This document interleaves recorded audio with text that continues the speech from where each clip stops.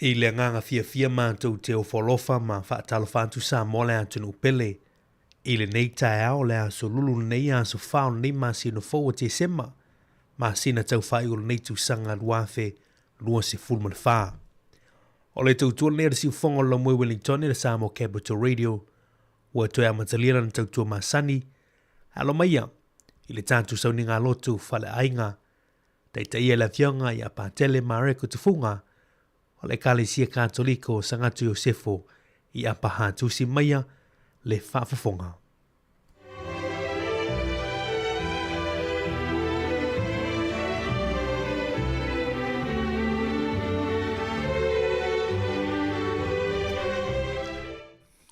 I le nganga o fia mātou tuero folofa mwhatalo whātu. Sa moa li ni tai au i lau malei fo mai whanunga lelei. Mano soi fo maua male langi matafi a te auto. Ia ele ngata fo i leo tātou uso ma tō whawhinge toke lau. Ia whapela tō umalawa o lo mwhai o na maua mani whasalaunga ma o lo avea fo mpaanga. Al tātou leiti o nei, mātou te o whalofa mwhatalo whatu. Ai alo maia, o la avea mo tātou sui e te ia al tātou whainga taulang o le nganga o whaftai do tātou mtai. I le nei tai au, ia. A wafo i la mtali o ngā luenga, ia mwhi au fo i o nei aso. Tātou sisi whatasi le fu o le man malolo tātou ali i whaola, i le swafo le tumā, ma le alo, ma le nganga pa ia. Amen. Ia tātou te tano. A nganga pa ia e, a whio mai ia i e whatumuloto au nga. Ma tutu i ai le awhio loa lofa. Ia winatu lo nganga on whaola i ngai lea o i lātou. E te whafo winga mea umai le laulangi. Lea tuai, na ea o inga loto au unga le mala malama le nganga pa ia. Ia lof mai ati mātou i mātou maua le poto mai le nā lava nganga. Ma le fia ilana fisosoani mai. Ono Yesu Keriso, lo mātou wali i. Amen. O le folfolenga wa fiong pa i ale tua mo i tātou nei tai au. Tātou tusi mo mua, i nei tai au e mo maile ale tusi al perfecta o se whanaia. Lona mta upo e tolu, a lona whai upo e sfulma le whae o atu le sfulma le valu. Le tama finea sionai, ia e pese. I sara e lue, ia e alanga. Le tama finea Jerusalem mai e fia, ma oli lava ma le loto atoa. Wa whaola inga le li i au sala. Wana avese inga le na whai oe ma ona fili. O le tupo Israelu o le li. O lo i ai o ia i totonu i ate oe. E te leto i loa ai se malaia.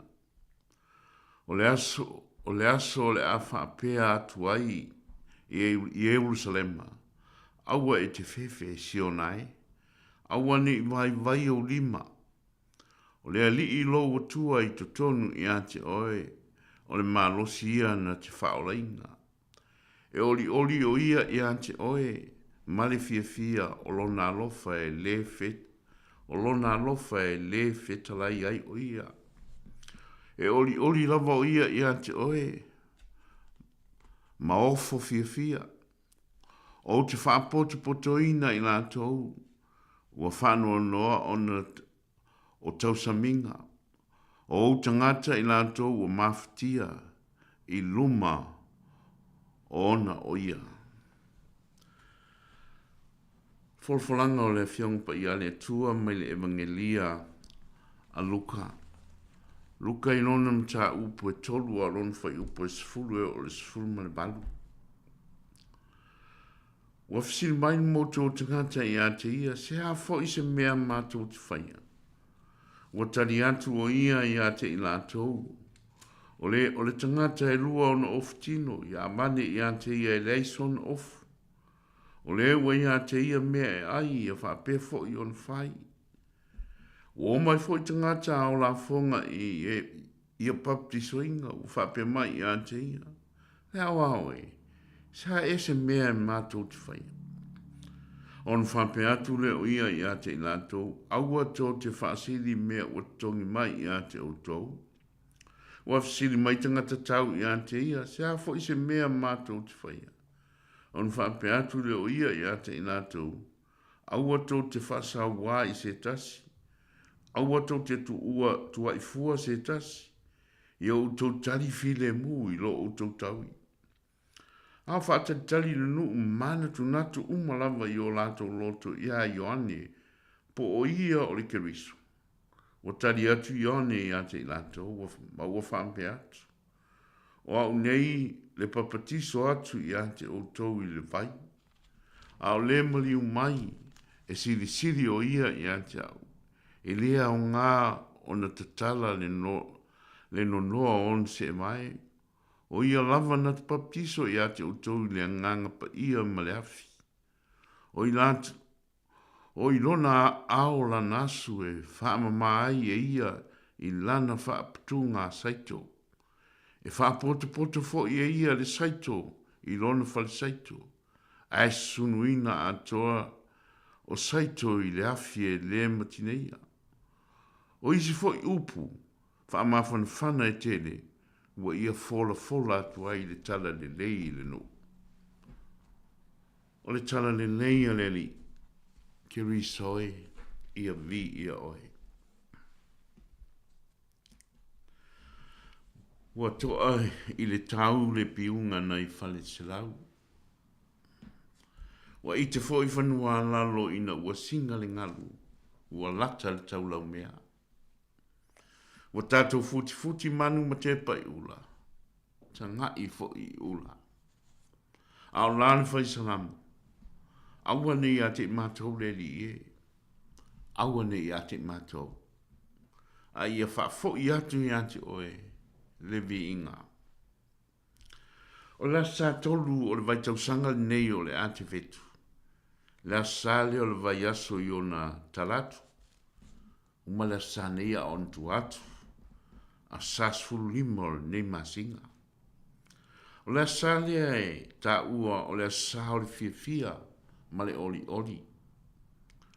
O le sini au tu fo i leo a fionga pa i anu tātou oli i mo le nea sa o le ate vetu. Oli ma le fia. La sale i sa ni ngā lotu a le kanesia katoliko. E tutu ai le moli sela o le rosa po le rose candle. O le pale o le ate vetu. Mai la inga i fo i e le whaifi au le ofu whai misa o le lanu o le rosa. E wha matala i lo tātua nganga fia wha ali nu o le tua i le fio mai o Yesu o ia o lo tātua whaona. O le sini la o le salea o le ate vetu. Vi vii i le wha moe. Vi vii i le wha moe. O le ate vetu, o le taimi fo i fia, o le fia. O le ngata ona o lea e tātou te wha mamalu le aso soifua o Yesu. Ai ua wha pēr fo i on tātou fia. A wā o lea ua uma ona mafuta whātasi mai le tua ma i tātou. Nei fo i fia o le au kerisiano. E le o au noa pe asam whanoa noanga. O maftianga ma whana velami. Ai peta, o lo tātou i loinga, o lo mafuta ke riso i to tonu o tātou tangata. Tātou whai taunga mua nei tai au. O le mea fwoi lea o lo alanga i perfecta o se whanaia.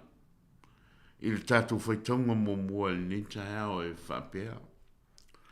Le tama whinea si o nai, ia e pese. I sa rai lue, ia e alanga. Le tama whine Jerusalemai, ia e fia.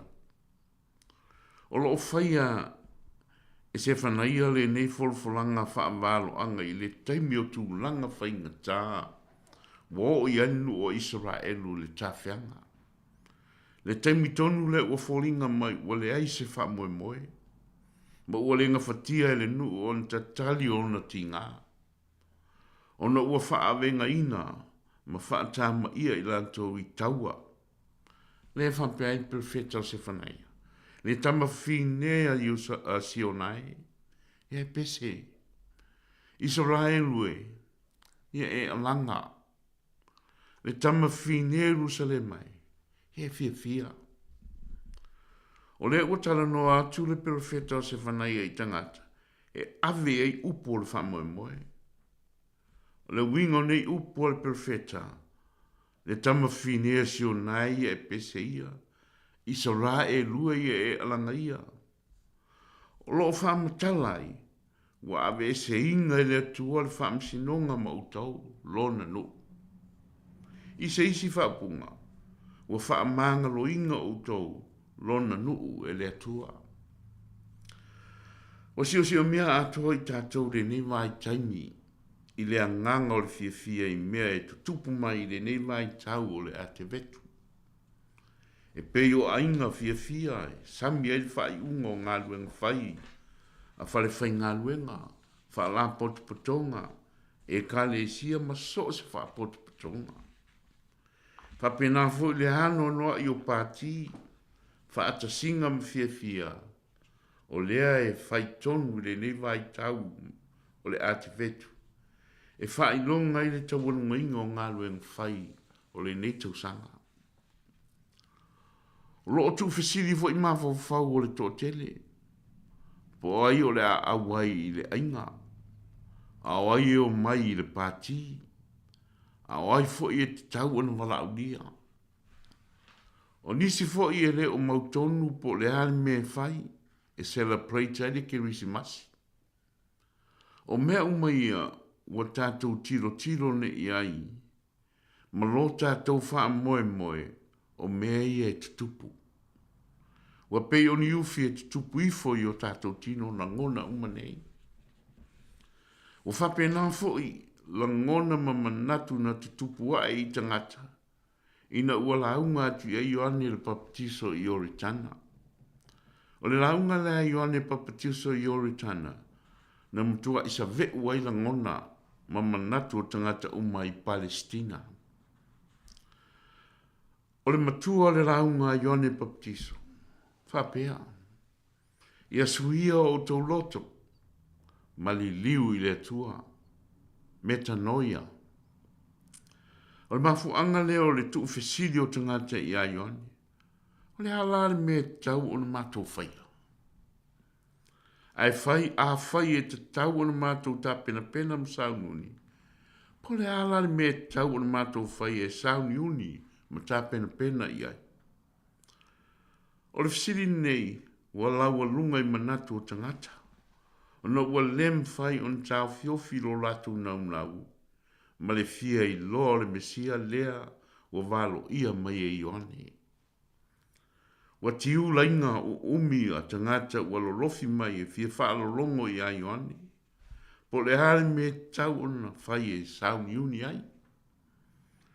O le tō telefo i hoi nā tau na whanongo i a Ioane wa lofi atu. Wa mā nao i a suia o la tau loto. E pitai. O le fesiri o lo lau walunga nei o la tau manatu. Whape whea o na suia. E whape whea o na suia. Wha maritari a Ioane. I o tō whaia ngā lue ngā lofa. Fiso ani mwha so atu i a i nā tau o lo mana mia lau fisosoani. I la tō fia ai ma fia feinu, ma le lava, i o tō wā rofa i ai. I o tō taum whai o ese mai o langa leanga o lo o tō wolai. I o tō whai le me sao ma le amia tonu. I o tō manatu mo istangata, ai awale manatu whaapito na o e lava maisi. O le bala au fo i le na mō tātou. Mō la tātou saungi uninga mō le Keresimasi. Mō mua, ia suia o tātou loto. Ma tātou li liu i le atua. Tātou tamwhai o ese mai o tātou vai inga maolanga. O lo whapea on whai o tai nipu e pea la tātou vai le atua. Whapea le isi usu tangata. Ia tātou tamu whai o la inga leo langa whamangalo i o tātou o langa. Ai meise le whai mea sao ma le tonu. Tātou tam whai e loa le isi tangata, i lona lava ta mali ianga. E au noa malo tātou whaamandu e lia, e ala ia tātou upu, mā tātou wā mionga. Tō tele tangata o lo whai o tai nepu pero lātou sila sila, i o lātou lava o langa. O lo whaapongi sa inga pēr ma whaavairu a tai lo lātou o langa. Ma lea o nganga o lo lātou whatuatua i le tua. O tangata foi whampea, whainga tā lava o na sulungia le mana mlamu o le mea sao, ma le mea moni. E whainga tā foi o na o i eile nganga o le loto whamangalo.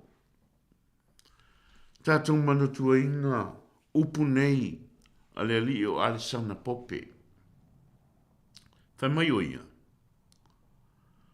Le ase mea o te polofiti pe te tamau a inga iau.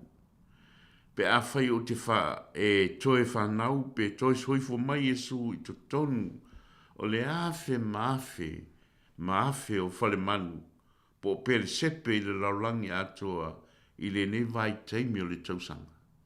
Ai le o mawhai o na toi soifua mai o Jesu i to tonu o lo loto. E tauan toe soifua mai Jesu i to tonu o tātou loto maolanga i le ne vai teimi o le ate vetu. Whapea fo ia so umo lo tātou o langa. E ala le lo tātou alofa, lo tātou wanga le lei, whaapale pale, mal whamangalo. O i whato amwhai ei on tātou avertu i a Yesu, i avertu istangata, le whamue moe o lo tātou ori. E ala i lo tātou tausi ma apatu i a ilatou, o lo fia maua se fsosoani. Ave iai file mua lo tātou ori, e ala i lo tātou o fwoi nātu iai o le whamanga longa. Ave iai lea lofa o lo tātou ori, e ala i lo tātou whamalosi iai lātou o lo maua le whanonoa. Ave iai fia o lo tātou ori, e ala le whamalosi ma fsosoani iai lātou walongona inga, le o mai o le i ungo lo lātou malosi. Whaali iai. Whaali ei o tātou e tausi po tātou e kea mo i nātou. Mai amana ia foi, ma tausi mai e le tua, ia i lātou. Tātou vi atu i le tua, i lona vi ina.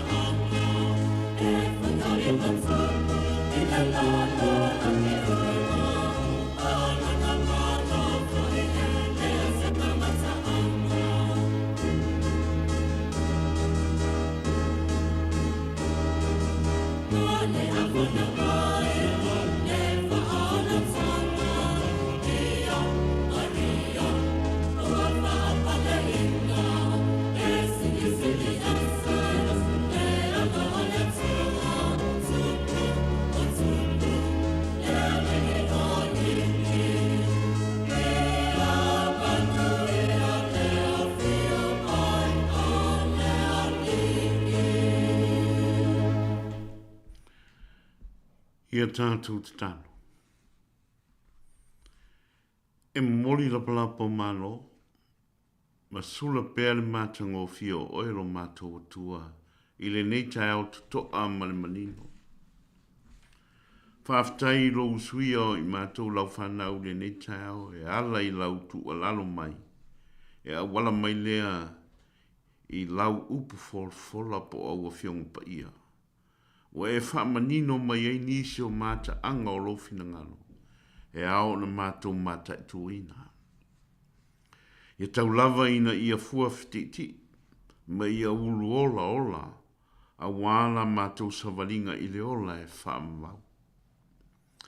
Neli e ui lava ina ta oto wha i au tai nepu pēla mātou wa ai le wha tinonga o mātou to finga mga luenga. Ai pita, wa lea vea lea ma mea nganga i foi le lao lo wha mauni. Ma lau tausi i au wholawhalanga e tu mau pia lau tausi mo i mātou. Fisosan mai na i awane i mātou whiungo fie, ma la fwa i o mātou koluse. Pe au o maiti ngām popo ngā o le tau muli i ati oe.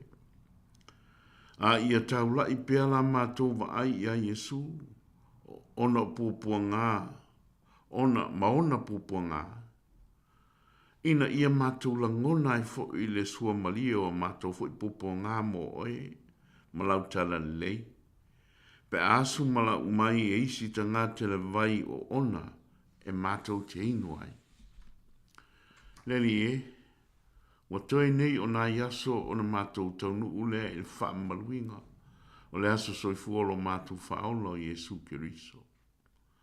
A mātou wanga tu mole nei yaso fia, Leri ia e fsosan mai ina ia mātou tā pena msauni uni, ma le loto māta ala ma le fia, e talia Yesu ma lona ma malu i to tonu o mātou loto, to tonu o mātou anganga, ai meise to tonu o mātou ainga. Leri fai mātou ma wala lo file mu le nei kirismasi masa uma. I le mea o iai le mai i o tuto ai le rofa. I le mea o iai le loto wha manu aina, le anganga wha mangano. I le mea o iai le atu tu vale, iai le wha moe. I le mea o iai le pongi sā, ia o atu iai lo malama. Vai malu oe le loto e mai a. Vai ola oe le maftia o le tino ma le mafau. Vai lima oe i le ngalala. Ia mātou mōsi kirismasi fia ma tumu i au whamanianga mo i mātou mo mātou ainga. Whamanuia lo mātou atunu o Samoa a mata mai ona tai whale malo, tai whale e kalesia. Mātou mātutua si o i le tinifu. Ia amele kirismasi o se toi whanu mo le laulangi atoa. Ina ia lato i loa mwhaaloalo mwhatotua i lau fio. Whamanuia mai le ofisi whaasa lau nei malana au whai ngāluenga ngālulue, ma le lato ngāluenga o le tautua inga o lo mātua tunu. O le tatalo lea, e latu i ake riso lo walo malo mātua li i. Amene. I le swafo le tamā ma le alo ma le anganga pa ia. Amene.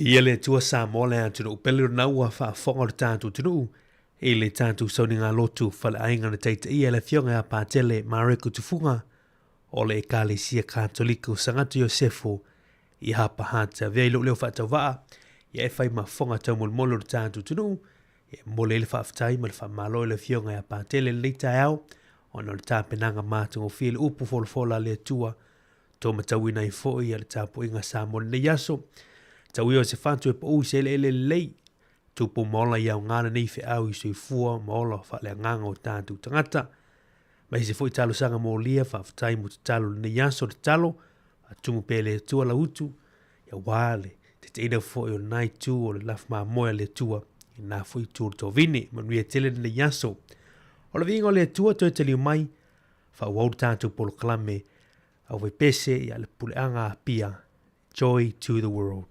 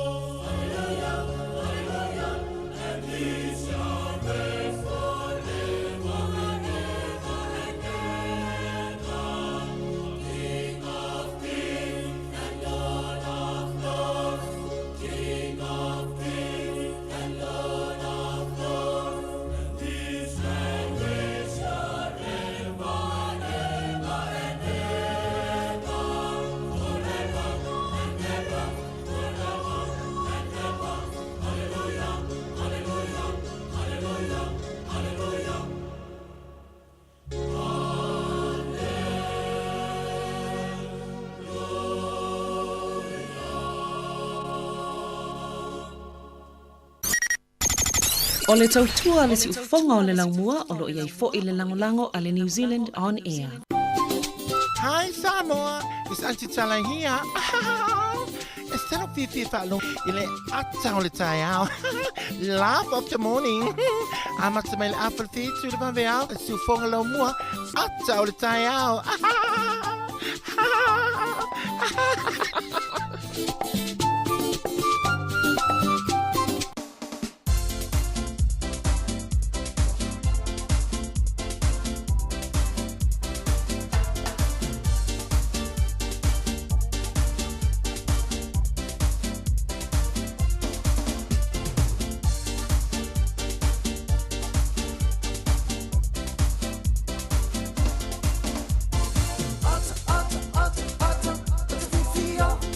Por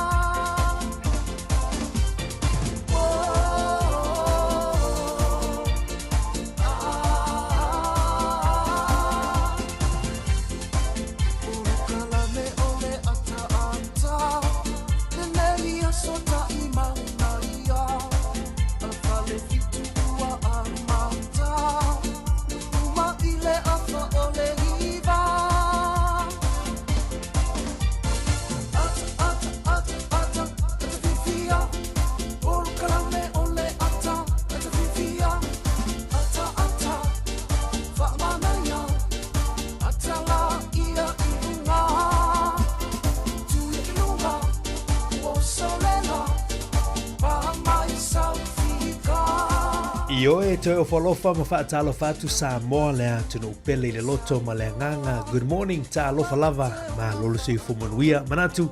Ia olo tatu tau fai tu se le lofa ma le anga lei. Ia olo tatu tapa au sedi langi moni moni melo tau se fua.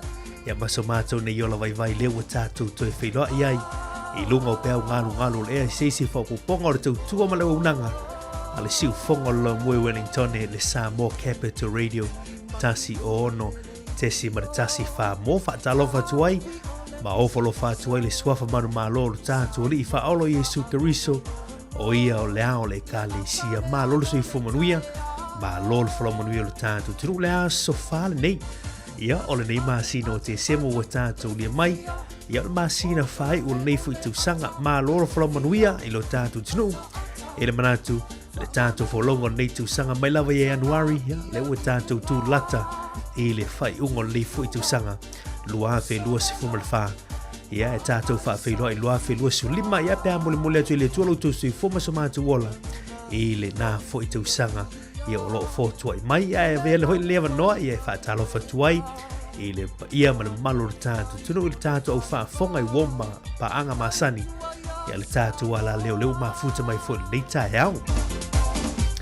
Abitor fa talo fa au fe ngaluenga tofi o tala lei ia mo to fa le tua lo no manu wa se manu sa mo nei mata ya fa talo fa no fa to ina mo to fa le tua no fa se mo to fa le tua fio ya pa tele mari tua ina sa fa talo fa tu au fe ngaluenga le tua fa tai talo ia wa se manu yo tatu tru fa talo fa fo ila fio ngai le matu sole ia msanga ia ko mesina mo lungo sa mo ya to nei per fa le tua nane lo fisa malo tanto officer komsina i Wellington e malo so i fumanuia nei tae malo tau tua atunu aftai mo tau tua ni o tanto tangata ia o te roni sila nei le ngata foi lea ia la fionga kone sula ia afamata ia meise le lana au whainga luenga i au kilani malo so i fumanuia nei tae ao ia ele whakalo ni fwoi tapo inga i nei o tātou mātua tua sina ta māmatina ma loro sui fumanuia lei tae au whatalo whatu ia te utou nei o ta mā nei o tina ele manatu ia o au tau talo sanga o lo manu iai whaiva matiute o lo whenga ilo tātou tunu whafutari talo whafutari Paul Fala whafutari ula le muri la ia i wafo i alon whanau lo whenga i maa o onga tau whai o nei tu sanga mai se lolo mal ma ve se so tanto tu fa talo fa tuai tu puranga talo vole ma lo so le atunu ya ma lo se fo mo le tao le la ta pena fu u to wa fo ya on neva le yaso ya mai se fo ya le uta pena fu ni se wa su nga fa yo ne yaso ya ma lo on sai fa tai fa to ni si fo yo on le wa lo fa ya la to la nga tongi ya o le fa un nei tu sanga ya ma lo le tau ia o se fianga nai mātua ma ainga pati patia ia le lofa ma le wha maone o le tua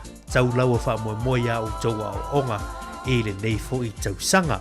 A ta lofa i tātou paanga i lunga o tātou api o folinga, lunga o tātou a lato YouTube channel, lunga o tātou api wha longo a pia fo i lunga o tātou penga te whailangi www.samoacapitalradio.co.nz o fea lava se au unanga o lo mvaione mafuta mai ei.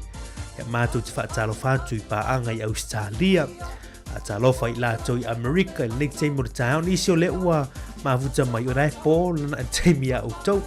Ia le ua o mātou i New Zealand, ia whaafutai lava, ia mafuta mai whaatalofa fo i tātou tofi Samoa, nei tāo, mā lorsu i fumanuia, le whaangaluina utou umalama o wōm pāanga steimi ona tō laulau i nātu le utou swafa, whaafutai le mafuta mai a vea utou mwhamunianga i le tātou tautua i le nei tāo. Ia, o tātou proklama ator tae au, se teimi ona, tau no mai fwoi lero tua whini a ana wha solo, ia, ma wha tasi atu fwoi wala tātou proklama nei a solulu, wha ma lo fwoi le sunga leo ia tu fwoi malu se fwoi a tasi na uto mahuja mai le a songa fua, le a solua, ia leo tātou whilo i nei tae au, o ngā tono ngā luenga ma tiu te whai le siu whonga lamua, i le nei fwoi vai yaso.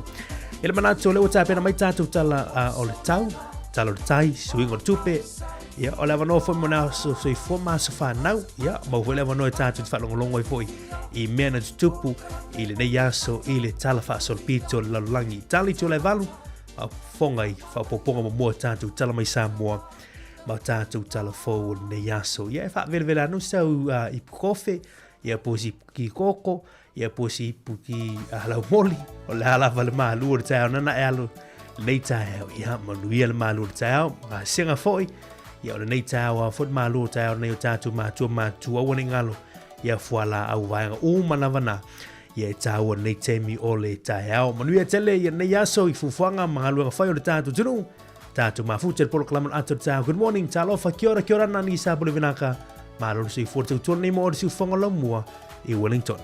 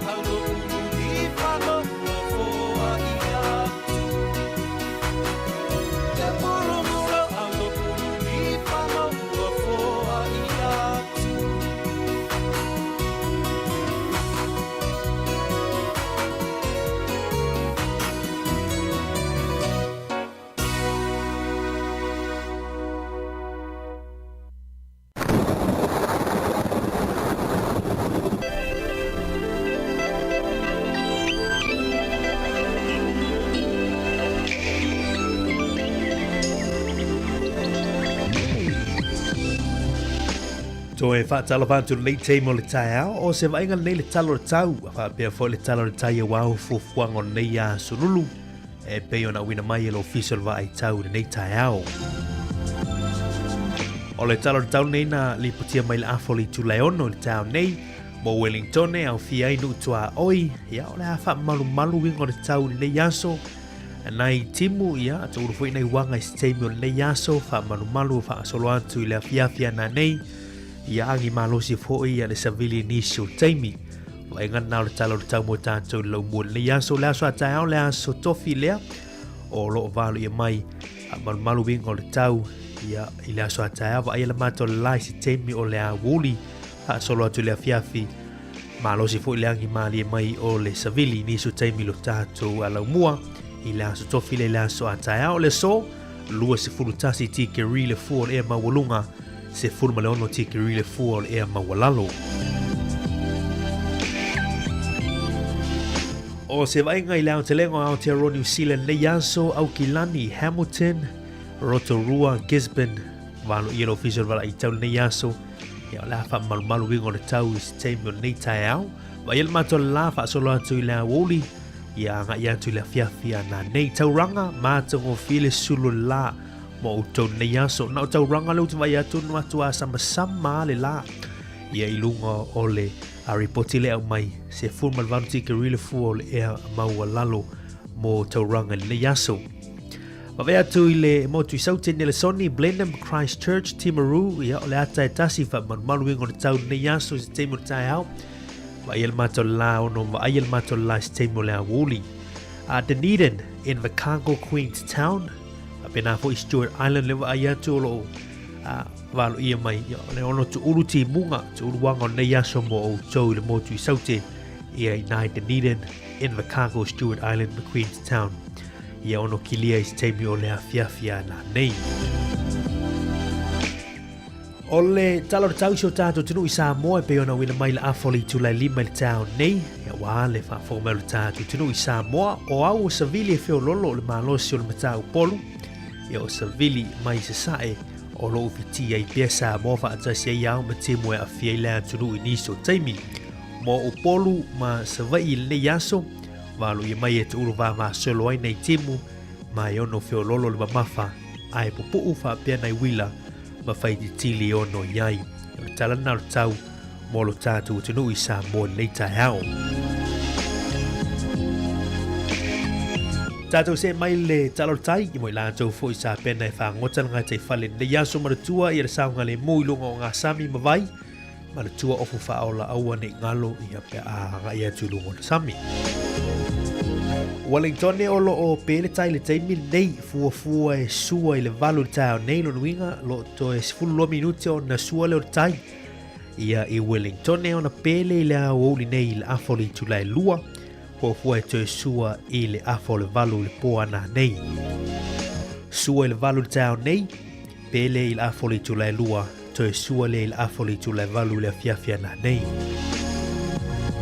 Mo mana por rua o lo pele tai le teimi nei, o lo pele tai le teimi nei, e sua i le au le nei le afo le tula e sfuru lua, ona toe pele i le afo le tula e ono i le afiafia na nei. Mana nama por rua, pele tai le nei teimi, afoli sfulma lua suartai toi pele il afoli tulaiono tala nau tai ya wa fo yo fuanga na ya so a tele la wia ya tufa ya le ai avisa o ai tono pusaisa vai sta maftanga ai ngol na ya so ya manui tele na ya so i fuanga fai tala nau tau ma tala tai wa fuanga fai aftai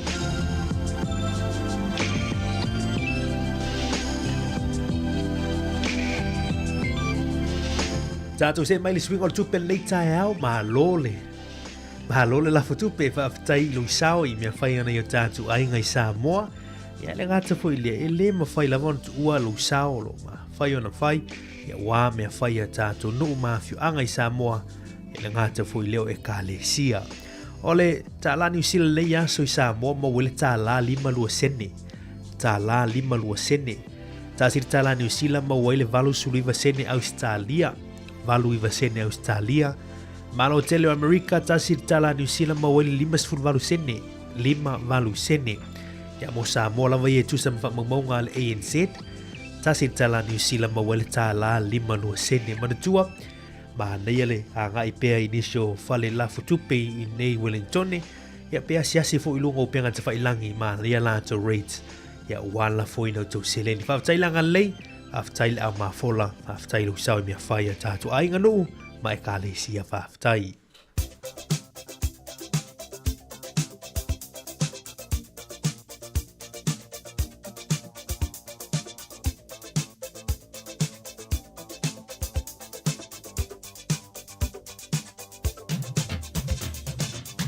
o le avano fa mulianga si fu ma so fa nau fa mala to perta to emaili ya al tatu emaili na so fa nau @samoacapitalradio.co.nz ya ema fai on tu mai so fa mulianga e tola lo ina tu lungo tatu por kalame ya ai ole maul ne mele fionga pa ya le tua mo tatu le ya so mo mai le tu se ya kopo lo mta pe fa alo no foi o pe fitu o le mea lea I o tonga wa iai lea tua. I o tau te atu le ti Apollo o na sola ese lea o ia ia te o tau. Ma na ira nā mau. O le mea lea I o tonga wa iai I lea tua. Nga wa I lea tua. Ma I o tau te atu I le ti Apollo. E maila ia o na sola ese lea o ia ia te o tau. Ia. Nga wa I lea tua. Te tele ti Apollo, ya, ona sola ese leo le fili mai a. Te oi manue tele o taua soifua. Tolu I pele tua ni stau sanga se tele lutu soifua mo so mata wola. Happy birthday best special peace champo ya te utau Yesu o te lofa ya te oi.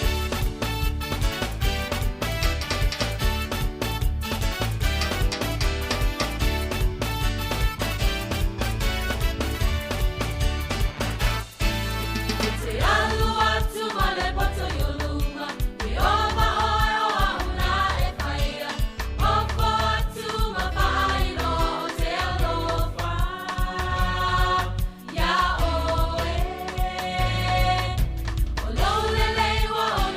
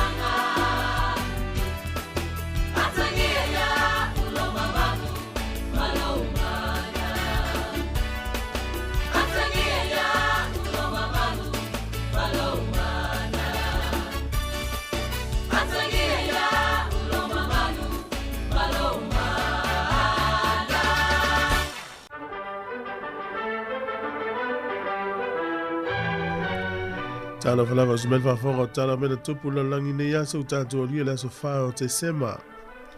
O le aso ne te usanga tasi lima fa na fa au uina aile i Peletania lea o Cardinal Nicholas Breakspear. Ia po Cardinale Nicholas Breakspear e fai mataitai o le Kalesia Katoliko o lona ingoa na fa ingoa ai o Pope Adrian Lefa.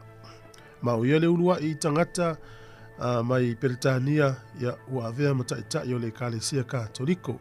Tausanga tasi lima fa i le aso nei.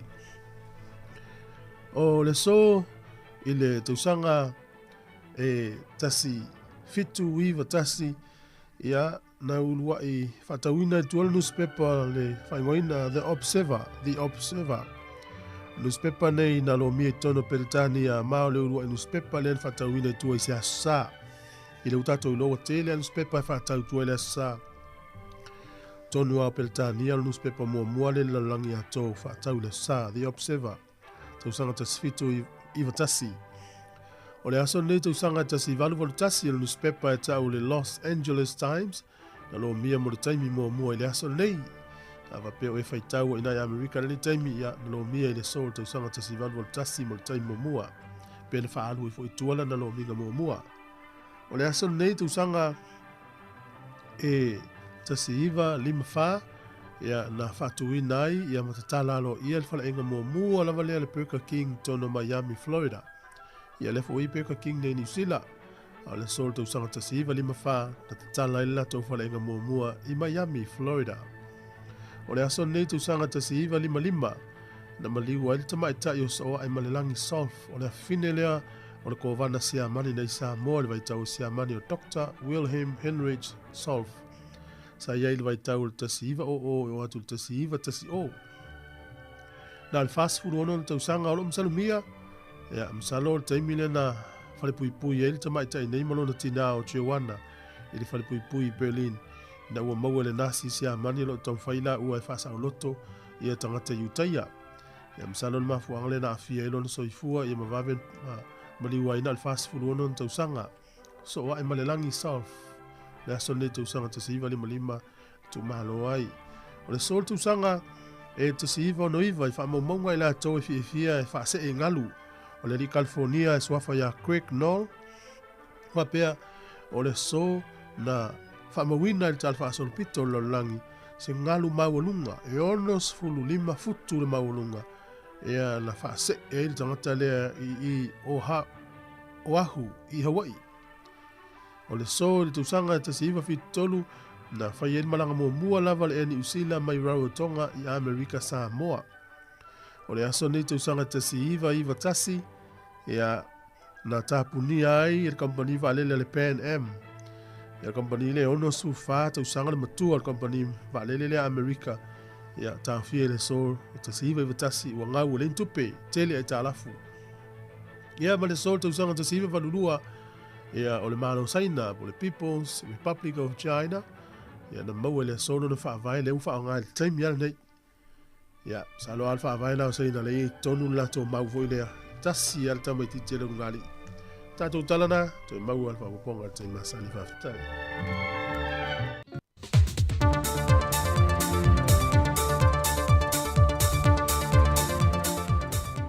Folau manuia lo tātou atunuu le o ngā tatono nei fo I vaiaso au si mai lau whaafonga le isi whaopoponga o tala fau mai Samoa. O se sasi ala au whai ngā luenga le ngā lulue le whalitala vai ale maota ngā se iulu mato tua I le aso sā na toe fo I ai ainga na mamalo le atunu. Sa tali le talai no vai la au mawhala au na mai fo mai ma le manatu le talai nei tu la whaapea Ewi o lo pipi I ai le whaasil silanga, o le itu lai valu e te tala il whalitala vai aso sa uma. Mulimuri ane na o ane se tasi o tama I tae o lau whai ngā ruenga, ma wha amalu ulu le mamalo lea tunu usata lia silia I le lua I tu la. O se feseta inga mai tiute wha ngā solo le au whai ngā ruenga, na afuai ona le ai nisi e ngā lulue le teimi leo le tae au. Ua whai loma nino le fionga le whauwalo Harry Schuster, le ui e tau aveina nei tiu te whaafoe o le whionga le suipanga le mia O le mata upo nisi o i tu malo e au fiei ma le pā, lea o lo sei tia pēr lātou se leni o le miliona tā la mua, e le i o ane se tālu sanga ia te ia, ma o mta upo fo ia, e le whaatino ina le kāpeneta, wa manino lava ta ia lau le whaata atianga o lea fo i polo kalame polo bloketi. Wa tu i nā tu e ngafa ma le matanga luenga, o loo fito i tonu iai, le matanga luenga o tina mata maitai, a tina nuu maanga fisotai. Ele fai al kapeneta se whaai ile mta upu i whaonga inga i tumalo le miliona ta ia ta ia la lai ta inga ta ia la hoi lana i whaonga i tulanga i o le po le lei whaonga o se leni po tal whaonga i pe le o ia ia whainga whabai i te minere i o se pepa mo le monta i tulanga Peita i o le whautuanga mai le ofisa le loia sili e a whaamatu wai vai ngā tupe ia te toi e ia i tu malo a ia ngā lulue fantasi male vaenga o tupe e le lisi male whaangai o ina o le polo keti. Au le tu malo whaasale le anganu mera lua o whautua ina le ofisa le loia wa te tau ona whai i eise whaasalanga i le whaangai no le lato vaenga o le seleni e se lau fitu se fulu lima feta la. Peitai wa whai loa mai fo e le ofisa le fonu whaavai le tu malo whaasale le anganu mera lua e le io atu pe va ai fo i lato. E se pepa whapea mai le ofisa le loia sili. Wa whasilsila e le soifua malolo i na Amerika Samoa malona ofisa malanga, nisi o tai ala mō tangata Samoa malanga e ulfale atu i Amerika Samoa, o no le pui o le territory, e le ono sa atu siamo le whaama i lea pepesi wo mai lo tato o tenu. O nisi o ia inga e au fiai so stangata e malanga atu e tawhele isu se i tulou, tale mai iai au ngole fiva, e le talia ina o nau fale atu i Amerika Samoa, e te tau ona toi fo i mai i Samoa. O Samoa le wato ono o tātou te ngata wā fie le tale vivini, mai o se whaama e pepesi, e whiawea i ele ea ina ua tale, mafatua, pe pipi fo i lungon me whaitino, sa pa i eile tangata na fia, ai ua pipi i eile siama. O lo te ene le fionga le fonftalai i atustu singa i lungo le pepa le observer e wha pēna tau fia i la ua ma le fionga le tamaita i minister le wha amasinonga moni su e su enga i le malai wa le le New Zealand. O lo tua ia fo i le fionga le fonftalai le newspaper i le whaonga i noa la te au noma se whaatananga mai e pito tasi fo i le ave i noa la lato reporti ai le eise tūlanga wha pēa na tupu. O tua ingai whapea e le imuli ta ie fionga i minister nei e to lua. Ala maasani o whemalanga inga le tātou mlai wa le whaavao malo i whaleolo, i siaki le vaenga o le tiute, ma le vaenga o le ofisa malanga. Whai loe le fionga le sui pāle mia, le fionga le whawalo Harry Schuster. Ele o mas whakuanga ia au liam, ia au, kike ore uku detain, ore uku detain it's a very specific ore uku nga detain.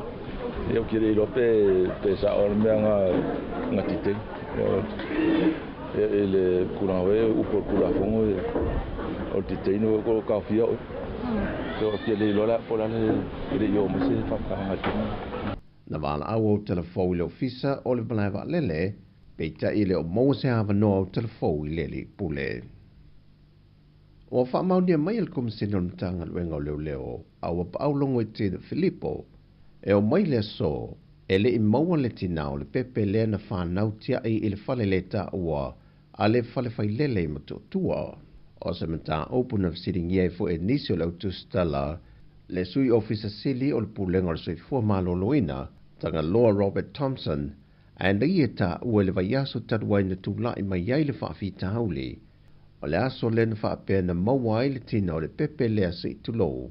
Na usui e fo ile fono maasani e le pulenga, peitai, e le ilongo inai o ia e whaatatau le mata opo, mai nate le iloa ina, peitai o le ua wha mao nia, mai o lo sa ilia le tina o le pepe, mai o se whaanoa noanga na wha iloa e le sui ofisa siler sui fua malo loina, wha pia fo ile kom sino mtanga rengo leo, ile mau sui fuo ne yalo le atunu, ile le wha au taute le whinga o filifilinga. O tala i mai sa mo le nei aso, wha amria le tue fōwhanga umola whenga iai, wha soifoia.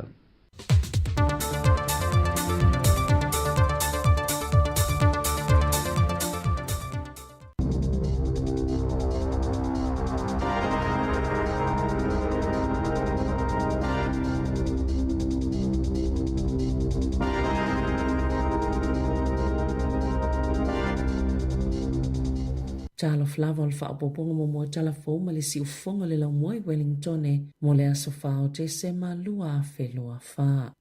Na whaaliele pola kalame le checkpoint ale le teo New Zealand o le lapata inga se whai lafu manu Australia na afia fo i le wha ama i o le bird flu i le au whai lafu manu New Zealand e whai tau maasina e toi wha alileia ma mawhaiana toi wha a fo i ai moa i wha atoanga ina ia toi mawaini fua moa wa wha amaoni ele afia se lafu moa o tako e pule ina le mainland poultry i se siama i mutua pipisi lava maonga onga o le H7N6 o le taimi mo mole wa mawailia vaenga o le avian influenza i tutono New Zealand. Ma e ono fōlinga mai na pipisi mai manu e peo swans po pato. Ma wha atupu tele ina mai ai lava. E le isa so tanga i wha mai na pipisi taluai nei au se talia. O le asole o amata whawhasi ma te aimo e walu se fulu a se lafu i o tako. I au se talia e silia male 2 miliona leo wha ingo moana whasi mate. Mai le silia male se fululuo ni lafu manu. Talo na pipesi le avian flu. I le maasina o mei le nei tausanga. Na tawe Bradley McAuliffe o se whai lafu moa e whaafua mai fua mo i Australia. E luani ana lafu manu na afia mai le bird flu. Ma na wha malu sio na te pele whai tau se lawa fio moa mai ana lafu. Sa ia tawe le checkpoint. E ono maasina tal mai wha mauninga mo mol wha mai i ana lafu manu. Ai olea wha to ato e amata ona to i suia tu moa i ana lafu i ana afia. Ma o stulanga wha anua noa le wa aia ole iai ole wha mai i lafu moa i tutono New Zealand. Pe ona sa noa le whai lafu manu i tutono au se talia.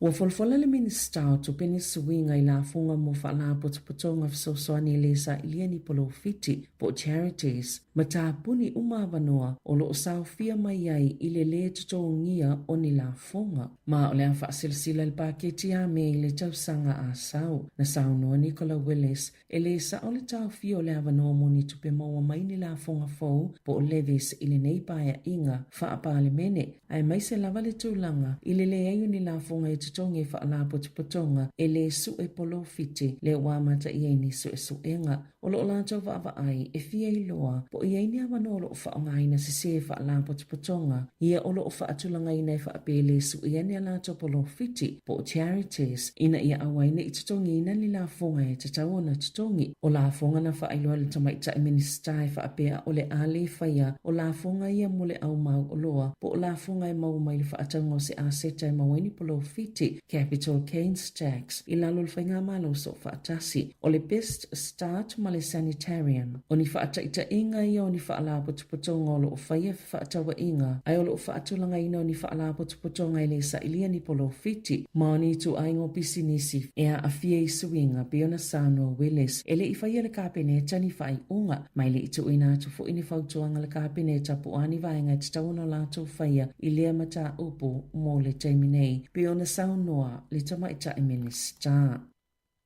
E o atu ile to fitu se fulu afe tangata o lo sa ili ni ngā luenga o le ailo ilo ta ito atasi ma whaieni fufuanga ni ngā luenga mo i lato e sa ili aini a lato ngā luenga. Sa wha alia le minista mo le atina e ngā wanga fsota e ngā luenga Louise Upston. O tangata ta ito atasi umai o lo iei a lato case managers po o sui o le mata ngā luenga o lo langolango ma fsosoani i a lato mata upo o le aanga waa i a vanoe ma whaiona ilo ilo ai po ani wha awhitauli o lo opoloka i le mauoni a lato ngā luenga. E pe yoa o onga a wala i ngā luenga o ni vaenga o whainga tāo na tuu tūlanga le soifua maloloina ma whaafitauli i le vaenga o tamaiti. O le awa ai fo i le ilo ilonga i whaafitau le pe o le whaitau ma le tusi o whea o iele sila fia le te konolosi mwa whaamaumongo le tō la fono po o whaamasinonga o ia tangata taito o tasi. E ngā lulu e whaatasi le tangata sa ili ngā luenga ma le sui o le ofisa e tā pena se whainga po o se fuafuanga e au fieni whaatinonga ua maalilia i ai ma le taimi whaatapula aina e tatau o na whaamae ai. Na sauno le minister e se fulu awhi tangata ia uofo i nātu i ai ele matanga luenga le avanoa mo ia fesoa soani. Ma o ila tau i o le amo mona wha ngā solo la tau fuafuanga a wale suenga o ngā luenga. O le amata atu le amatanga o tau sanga lua whelua lima o nā avanoa ia fuafuanga mo tangata umolo o maua le benefiti o e suenga luenga pe tu salea mali to ofito se foloafi. O la tau fia le sanitarium le ngau singa o le peanut butter o na ua tau le mo o miaina na whaalia le kampani le Leitio New Zealand na tau fina tui ngau si le peanut butter i le whaai unga i o lai sa whaia le whaai unga i sa teimi mua atol nei tau sanga ina ia tau fia lo le ngau singa o la la tau peanut butter o na ua whaai titia tangata i whaatawina whaatasia le tele o isi tu ainga ua fia i ai tangata sa mumoli al whaaftai le kampani le sanitarium health food i tangata sa fia whaataula la tau o loa i le se lau tau sanga ua tua nai. Sa whaia fo i le whai unga le amatanga le tau sanga e tau fiona tui ngaosi ni muesli, granola, flake, cluster, ma buff cereal. Amatatu ia unia le tau sanga a sau. E tele nisi o i tu a inga o peanut butter fo na whaatawina i nei tau sanga o tua nei atu. I se saililinga i lunga o penga of sota inga le Woolworth na whaalia ia lata i le valu se fulu ni tu a inga o loa peanut butter. Na whaalia le sanitarium o le avanoa lea o le awea i le whaamua ia lātou o lo le Whitbix ma le Up and Go whaapea manisi fuafuanga a le kamupani.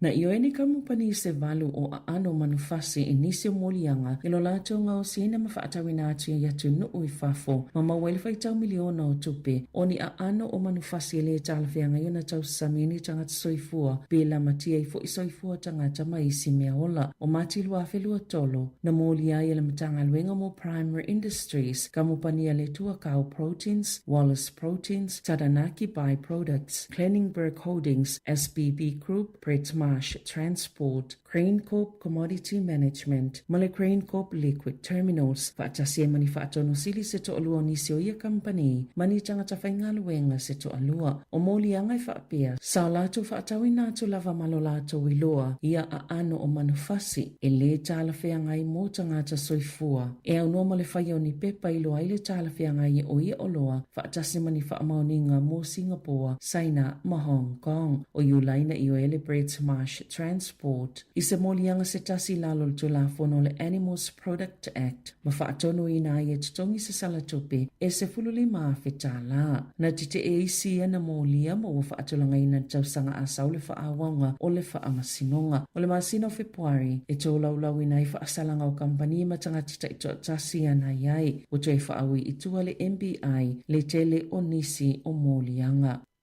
Sa whaalia le matanga luenga o le malusi anga whaafitawhita New Zealand o le aso sifulono te sema e te tau na amata i ngā luenga o le awe isenga le suau umai le waa o lo ngoto i ngā taifane o Samoa o le masino o kitopa na ngoto ai le waa ina ua paulia ia au o tawhito ala. Na sauno whauru lunga o le matanga luenga o le pui ngai lumo sa komite whaapahale mene i le aso lua. Ua whautua ina i la atoa le kampani e whaia le ngā luenga e whaapetu sa mali lua sifulu aso o le a whaanga solo i le awe isenga o le suau a whaale tonu le langa o le tau, o le a wha umi ai fo i le ngā luenga. Na te ena le minister o le puipuinga, Judith Collins, se manato na wha alia le whaipule le leipa pene henare, e wha apea ua le fia tangata inu nofo la talata, i le vaenga o ngotoa i le waa, o na ole le lava o le langolango, mai le Navia New Zealand, ma le tuayu se ngā yo inga o whaia i le waa, wa sauni le otako e malanga i wha awau le ngā luenga, i le mana wanui. I Ta'alonga, ua whaamaoni o le awha i le whaipele ngā lupe soli ai la auli Joseph Parker i le fusi o le siambini o le lalangi leo le afusoe ma le siambini o le fusi o le IBF o Daniel Dibois i Saudi Arabia le masina o Februari na whaawa i Dibois le fusi o le IBF lea sa le i eisa tasi na umiaina ina ua ia whaato i laloina Anthony Joshua i Wembley Stadium i le masina o Setema o Dibois ua lua fitu tausanga sa le angalo na mata i se fusu angalo tausanga lua felua sifulu ma Joe Joyce lea fo ina whaia ina ai Parker ma sa whaia ina fo i le siambini o le WBC, WBO ma le WBA o Alexander Usyk o le taiona na fin whaalaulo ina i le fusu anga Parker o le a whaia lea i le asalua sifutolo Februari taimi New Zealand o le panga autu o i fusu anga o le a whaia le vā o Artur Beterbiev ma Dimitri Bivol i le siambini o le light heavyweight o le lalolangi. Na whaatoa whaalaulo na whaalawa I tele le asoana nafi le ingoa le tamata alo lau iloa le na ioe I le molianga o lona whaaleanga ino ni mea tō tino mo lona loto iai I se fia na whai kalai estete ma le li o Sevu Rees o le Crusaders ma le olo peleki. Sa whailoa ina foi, sa whaiani tonga fitinga mo whaafitau le ava malosi o Rees ma ele I toi tango fia lava le pia talo mai le asona loka ina I leo leo ele I whaamawina le solito la fono ale ale la kapi ile tola ulongo lona whaasalanga le tae o na nafi. O le whaalua I leo na sao mai o Rees I se whaasalanga e whaamawina I sana solito la fono. O le tausanga lua fisfulvalo na ioe fo I Rees I se molianga o le whaao lima I lana pa anga saya I lea taimi peita I sale I whaamawina lana solito la fono. Na whaalea ngaina le whaatonunga e tau fia le whaalau ilua whaalawa I tele o le suafo le ali o Rees ina ua mai o na fonga ina lona whaasalanga I whafuana o le whale whaamasino na sauno ile ali ita alo I lona maasia si mai e whaato e se hai. E lua awhitala na whaatonuina le tamaita I whaamasino e totongi e Rees. Tala fōia ma le si ufonga le lau mua mo le nei vaenga o le tae ao.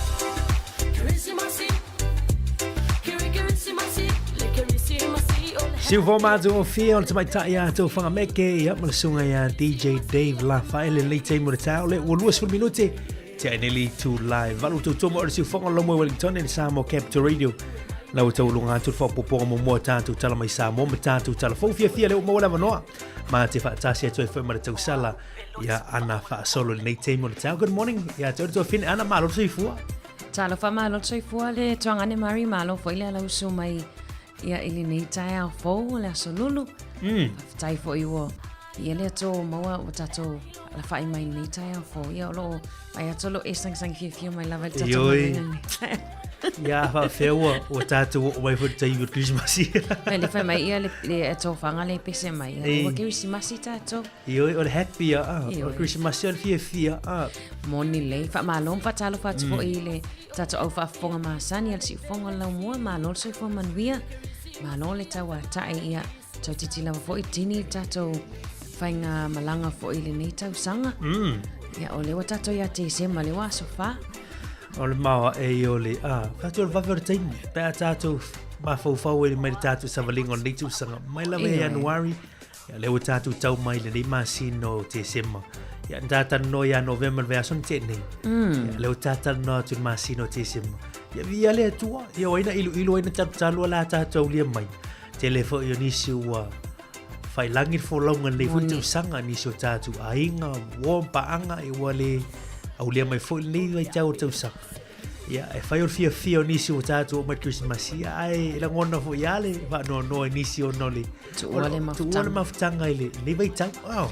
Moni le Maria o telo foi le to tele foi nei tato ainga e asiasi mai Samoa e ai le ngata le to tele foi nei tato ainga ia olo o asiasi Samoa o lai o mai lo vainga le Samoa le foi o atu ia ale o atu foi tato ia New Zealand ia malo fa talo fa foi la to le o fai mai foi tono lo mo New Zealand nei talo fa tu ia to malo malang manuia ia o la o mele to te mafutai foi New Zealand nei ia Ole ofu mafan na ho le te min nei pe a fai te le masani il mato savidi ho le tau la ngi malo sur savili Wellington io ile nga foi na wai fai ni fe au foi le fa foi le nga foi no le sami time ni fa malu tau ya tato po rua mari le so ya ai pe o las farai le tau at pe in fa no tu la tau ya ai te lo lai fo mai al to ina le nunga tau e tala fe ngai matato po la fo ya le po la fo il mane yo talo tau ia vatu no mortato por kalan ye po le to ina po le alta mai langi la to po le al tau mai le aso ye fe tau ye to fo nga ya ma to langa masani ai malo le fa fai le tai malo foi la nga lue le wanga ye tu nga lue nga le te mortao fa na le wanga ye tu ya onga manuia na yaso have a good day at school Manuia foi su enga ia wa e te foi ni so to ia te lol vai aso nei te lunga i loi su enga fa o ni tu sa moni te lunga su enga ia ai telefo ia onga ia wa matau na tu ua mari e ia onga le wa e tu ua vai aso fo e ni si onga tu ua le vai aso tu tua moni ia ai wa piwa vaventu pia wa vaventu ata mai titos ia ono bu fa yasina subi te mini tu langa onga wale pe na ia tu sanga ia mai e o tu vai aso le ai o Christmas o lai fa wa wani so ole tau sanga fo mari le o valo ia fo e sia onga e uina tu ua ia tamaiti pola so iva pola so valo te sema ono fo fuanga fo ile le minister langa onga David Seymour ele o toi mana o bele toi fina ngalo tu ia teachers only day I kuata I time yo kuata to so le la tipi mai si asona e mai e fa ngala la ko teachers only day I tuanga time le holiday tamaiti break o kuata mana ia tatu mate tu na fufuanga si ofisu ia inga fo ia ale fainga malo sofatas mana ia malo ia le ulu sul famino te le te neli tu live valu ana mana ia ta fa ta lo fa ia tatu pa anga le ma futa man nei te mo ta to tele la to ia ma futa man le te mi lupe malwanski le ma futa mai nai Sunnybank Hills I Brisbane Australia malo so fu mon wil nei ta fa ta lo fa fo ile le sunga ya sau leonge olive ma lo so fu mon wil ma futa mai nai Hastings yo no ule ana Hastings o fa na wai flex me Hastings le no apple ma yo no apple moli so se to nga fruit ya sele tino le lefu tanga mai Hastings fa tai ma fa malo atu fa vale le fua semi malo la va so fu manuia Fatalo fatu leo wanae Sam moe mai, e sunga ya mafo e Eric, to alima siya vau, ia malol soifua. Malo soifua manuia le sunga ya Sefelina, vau le mafuta mai late team o tau. Good morning, malo soifua ya Malutafa. Le mafuta mai late team, sione fonga va. Good morning, Wilma a to ai ono. Malo soifua manuia fatalo fatu fo ile sunga ya Whengawe Sila. Le mafuta mai late team o tau, fia malo ikena sio fa soa. Good morning, ya o sauvao nila tofa le mafuta mai. Atalo fatua ya ai ono Mano Robert Peterson, Tirisa ene ya atalo fatua nei tau sau langa le mafuta mai Lucy ala tipi atalo fatu seti ofa le mafuta mai nei tau atalo fatua sunga ya Bonita Tsele ya le tamaita ifa ya onga Bishop College malo so ifo manuia atalo fatua sunga le fa afenga ya no fo inga ia le mafuta mai nai le moatanga ana le moatau foi le moatanga le Samoa ia le mata mai le sunga ya tapo ia no fo inga ia malo se fu manuel le tau ia le sunga fa finga tapo le pepe no fo inga Moni fatalo fatu le sunga tapsoa mafuta mai okilani ia malto fainga luenga fatalo fatu waina afuvai fatalo fatu faltua ya tusa mafuta mai ilawa hat malfita lainga ya porto fa ya pese fatalo fatu Sefelina vaoa mafuta mai i Brisbane Australia lesa e fatalo fa ai Mari mana ia fatalo fatu ya tu malava wompa anga ila tu foi wale mfai ona tola ro ina tu swafa ia na sila fiele tu pa ariana to le fiele tu a misia tu ma tu na sila fiele tu ele fangaloina la vana tata wompa anga le mafuta mai lungo le tata tasi ono tesi matasi fa mo Mari oi e stato wo si tato wo pa langi Mari le mafuta mai e si tina matu e mafuta mai le fale tata matu e kini puru ia ole papa langi ia ai ola la vana ni tio Samoa le na visilingia inisi o tamaita isa faifo e placement o po malama po la mele ona whaalongolongo le tio tato. Ai wha mai ole upulen whaonga, wha mai soothing. Mawai le file mo rono loto, vai le file mo le watu, le mate watu ma. Me sapo mai file mo na walwat. Good morning, Papa Pelete, whalongolongo mai. Malo se fu mo le tae, mo le tele ne yaso taia le mafuta mai tatu por lame. Ave o tau mawhamunianga le tātou tau le la tātou is whawhiwhianga nei te taliu mai ia ona whawhongwai le niso tātou whaasalonga ia ma whaasilisilanga e whia winātou nei teimo le tātou tatano le pe mai a tātou whaasilisilanga ia nei teimo le tātou tō mo le si whongo lomua i Wellington ia la tātou le whawhiwhianga nei ma le sunga ia tui eri tau le pini ia ma le whaatunga nei Kerisi Masi ia na mafuai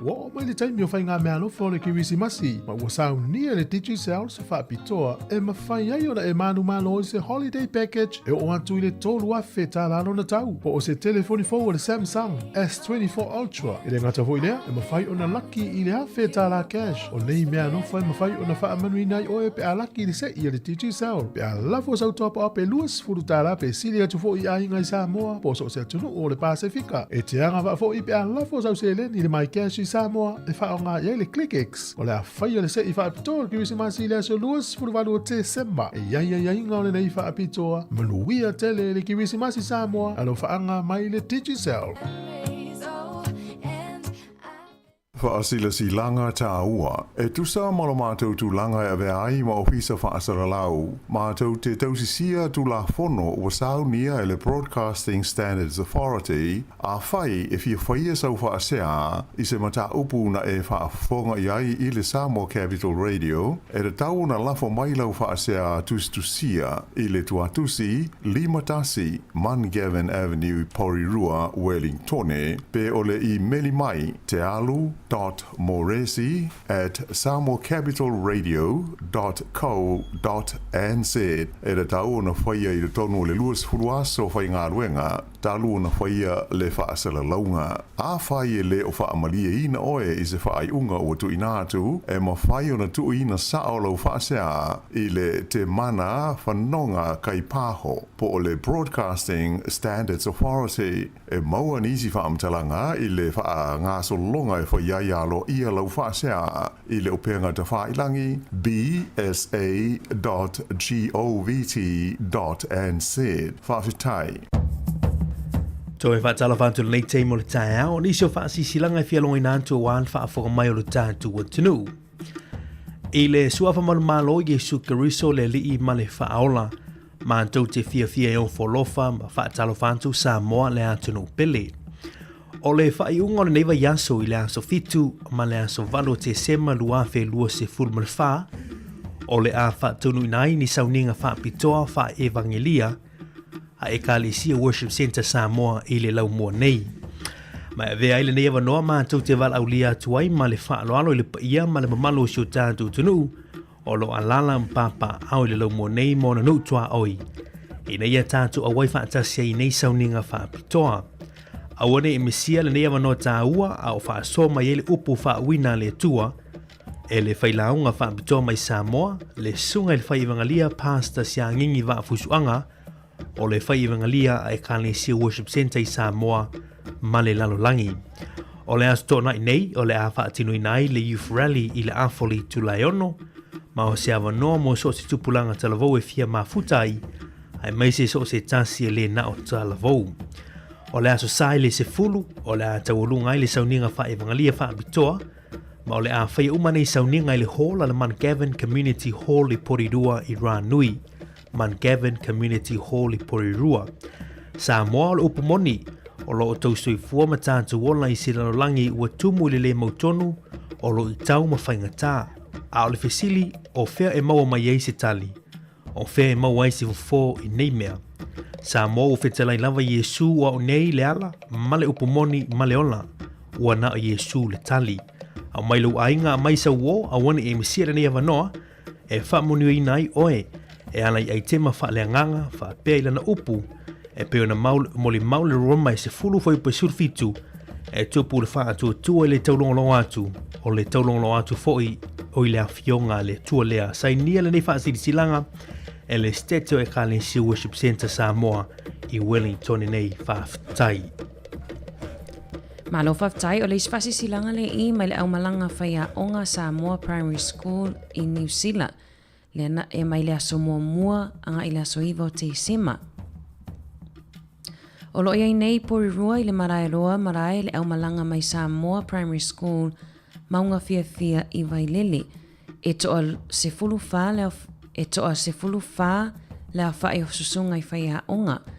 O le mafuanga o le nei whainga malanga ina ia whaalau te leina le to mai ma le au nanga whaia onga i Samoa e ala lea i le maitawina o alanga oa o me totia whaia onga ma le si o manga o a onga i nei Wellington ma Porirua.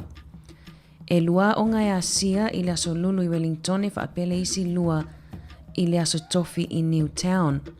E le opose lilo no le nea onga o lo aisilia i le sili o leo whae o alo mawhana wa Samoa i le suenga ulufale ad kolisimo o lunga Samoa po le Samoa College mo le nei tausanga lua whelua wha. O le manulautia le nea onga i a whinau e sa ili. A tonu o le mafua anga fo i leo le malanga mai o whaia onga ina ia wha malosia le ana watau ina ia whinau e sa ili a susunga whaia onga mo le au ina a noa o whanau. Sasa ili tupe wha pisinisi i Samoa mamatua whanau a lea onga Samoa Primary School le au malanga a wale tutongi no pasese mai Samoa. Malanga mai au kilani i porua i le pasi wha pea i male tutongi na o le marae roa marae. O le aso whareile nei, le aso le atae au i le afoleon. Aso whareile nei, tala tutae au i le afoleon o le afiafi i le hola le e whakasa ia aso ale sunga nove vai la au e wala au lia ai ma le whaaloalo le mamalo a inga wo mai masani i le whaafiafianga o saunia e whaia onga o le au malanga. A fifio mai matala mai a au tātou maafuta ma fia i lea po. O swafani o le au malanga ma lalafanga o au mawai i Samoa.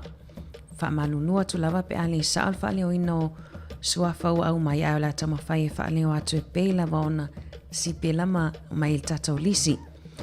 O swafa le au malanga o ni kata le aunga o le pulea onga mai le afio anga o vaivase uta le au waa ma vai lele. Pa ni Josefa Iakopo o le isi pulea onga mai matanofo i whanalatai sa le moa si umu a vao ma le tongo. O maangele Mrs. Collins o le whaia onga whapitoa e mai Eva ma Newtown. Maria Rosa Pautasi a lai Samoa mai vai lele mo taa sa toi malufilufi ma vai moso. O lo isa pule mangafa right e mai afio anga le uswalii lo atua nuu ma sao lua fata.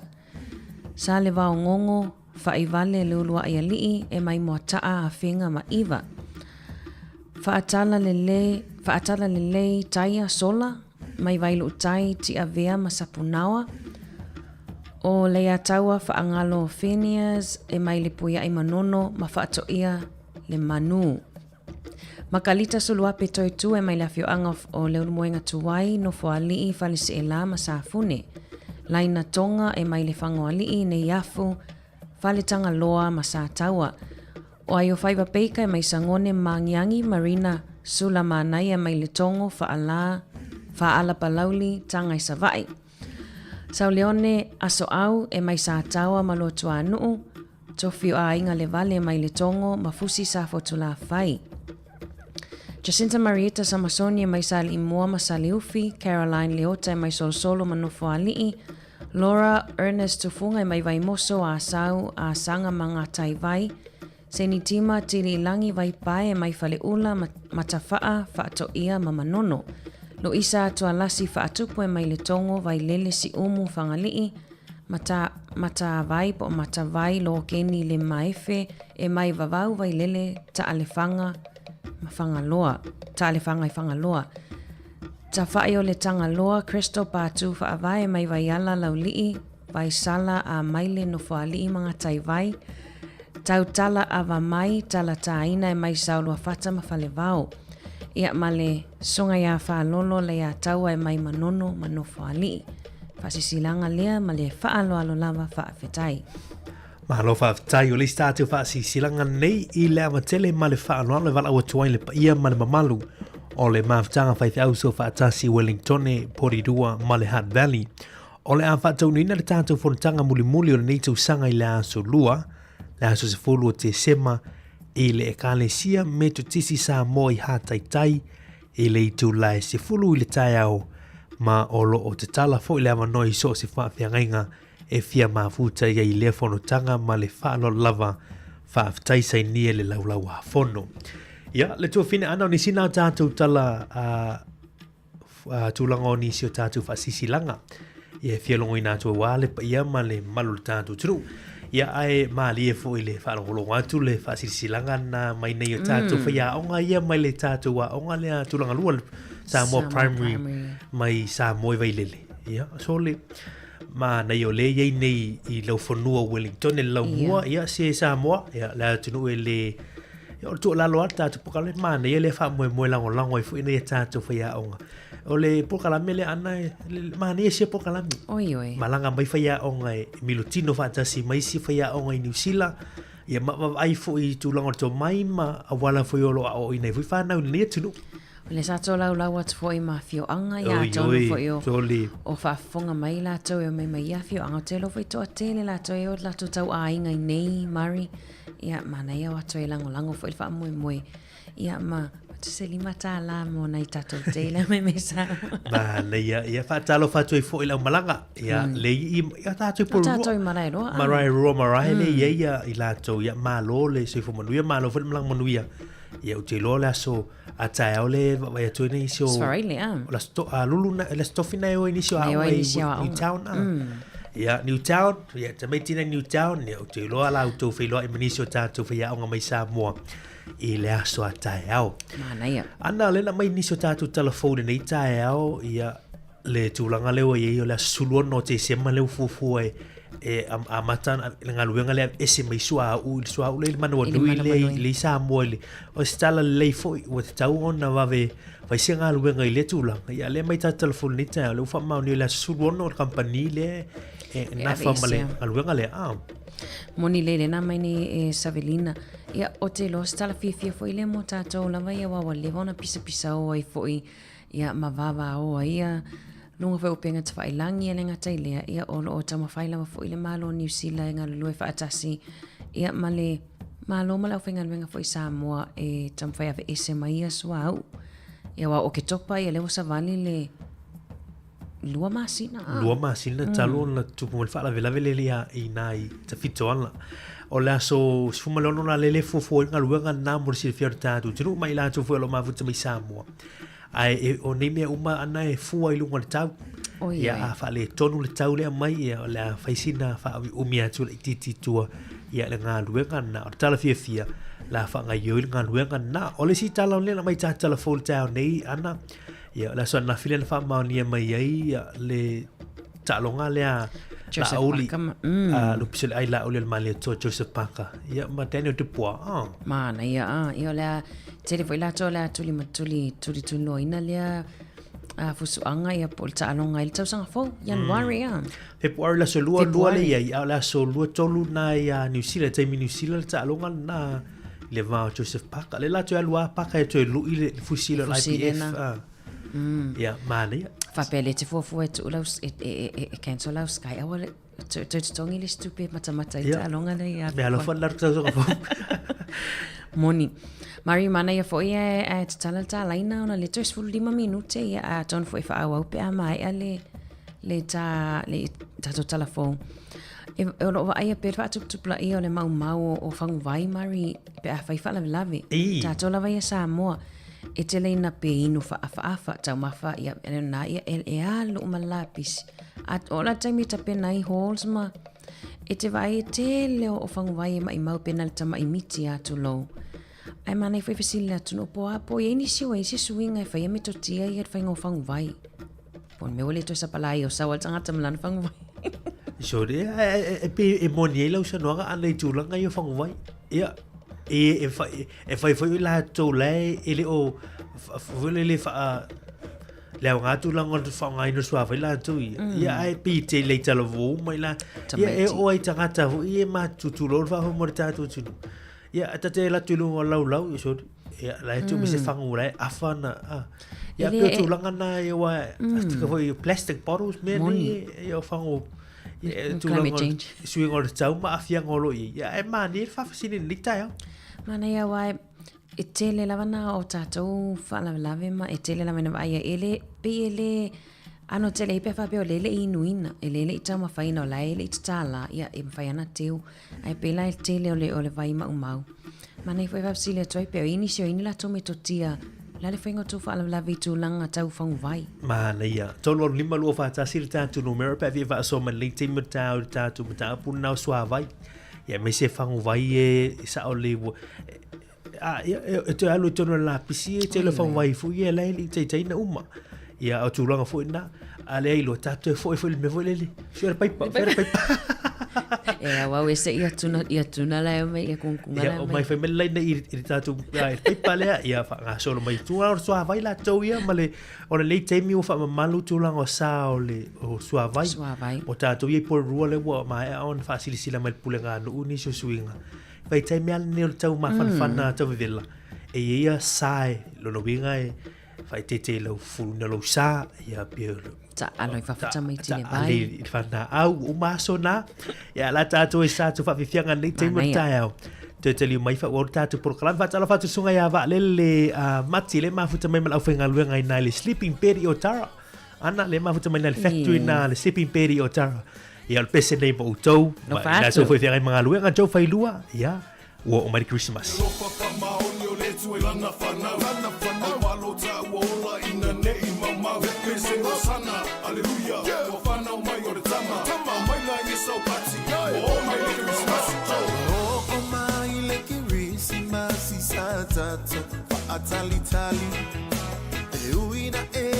Ese la ngona o tangata uma ole la lolangi ai o te pi ia ma i le tala o le fa o la tanga ole aso na malo ia ole apa na o le tama se aleluia osana o tau no ubalo ana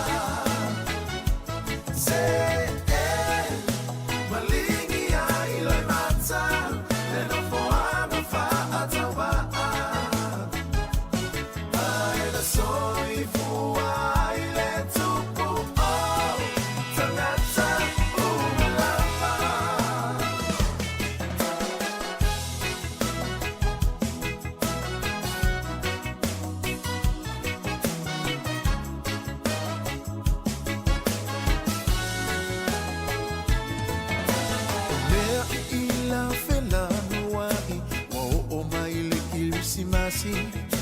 que fio e aka que fio e siva e que puma e malecoia ina a ole au gerisiano fa ama malu tapua ina o mafutanga ua mafana fana ua te otoia i seita se aleluia masana mutaunu umalo ana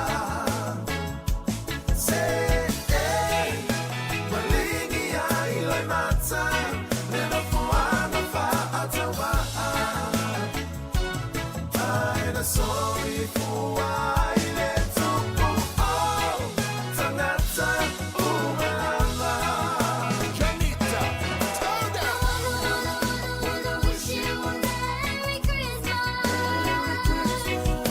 to all the best to all the friends around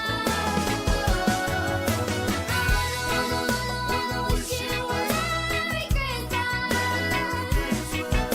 to celebrate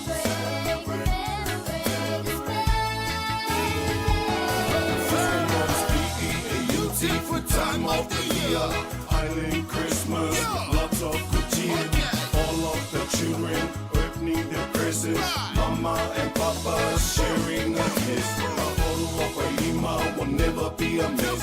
Everyone dancing and singing. All of my people from up here to Oakland, North and the South, they're singing aloud. I wanna.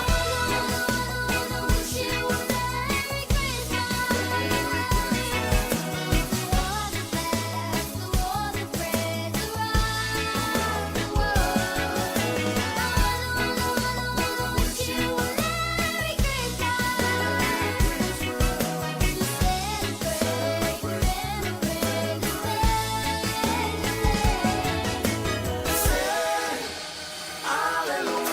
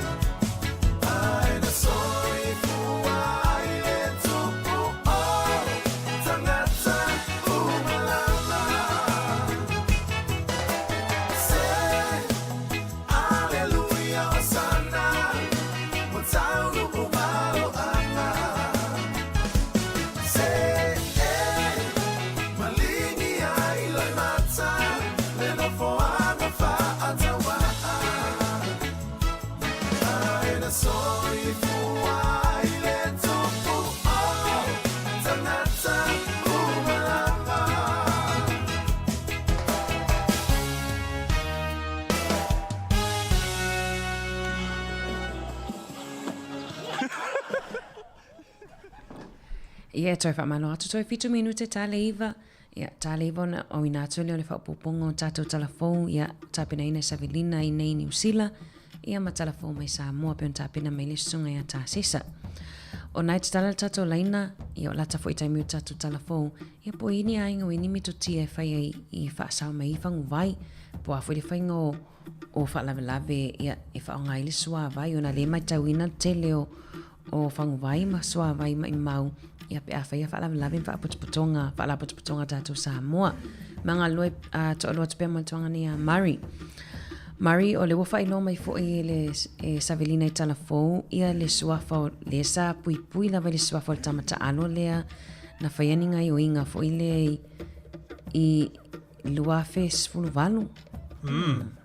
Sfuluvalu ia leo te tupu mai fo ia. Luafe ta ala le sala i o tama leo Sevi Reese e maanai fo i lanta ala o Piliki. So le mau ia o le vainga le wei te mini la tolo ta alo.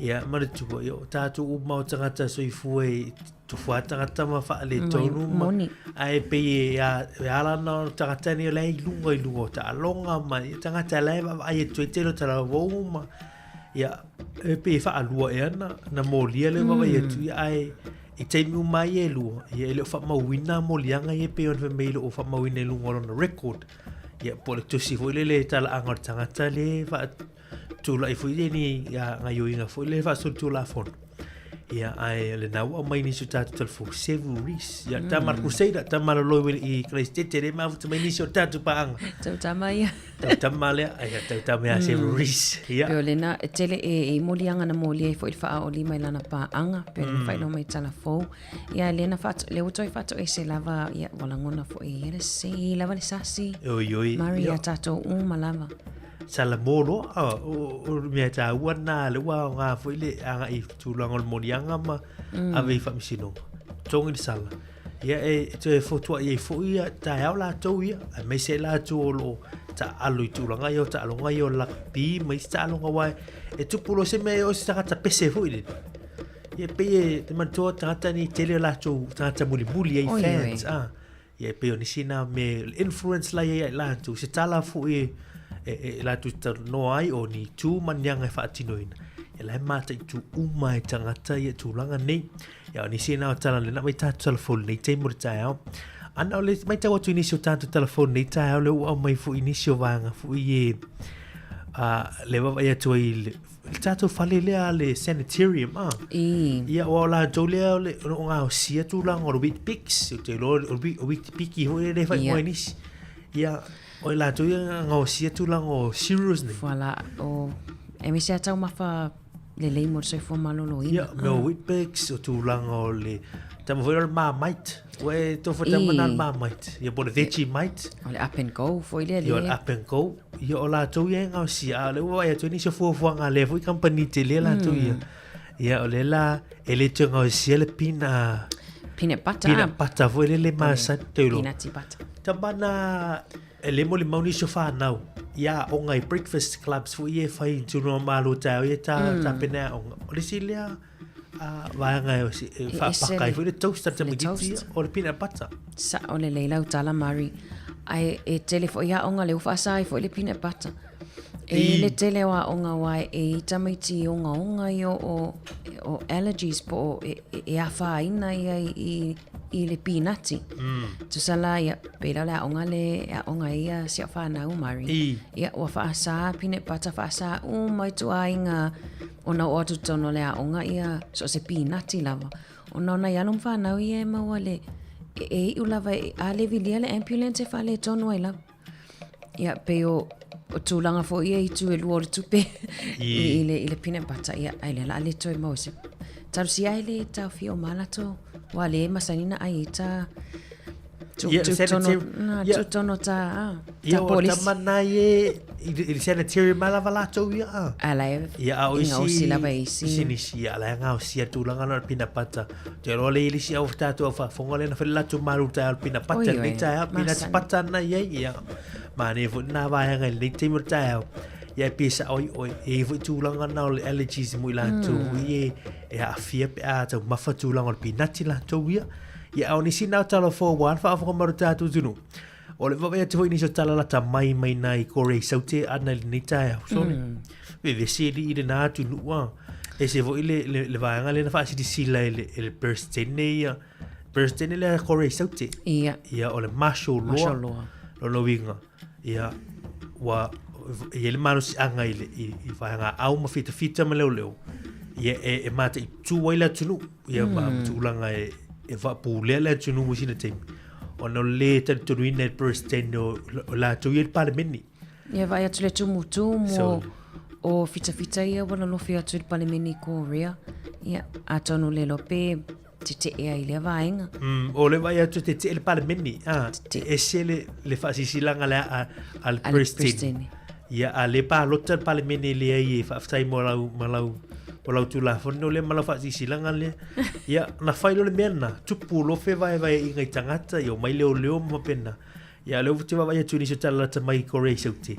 Ia o le tua ia el presidente. Il fa nga malolo tu te minni. O ni so tanga la ma salo mi ma Korea le ma tu. Ma tu ese Korea le sauti ese Korea le ma tu. Ia ai pe manatu yo presidente le Korea sauti.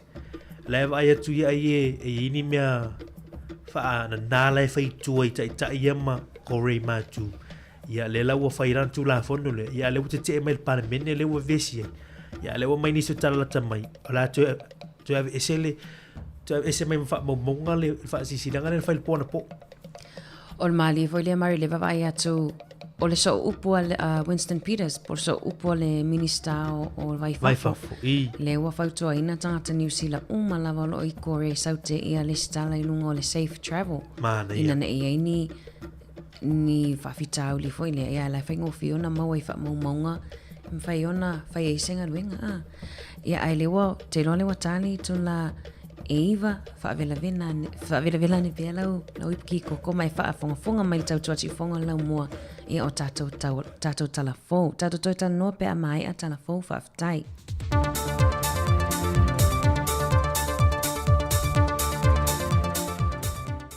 Folau mon wielu tato tunu le o ngā tatono nei fo I Vaiaso e usi mai e lau wha fonga le isi wha o poponga o talafo mai Samoa.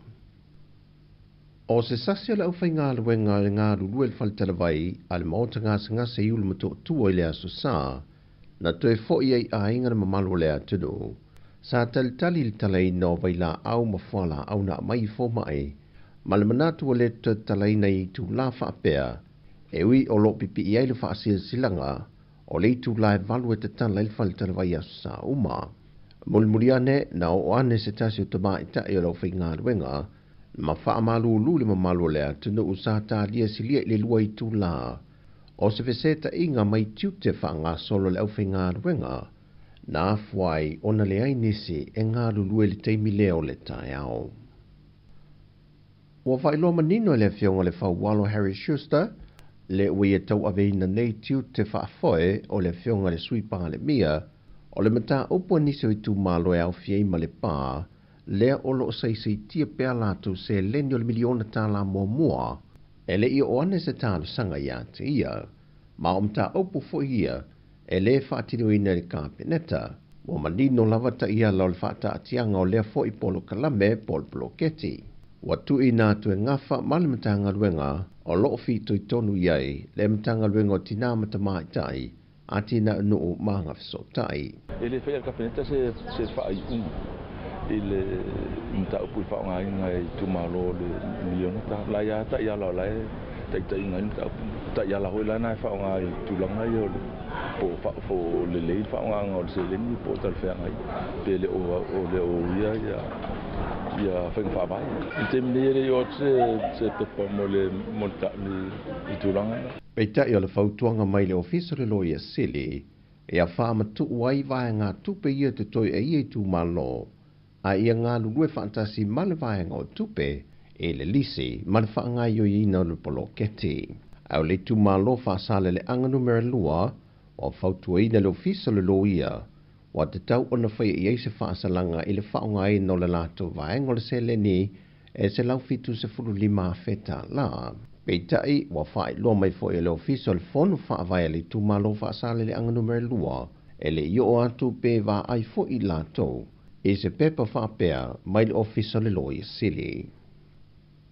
Wa fa sila ele soi fo malo lo ina America Samoa malona ofisa malanga nisio ta ia la mo tangata Samoa malanga e ulfale atu I America Samoa ono le pui o le territory e le ono sa watu siamo le wha mai lea wa pepesi wa mai lo tato o te no. O nisi o ia inga e au fiai so stangata e malanga atu e tawhele isu se itulou, tale mai iai au ngole fiva, e le talia ina o nau whale atu I America Samoa, e te tau ona toi fo I mai I Samoa. O Samoa le wato ono o tato tangata wa fie le tale vivini, mai o se wha mai e pepesi, e whiawea I ele ea ina ua tale, mafatua, pe pipi fo I lungon me faitino, sa pa I ele tangata na afia, ai ua pipi I ele siama. O lote ene le fionga le fonftalai, I atustu singa I lungo le pepa le observer, e fa pena tau fia I la ua ma le fionga le tamaita I ministal fa amasinonga, moni su esu enga I le malaiva le le New Zealand. O lo tua ia fo I le fionga le fonftalai le newspaper, I le whaonga I noa la te au noma se whaatananga, mai e pito tasi fo I le ave I noa la to reporti, ai le aise tūlanga whapea na tupu.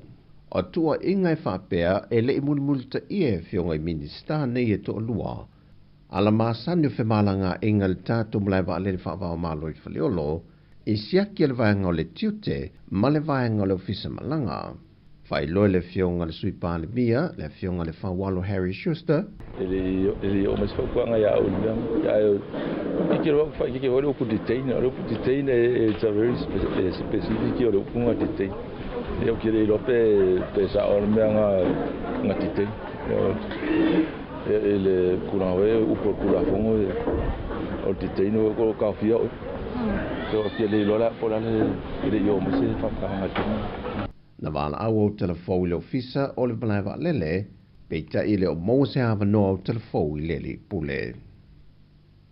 O wha maunia mai al komisina o tanga luenga o leo, au a paulongo I te de Filippo, e o mai le so, e le I maua le tina o le pepe le na whanau tia I le fale le ta ua, a le fale fai lele I mato tua. O se mata open of sitting ye fo e nisi o le autostala, le sui officer sili o le pulenga o le sui fua malo loina, tanga loa Robert Thompson, and the ieta ua le vaiaso tadua ina tūlai mai iai le whaafita hauli. O le aso le na whaapea na maua I le tina o le pepe lea se itulou, na usui e fo I le fono maasani le pulenga, peitai, e le ilongo inai o ia e whaatatau le mata opo, mai nate le iloa hina, peitai o le ua wha mao nia, mai o lo sa ilia le tina o le pepe. Mai o se whanau noanga na wha iloa e le sui officer silo sui fo malo loina, wha pia fo I le komisina o mtanga luenga o leo, I le mau sui fuo ne yalo le atunu, I le wha au taute le whainga o filifilinga. O tala I mai sa mo le ne aso, wha mria le tue fōwhanga umo la whenga iai, wha soi foia.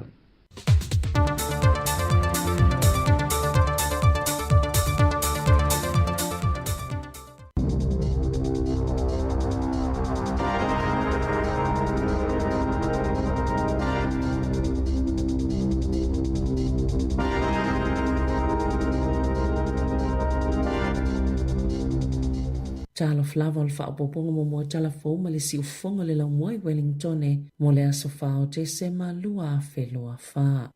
Na whaaliele pola kalame le checkpoint a le leitio New Zealand o le lapata inga se whai lafu manu Australia na a fia fo I le whaamai o le bird flu I le au whai lafu manu New Zealand e whai tau maasina e toi whaalileia ma mawhaiana toi wha fo I ai mua I wha toanga ina ia toi mawaini fua moa wa whaamauni le a fia se lafu moai o tā koe pule ina le mainland poultry I se siama mtua pipisi lava maonga o le H7N6 o le taimi mua mole wa mawailea vaenga o le avian influenza I te tono New Zealand. Ma e ono fōlinga mai na pipisi mai manu e peo swans po pato. Ma wha atuputele ina mai e lava. E le isa so tanga i wha mai na pipisi taluai nei au se talia. O le asole o amata whawhasi ma te aimo e walu se fulu a se lafu i o tako. I au se talia e silia male 2 miliona leo fa ingo moana fasi mate. Ma ili silia male se fululu ni lafu manu. Talo na pepesi le avian flu. Ile maasina o me ile nei tausanga. Na tawe Bradley McAuliffe o se fai lafu moe whaafua mai fua mo i Australia. E luani ana lafu manu na afia mai le bird flu. Ma na wha amalo siona te pele fai tau se lau wafio moa mai ana lafu. Saia tawe le checkpoint. E ono maasina tan mai wha mauninga mo mol wha amai i ana lafu manu. Ai olea wha to ato e amata ona to isuia tu moa ia na lafu ia na afia. Ma o stolanga wha anua noa le va aia ole iai ole wha amai i lafu moa i totono New Zealand. Pe ona sa noa le whai lafu manu i totono au se talia.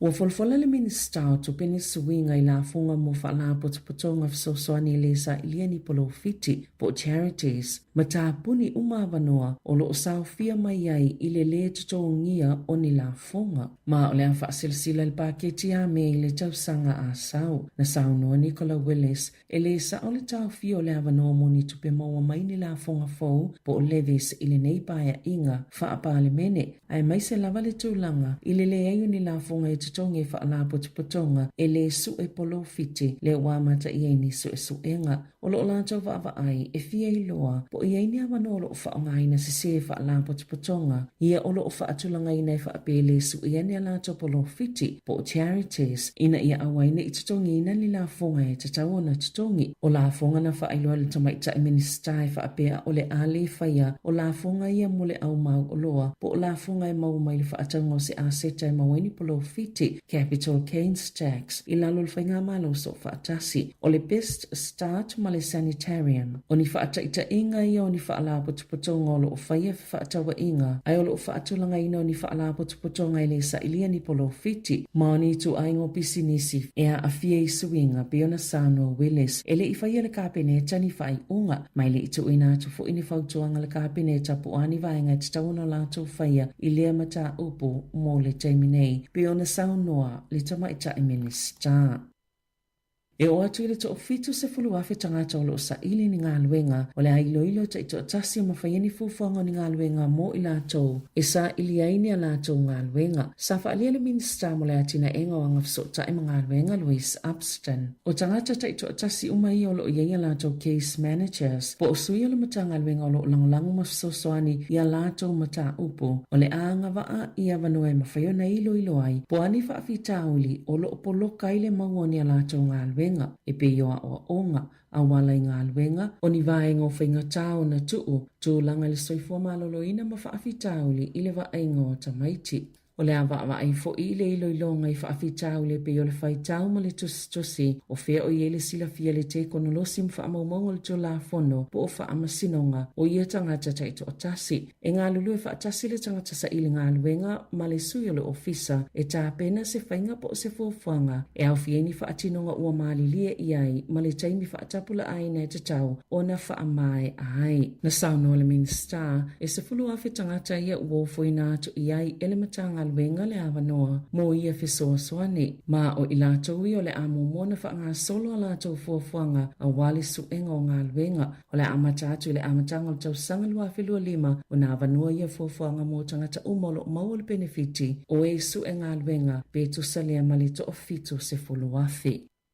O la tau fia le sanitarium le ngau singa o le peanut butter o na ua tau le mo umia ina. Na whaalia le kampani le Leitio New Zealand na tau fina toi ngau si le peanut butter i le whaai unga i online. Sa whaia le whaai unga i sa teimi mua ato le neitau sanga ina ia tau fia lo le ngau singa o la lato peanut butter o na ua whaai titia tangata i whaatawina whaatasia le tele o isi tu ainga ua fia i ai tangata. Sa momoli le whaaftai le kampani le sanitarium health food i tangata sa fia fie whaatau la lātou o loa i le se lau tau sanga ua tuanai. Sa whaia fo ile whaiunga le amatanga le tau sanga e tau fiona tue ngaosi ni muesli, granola, flake, cluster, ma puff cereal. Amatatu ia unia le tau sanga a sau. E tele nisi o itu a inga o peanut butter fo na whaatawina i nei tau sanga o tuana yato. I se saililinga i lunga o penga of sota inga le Woolworth na whaalia ia lata i le valu se fulu ni tu a inga o loa peanut butter. Na whaalia le sanitarium o le avanoa lea o le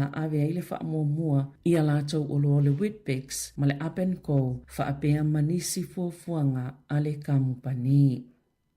Na ioeni kamupani se valu o ano manufasi i nisi o molianga ilo lato ngā o sina ma whaatawina atu i atu nuu i whafo ma mawele whaitau miliona o tupe o ni a ano o manufasi le talawhianga iona tau samini tangata soifua bila matia i fo i soifua tangata maisi mea ola o mati lua whelua tolo na molia i le matanga luenga mo Primary Industries kamupani le Tuakau Proteins, Wallace Proteins, Taranaki Byproducts, Cleaningberg Holdings, SBB Group, Brett Marsh Transport, Crane Corp Commodity Management, Male Crane Corp Liquid Terminals, Whaatasia mani whaatono sili se to alua nisi o ia company, mani tangata whaingaluenga se to alua, o moli angai whaapea, sa lato whaatawi nātu lava malo lato wiloa, ia a ano o manufasi, e le tala wheangai mo tangata soifua, e au noa male whai o ni pepa ilo ai le tala wheangai o ia oloa, whaatasi mani whaamauninga mo Singapore, China, ma Hong Kong, o iulaina i o ele Brett Marsh Transport. I se molianga se tasi lalo to la fono le Animals Product Act. Ma whaatono i nā i tutongi se salatope e se fululi maa whetala. Na tite e isi ana molia mo whaatolanga ina tausanga asau le whaawanga o le whaamasinonga. O le masino Februari e tō laulau i nai whaasalanga o kampani matanga tita i tō tasi ana iai. O tō e whaawi i tua le MBI le tele o nisi o molianga. Sa whaalia le matanga luenga o le marusi anga whaafitawhita New Zealand o le asosfulono te sema e te tau na amata i ngā luenga o le awe isenga le suau umai le waa olo ngoto i ngā taifane o Samoa o le masina o kitopa na ngoto ai le waa ina ua paulia ia au o tawhito ala. Na sauno whauru lunga o le matanga luenga o le puipui ngai lumo se komite whaapale mene i le asolua. Ua whautua ina i la atoa le kampani e whaia le ngā luenga e whaapetu samali lua sifulu aso o le a whaanga solo i le awe isenga o le suau a whaale tonu le tō langa o le tau o le a whaumi ai fo i le ngā luenga. Na te ena le minister o le puipuinga Judith Collins se manato na whaalia le whaipule le leipa pene henare e whaapea ua le fia tangata inu nofo la talata i le vaenga o ngotoa i le waa o na ole le lava o le langolango mai le Navia New Zealand ma le tuayu se ngā yo inga o whaia i le waa o sauni le otako e malanga i whaawau le ngā luenga i le mana wanui. I ta alonga, ua whaamaoni o le awhi le whaipele ngā lupe soli ai la auli Joseph Parker i le fusi o le siambini o le lalangi leo le afusoe ma le siambini o le fusi o le IBF o Daniel Dibois i Saudi Arabia le masina o Februari na whaawa i Dibois le fusi o le IBF lea sa le i eisa tasi na umia ina ua ia whaato i laloina Anthony Joshua i Wembley Stadium i le masina o September o Dibois ua lua fitu tausanga sa le angalo na mata i se fusu angalo tausanga lua whelua sifulu ma Joe Joyce lea fo ina whaia ina ai Parker ma sa whaia ina fo i le siambini o le WBC, WBO ma le WBA o Alexander Usyk o le tae ona nafin whaalaulo i nai le fuso a ngā Parker o le a whaia lea i le asolua sifutolo Februari taimi New Zealand o le panga autu o i fuso anga o le a whaia le vā o Artur Beterbiev ma Dimitri Bivol i le siambini o le light heavyweight o le lalolangi.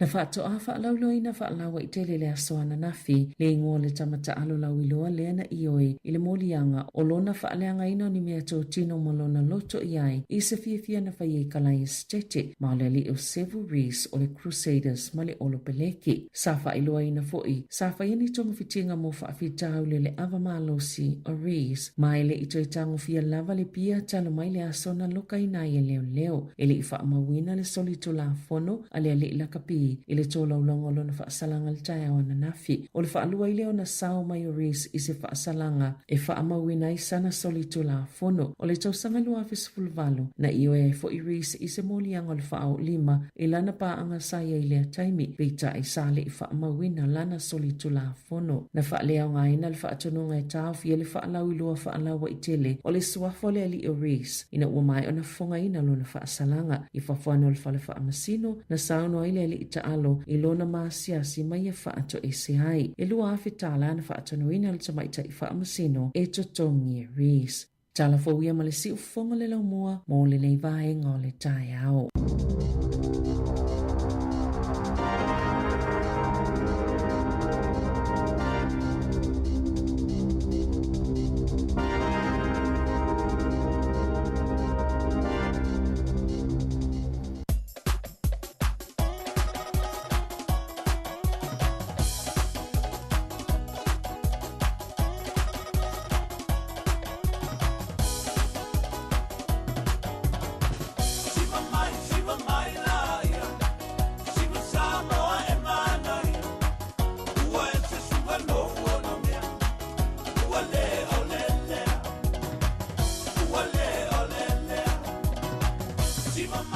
La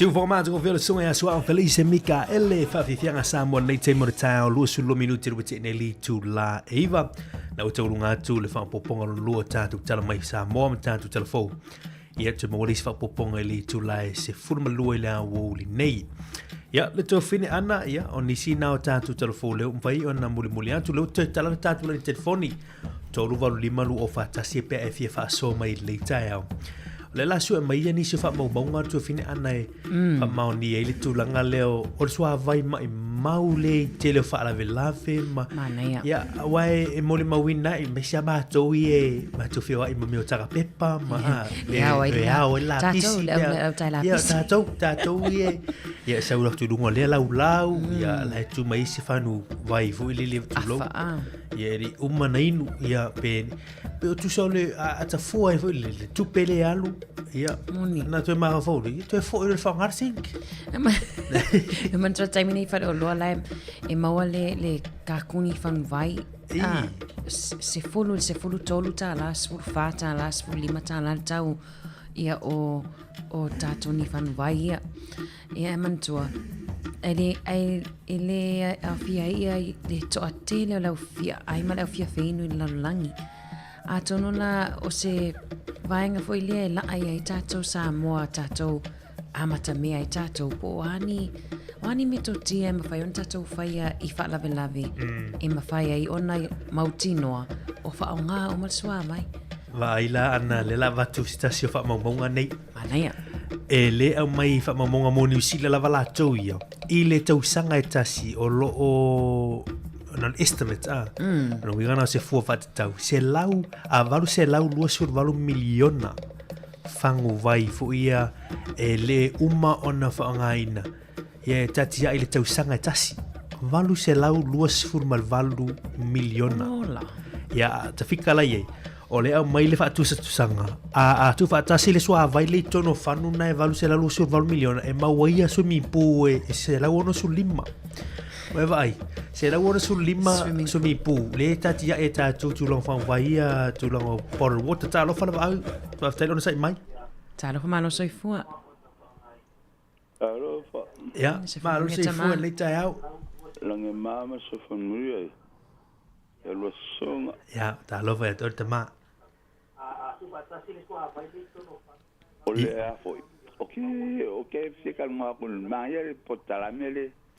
Monyo le songo fai fang vai foi mali ai meshela ele fo kase mali fa fi anga foi fai po angi as fanga o fai pipo eu fui com o ainga mali al ma ko fali ma ho ai fa nga fala I fang vai foi mai lango ma o mo ye mai ku mau mali ala fanga ya mai fa ya awalangi ko fale in fang vai mai il fale ya ke fa so akua awal menga ka lua mi ku yo ya ki ai pe wa ma ko yo kan ma ko vi ke ko fanga ngi vai pa mali fanga le langa mai for ken sa me vie a ke mo meu vai foi le mama mali ai ma pe fa penga ia foi ia com o vô e pelo com os caria e faca uma vão vai suceder vão vai ia modi fango ia mania eu levo os caras bebe e por fiame eu ia me pegar com o foi com ele fa pouco maquinha pa me uma nga eu cá com pelo me lá foi ngai ele é um cara que eu marco ele aquele foi lá piscina me já com o meu o qual foi a carecia e a mesa em que ainda ele que era o cielo ko mali e caile lá piscina ia moni cai no fa mal mo como que ainda ele me faz é só mo ga ka maku tá com esse que canga pevoli mas já se vou ele o mais se vou mali kai ka lo ko e la fango le ko la fango ai mal han stai sa mal mas mali issue kalma al fa ma nga e mo ko diskara nga ka le voye le fofo me mo le expliquer sala lauli e falo ka maski ka wanga fai a ka falo ngula o malo si o ka lu fa ka o ele ka yang fa nga mo mo o la ka inga maki ma inga le fe mai e se ma o le ka o le lua po kala me o yo ki o fa yo ke venga no mali aso a ko a ke o vai o le pagario que o le ria yo casi va mali fai fas cara casi ya tu foi yo ma yo la va yo la varia ya o yo que le falo en siliki o faftai que o e do en sa vudi sa o me le me a por que que aquele fifinga para me o se o a scamo oi atila wango ngala wano ke mo samo mali yo lo taxi saki ki ya la o mokori yo lo pase o sango foi la fua mali e se vol kamari felo nga sa fa ila wango la o fa lo kayo li foi sa ma felo ai la i le piele ce bien ça pour le o a fait mal fa pour lo malo malo fa table fa so ni tai au tama malo fa ka talo fai ke le nga ime ka wa nga fa ele o lo foi ska ka ya nga fa mal mai lo le kio mali ma ko nga las o le va so ngi volas for el mes ko nga el ma ko fingal ma ko pule nga nga ya fanga mali ngala le ma ko fusa foi a kueta talo malu le yaso tama fa table fa so mai ya fa se fo after tama ana nei fa so astamalia mari o moni on vai ngalo te piki mai lana fa so na me ave tono na atone ave falsa o le sanitizer ia po le mele fai lima fa mai lima o tissues ia o le poni fofonga o fifonga po le mask ia malana fang vai tawa mana foi tu ala no mania o me sei la tu o lo fe ngai ma tu lango o ma io tino tu lo va ma morta tu pe le sa no il tamal ni tao ia e tau o te pe o ia le fa so ina tu lango sua vai tu no la tu foi ai ia mai e mole mau foi ana ia o ma tu foi fale e o ma tu le tu fa ngai ni pa tu lo va ma morta tu no ia ona i ma salo fo longa foi ile vai le sau mai ile moni te le ala fa ta mai fang vai ale ate fa mo bonga nei valu se lau luas ful valu miliona ia fang vai tati ai plastic bottles e mer sua vai tonu le uma ia o le fua la fa ta ai fisili pe le ale la sia to le me o valu se lau sul valu miliona se lau ono sul lima swimming pool ia lo vinga o le swimming pool ia rule se la uno sul lima to arena ia man to mari ile fai tau 4 miliona o tamaiti matanga toro o fia feinu in lalang ave vai la fa inga man tele swa vai la fo ile mai mau tato ini usila la vai ia ai le wai tato vala au talo fa malo soi fo ia talo fa la ana mari malo la vanga lu se fo mo le tina o talo fa fai ia mo vile o fia le lomta pule ta fai mai nei ai vai ini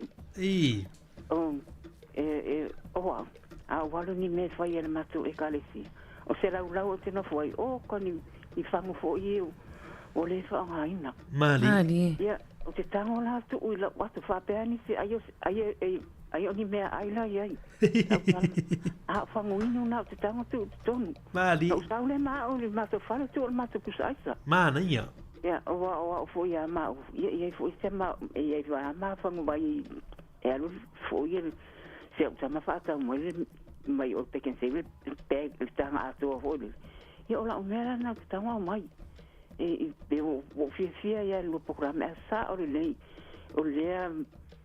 fa ta nga vai nu ai le to ta mo fie mali e fo programa ne ta fa ma lo ia o luanga lu ma lo ta tu tai lava langa i mele ia wa fo ile tato watu nu mala fa fonga manuia la valo fa vane ya so alo fa fo isa unia tu mole aso malo lo ki si masima ta sa fo tai lava o le vile atu le malanga whaalua lo whaafeite le lawa mo le anganoa. No whatele mo oil tina ta whaai, whaasoi fua.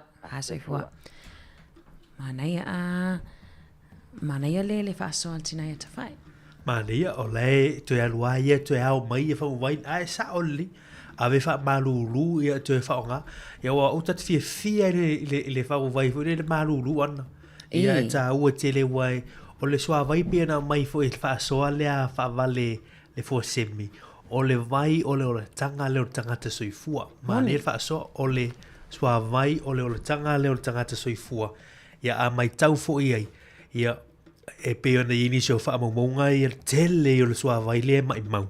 Ia ai o lo tau su e le soa vai e nei tangata i Afrika i saute ma atunu uwa pena.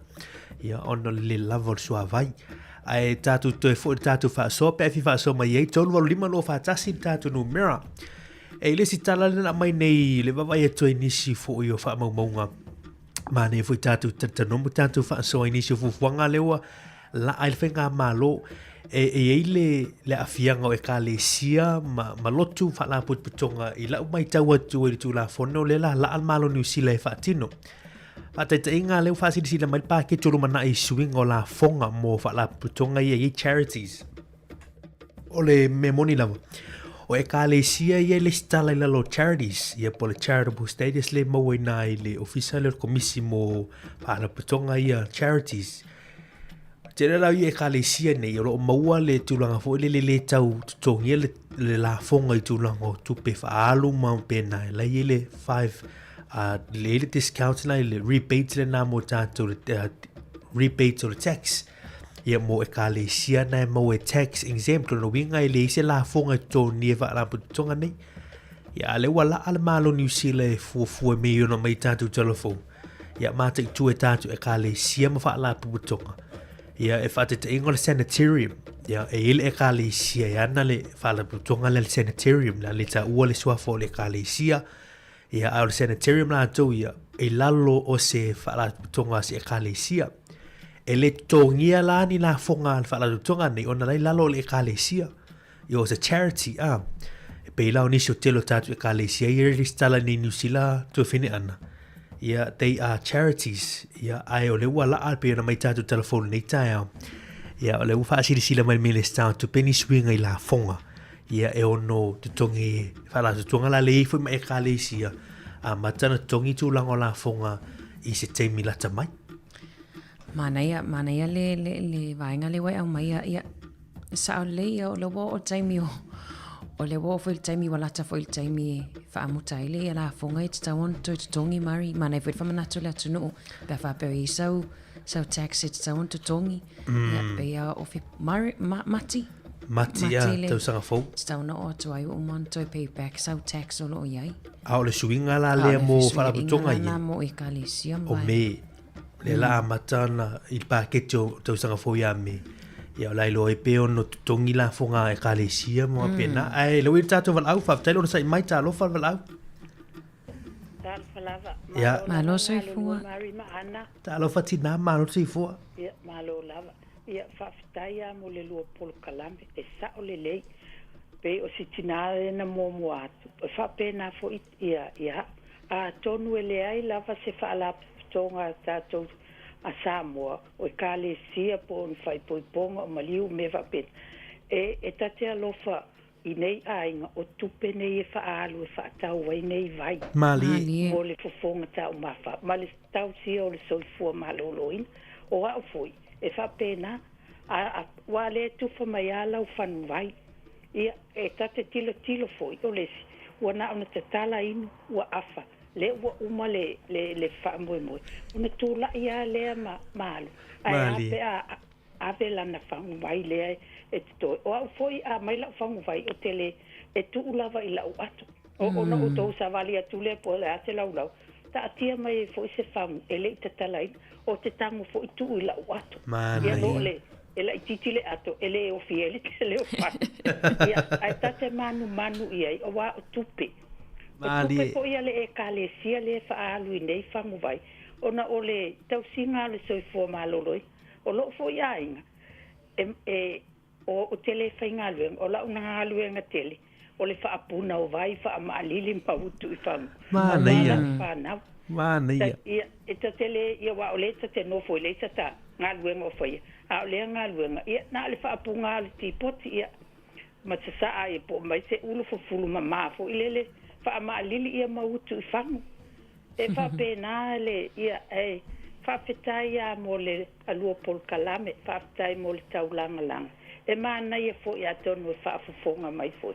Ia mai e fo si tātou suinga. Pe a mai a le umalau whanu vai. Ia e le aia se a whainga koe tu ulau ato pe te alu ma uu. E whao ngā o wa o tātou tupe le kalesia. Mahali. Whapena fo ina I a inga I o lātou whaalawe lawe. Ia e whawhetai ia mo lo wawano whamanuia lava le tua. Ia I lua sunga. Ia Mari Maana mo la lua ngā luenga le le atu. Whapena le ofisa o mo le so. O le ofisa whasalalau. Ia manuia lava le nei aso I ngā luenga. To aso I fua. Hasi fua taitina manuia le aso. Mana ia whaasortina le atu fine ana. O le si me mana ia le na o mai wo mai fo I le whaasortina. Ia wai e telefo I la tol o fertulanga ni o le whaapuna o le vai. I me se ala vai le mai le paipa. Le mai le paipa. Whaapuna ia tole. Ma le fo I na aitia.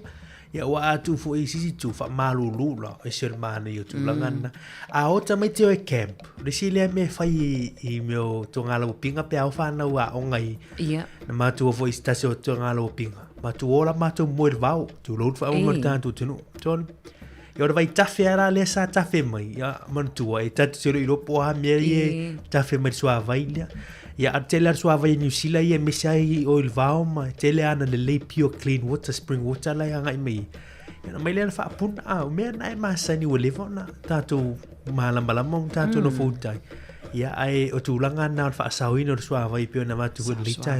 Ia o se fango fo a fai le te fai o ele si le fai ele va be va tu si de botato uma ia tato mata I tu vanga e sa le le si tu le o le tu pere wa Io o se vainga foi me fai ona fai se swinga mo tato la vai a fala putonga ama a inga sa mo pe fai fala lave ia fai se swinga mo le anga I luma ia o tau ta foi le tau so fuanga fa sa mai foi le swa vai fa sa mai tato tupi wa le mo ni mau ata o Mari le wa la pisi tu lo I fai tato fa na uma va fe e or tato to si mai vai ana vai le tanga la pisi ia ma tanga la pisi Mari pizza te vai te tongi me fangu vai te tono la pisi ala e fa to asta mai me la va o manai Balo ba tai mo pela va non lei te morta pe fia fa so mai o le utu la merita tu 10 minuti es full minuti ia ona to ne tan o to lus full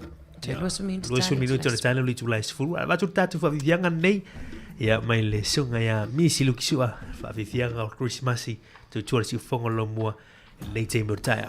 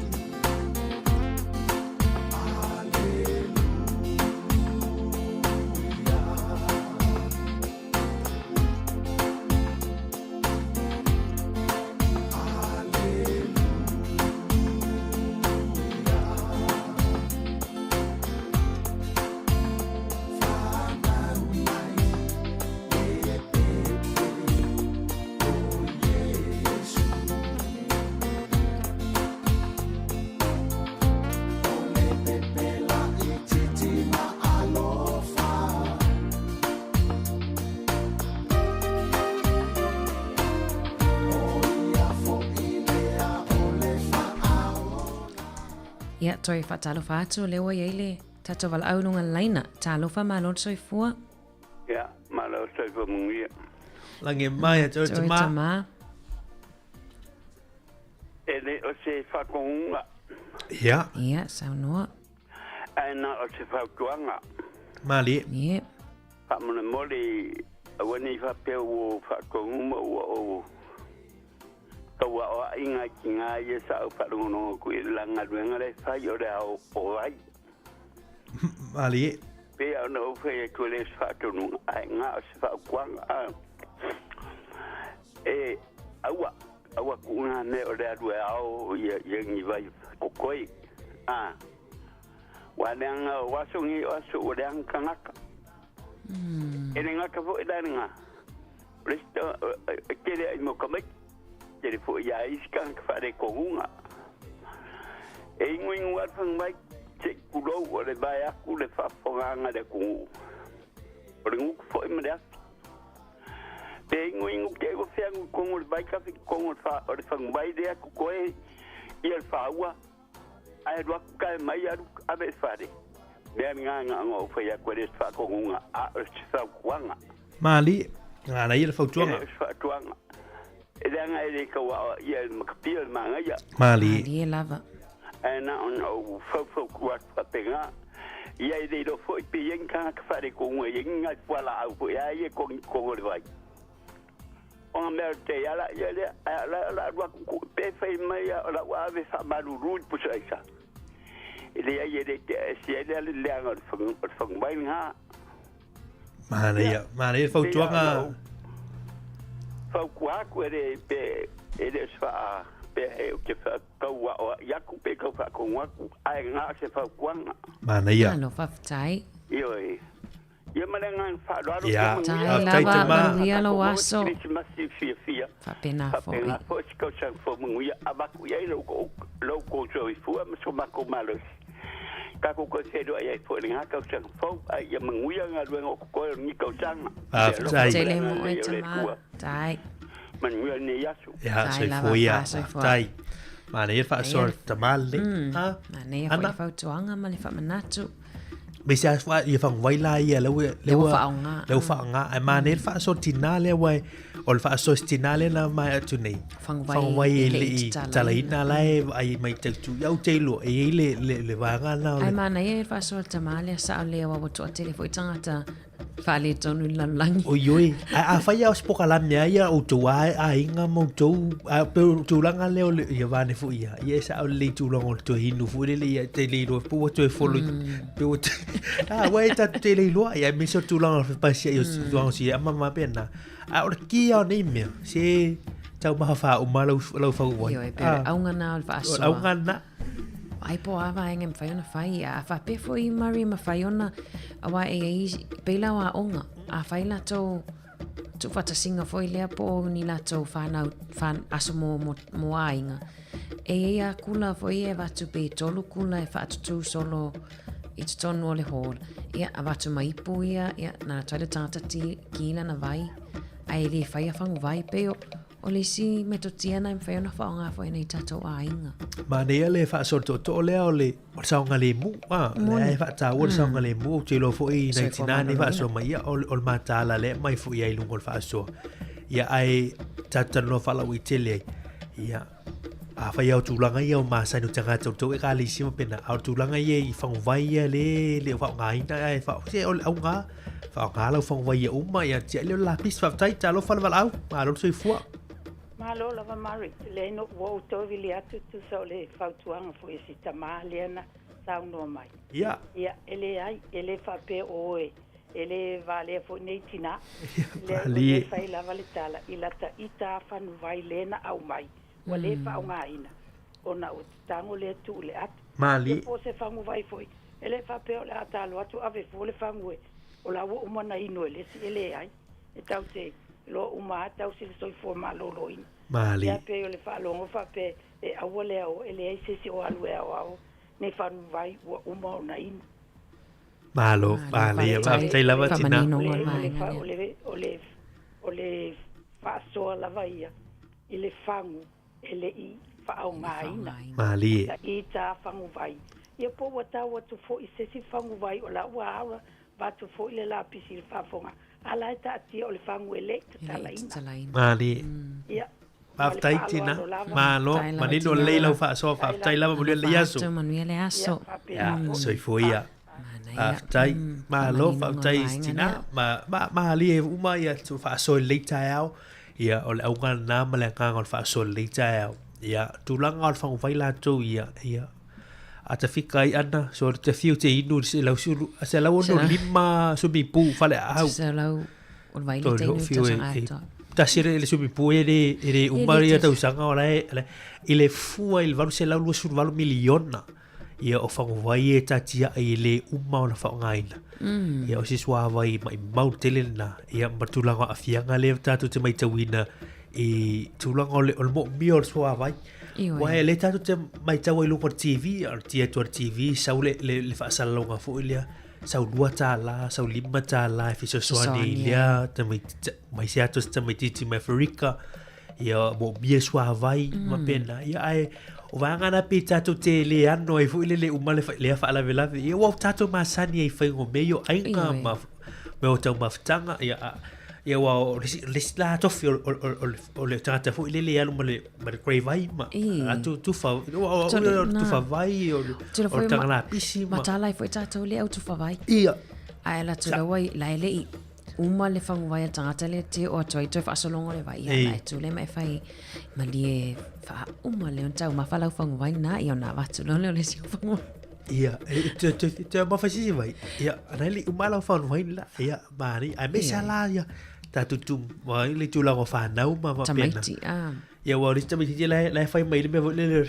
fa pa o le fa vai fa fo ta mai fo i o lo lu o la wala ia na fa pasilia ia wa pena ta mai ta wina a me se la tatu wa ngatu ia ana ia o te mine o tau mafa o la walo alo te mine o kusi masimali papa kiu to na i o fela ta fa fa ia maritu alalon na mati tu fu di saunga le mu ma tu lang si banga talo fa au fa tailo sai mai alo sai fu lua ya langi mai to tama mai kele do pokalame tai ole me ti de go men menga o ke mai ka nga me ka longa wa ka ingala mengi o la kapi o nga uma nga ingu wale sika makaru kwa kude sika makaru ingu body ai po la fang vai la fang vai nga ba o le la me kere nga vai me karo mali monili au mga ingu le si la ya fulo ingu le si ingu male si o le lo a mga kere lu pokala ma lo la va ke o duan fa ku male la me ia mangia kera lu aso tai manu fa le aso ia oi ia se foia ma le fa aso tama ia fa se fo mana ia ai sa ori to male fenan no ai fa aso mari wai fo ile fautuanga fa aso fo maloloina ia wai fo ma tau i talong ole ai sa ola aurisia ta ele mai ni fa vai fo le peia halu mo fo fa vai ma e fai mata mai po ai mi sisire fa pasizo lo pasizo ia na futa lo e vai na mai mo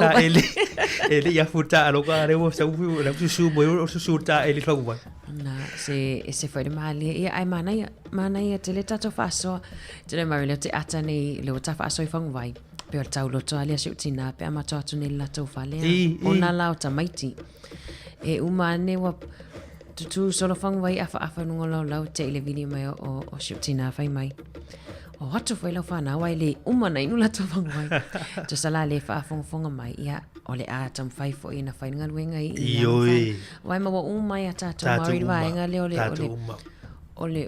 fa mai mau fang vai e pele ano foi le amen to le si o le stala le mai mau tole le la vatu la fika le ana ai alo warehouse e tele le faina fa ata wor fangu grey fong vai do sul fa no vai uli ia mo le faluta la pe fitu ta la fo al for pack and save and vai va to si futa la pe iva ta la il countdown ia at the fit that we luas sul fa no liva ta la ia atafika ai o le tupe alo au ngale i le mai tau ia i le suava i tau mafa wal fonga tau mafa tatu tulu ia ai tele na mo mia o tulanga ia il tulanga o fala au ma benale tau mafa fala au nei tatu matu ia o tulanga na suava ia ai o le fautuanga tatu wanga tu liva i tau o fianga ma tau maftanga pe ono vai atu o tau ia e faito papa kiwi la so Christmasi ma tau sanga fou ia wane ngalo le ia tu langana me se fo ila pisi ia ma pena ia o tu mabala tau ele tau fa ilo tatu tu tatu tata masani vangana a o tu langana mo ma tau ie masani le atu ma me o tanga la pisi ma pena fa go fia voice ma tu ngaluenga vo le e foi mata fai o ele a tato le au la pisi tulo ia em fai ona e fai tangata le watu ona na ia lo ya tau tato e u tanga pepa ia se mali fa uma le lau fango vai ona au mai le tato recycle e vere fai ngofi a fia misa mai fai se o ke visi masi sa ne misa bueno está la lista ta bueno tu lo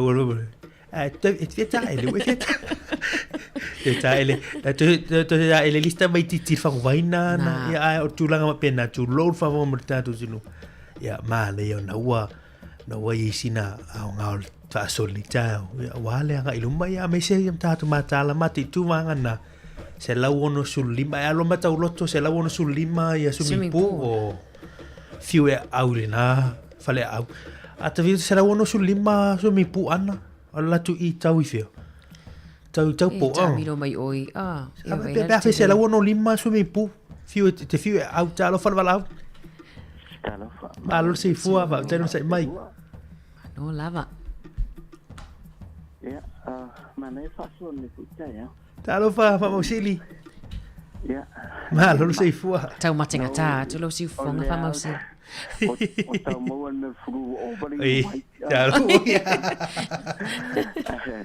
alo te ma fa langa o tele ya me fai ma to o tele foi ma to fa la ve fai o le me la vale le tu o le mai mau fong vai au mana ia foi lua mata pu fa tu poi se mana pu le mana ale la o ma fo pe a fai e to fai se matou fa'avelape po se faigaʻaiga po le alava me fai pe ia te tau ona toe fo'i matou vai kula la popo'a fo'i le fai le ngutu e kia le ipu tofu le tulumanu e fā o le fale ia makula la popo'a na fa'atumu le vai ia pe fa'afa fo le vai ia na fa'atau mai le o ipuga fo'i le plastic falaiti lava so tika tele po le famantunga ia na failona ia o ma te tau ma fo tato kula vai nei au tapa ia na do tanga te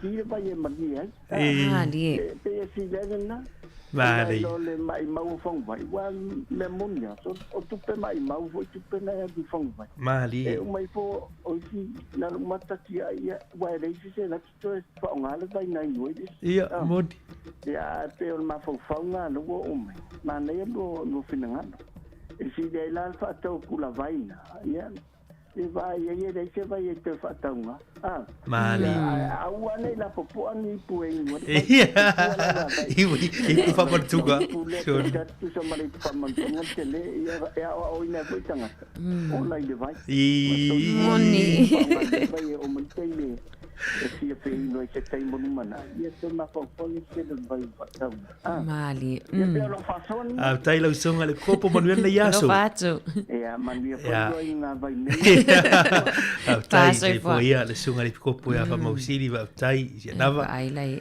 ma nei va ia fa te ngale mai le copo ia la tu ofenga luenga mai le fu fa tau i pu fa mantunga saisna pe fia la le pe fa alima na hal ia ala mai mal exercise te tu ai lunga te savani ngai kula ai o tate fia wai i meio kula vai ia sa o le te la tu mala wipu wai ia uma te fa nga mal nai se o awala ia e ala non tatu tanoi na me e ma fu mai ono le fa nga le o tu lango e au telo ele ia fuer mat pier mana ia fa tu tangor ta tu se o ta tu lo ta wa no ta la vo ma fa na witi mana e fu e fa ta tu fa o onga l'example le e a wa tu langa ai mai e sona mo ya o mam le o mo lo nei no ale te fai mai fa o mo lo fa vai e sona mo ya o ta ma e vai te re mari foi la tanga te o tola to mala to fang vai fang vai lim fai ona refill pe fang vai fai no to fa tu mu on mana e foi ya a fa pe fai ste fa la lavi po se maliu e fa sila e foi tau a mai la fang vai tau a mai o lo ia kula vai e to fa tu mu pe o isi me to te em fa na fai fa sa mai tato tu pem fa sa mai foi swa vai mana e tau a mai la fang vai a fieta ma fai e to fa tu mu alai lo ise mai mau mana ia tu fine ana no ta tu te milita ya fa tail ta tu tunu ta tu maftanga lia por kala mo anto tao fa tai ile lia va ngor ta tu tu e ile por kala me le wanga me le a foli tu las fulu ana moni ele fa tal tan no anga nai le a for se fulu te loa e te se fulu on toi fa la loa mana ia a fa manino le ia a for se fulu anga ile ta le tu las fulu tasi mana ia le tu las sumartasi to wina tu sta por kala me la fonga i ta tu tunu ia le tu las sumalua ta tu telefone tala mai Samoa ta tu mafuta tu le se pa ia le tu la tasi ta tu to ma vai lungal frequency ta su ono te sumartasi fa mo ai fa wo lungal Facebook ma le YouTube man via tele ya so ana ia me se ta tu tunu i fo fonga mga luenga lo fenga yai ma tu fo yo lo fenga ma ia ma tu langa ngal fai to no mota malawa ta ia fo i fa me tu te mota ma ainga ia manuia fo le ia si la to nga lue ia fa na fo lo fenga ma o nga ia ala la fo tu na ana wa to lo ta po kala melita ia io lo tfa taila va ia mo la to fo ina mawala va no fa so mai il tato mata upun nei tai au ia fa tai mole fa so fa mangalo fo ile tau tu al atal tai au ia pe au ia se upu le longo mali fo ila fa fonga anga le ai mato te matua tu lava inai le o fo se ato to ile mato au nanga ia ai fa taile mafuta mai tato e vai va tu pe tau le tu lai lua ila wauli o le afor se fulu e le fa tana noanga ia e umona to fa manino atu le o vainga le ai mani o tele la wati te mafaiva ia o nei tai au alo fa atu tau tu al si fonga la mua va vivianga mai le fa eli ma la foi special Pacific Love Band in late temo le tao ia go tell on the mountain yeah that Jesus Christ is born to bo si fonga la mua fa vivianga late temo tao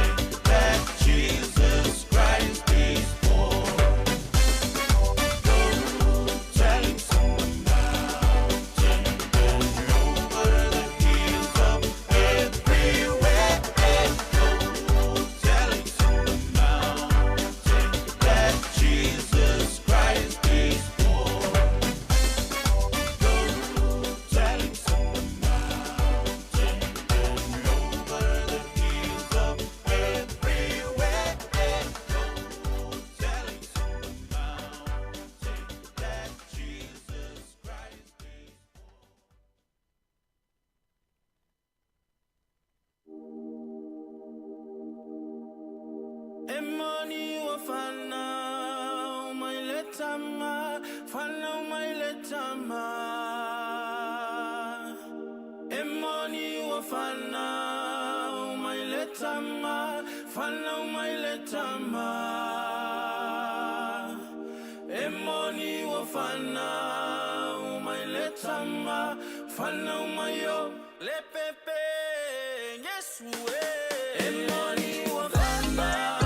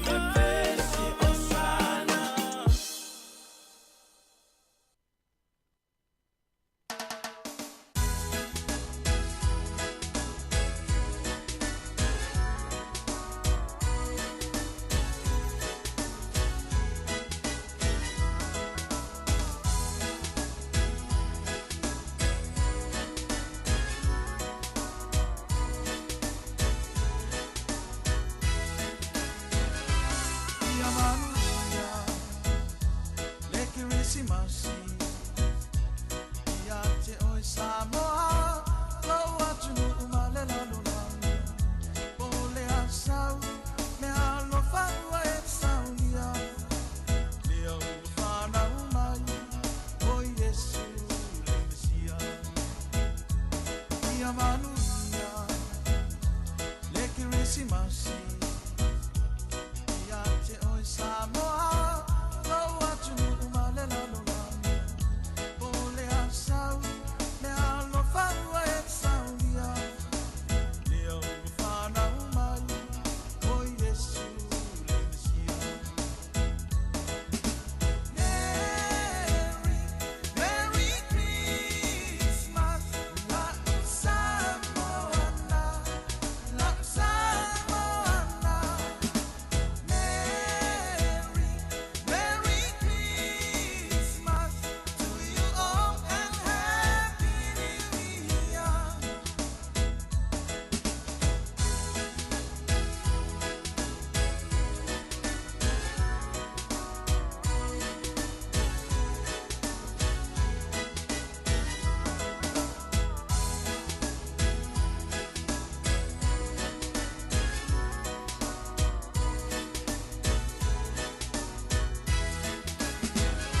Afio le aluku, ilo uanganga, ina ia tatou maua, seke risi masi mafana fana.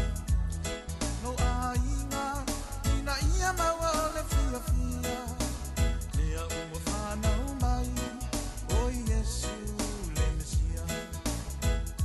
Afio le aluku, ilo uanganga, ina ia tatou maua, seke risi masi mafana fana. No ainga, ina ia maua ole fia fia, lea uma fana umai, o Yesu le Mesia. Merry Christmas, la Samoana, la Samoana. Merry Christmas to you all and Happy New Year. Merry Christmas, la Samoana, la Samoana. Merry Christmas to you all and Happy New Year.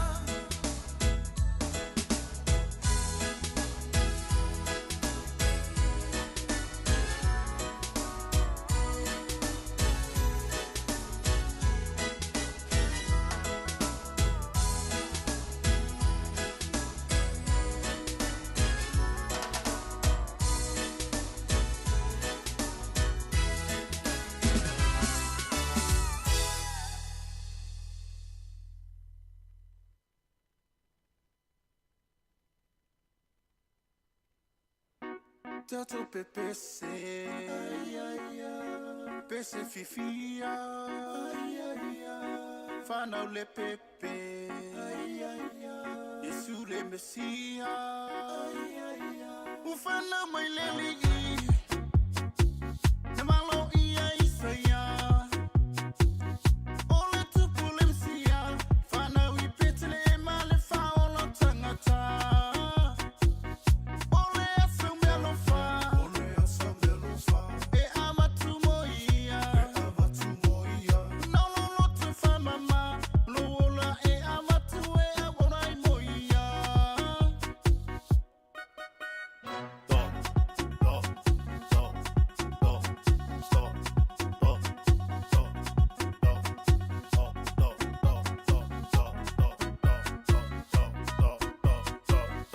Fio mai le Mesia, fio mai le Mesia, le tu naval ia, le tu naval ia, le tu buo herota, herota, herota, FIFA sioti le tama, le tama, le tama, le tu buo herota, herota, herota, FIFA sioti le tama, le tama, le tama. Ah, oh my tattoo PPC, go fana mayor Pepe, oh yo le tu pole io CCDS, my tattoo wo, my tattoo ifo. O Yesu le ngoya Kristo o yo Pepe o le Christmas o le fa aula le o le la lang o yo le Mesia tato bilia po feo fana wa leli e ava tu me lo fa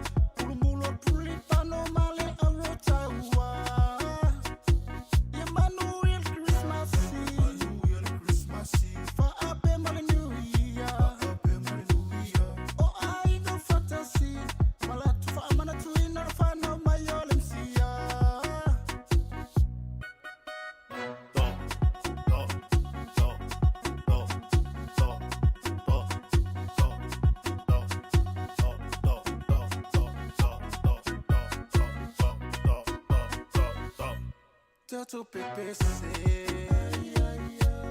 pese fifia, fana le pepe, Yesu le Messia. Everyone, Merry Christmas to you all, Happy New Year, all the families and friends. This from Chris Fonda, Epeseng Records.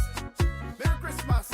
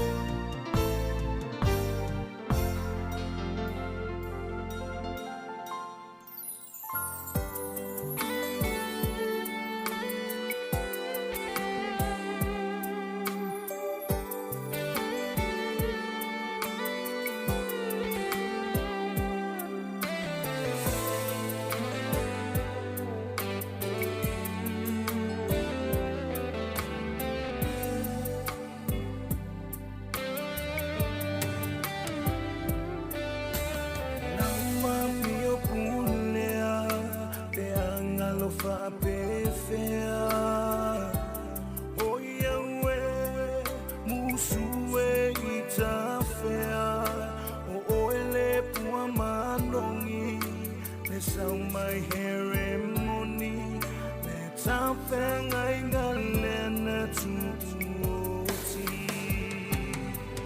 I tai wala vea ine whaano anoa le tau salaea tu mai se ambanoa musue I fasia ai pula pula o mata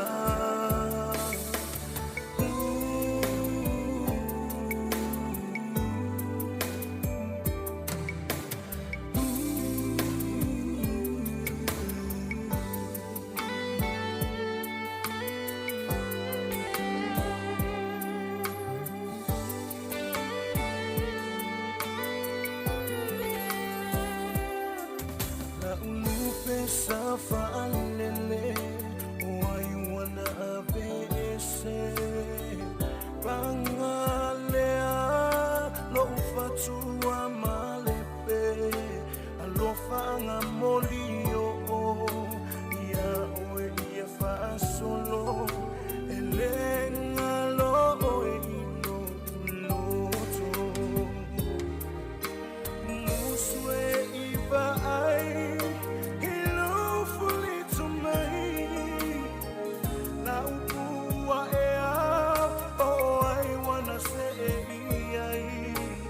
Tangi uleanganga malingia ya ulimata lepelua etulo fata fata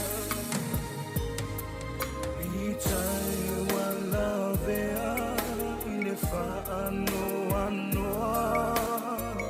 Letau sala ea tumai se avanoa Musue Fasia ai pula pula o mata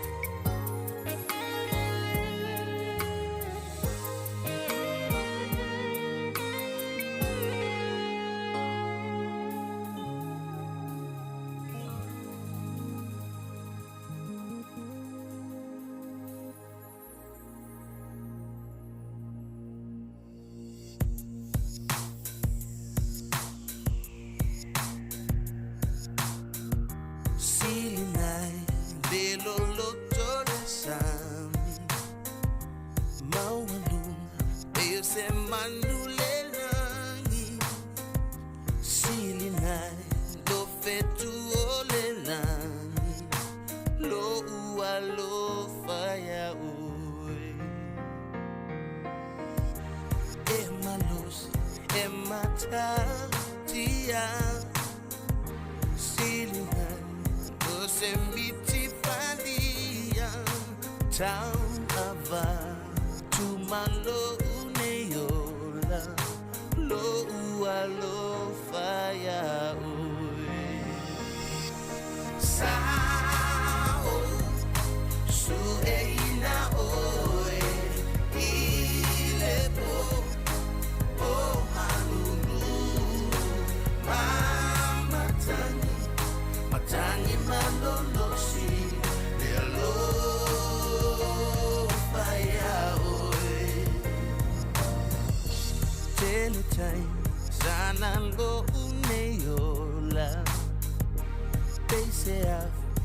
Lebumbu ole alofa vai vai ile tusi ole ola lo alofa ya oi e mandosi e mata utia silina lo semiti fadia tawa Malo uneola lo alo fire oe sao sueina oe ilepo o malulu matani malolosi lo fire de loloto le sami mawanu peyo se manule nangi silina lo fetu ole nangi lo ualo faya sao sueina oe ilepo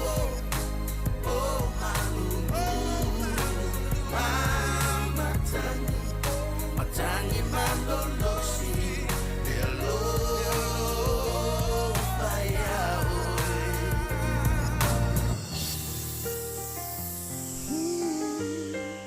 Sililolofa Ya oe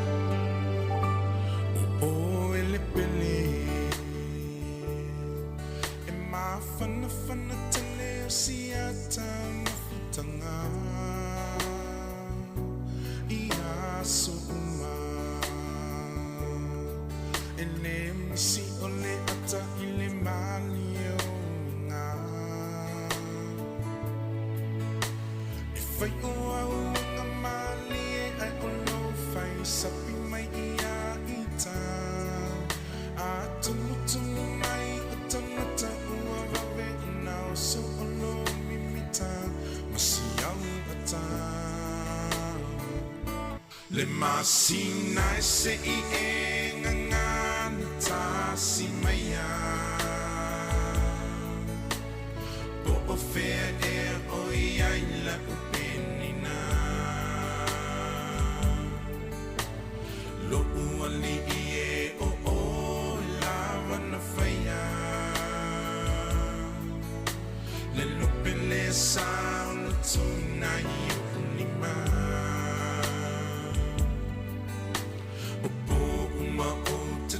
to ilo moenga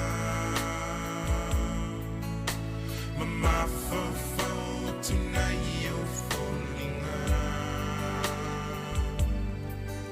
se so tato to e felo a Se I toi wha fo I mai lo unei fia fia.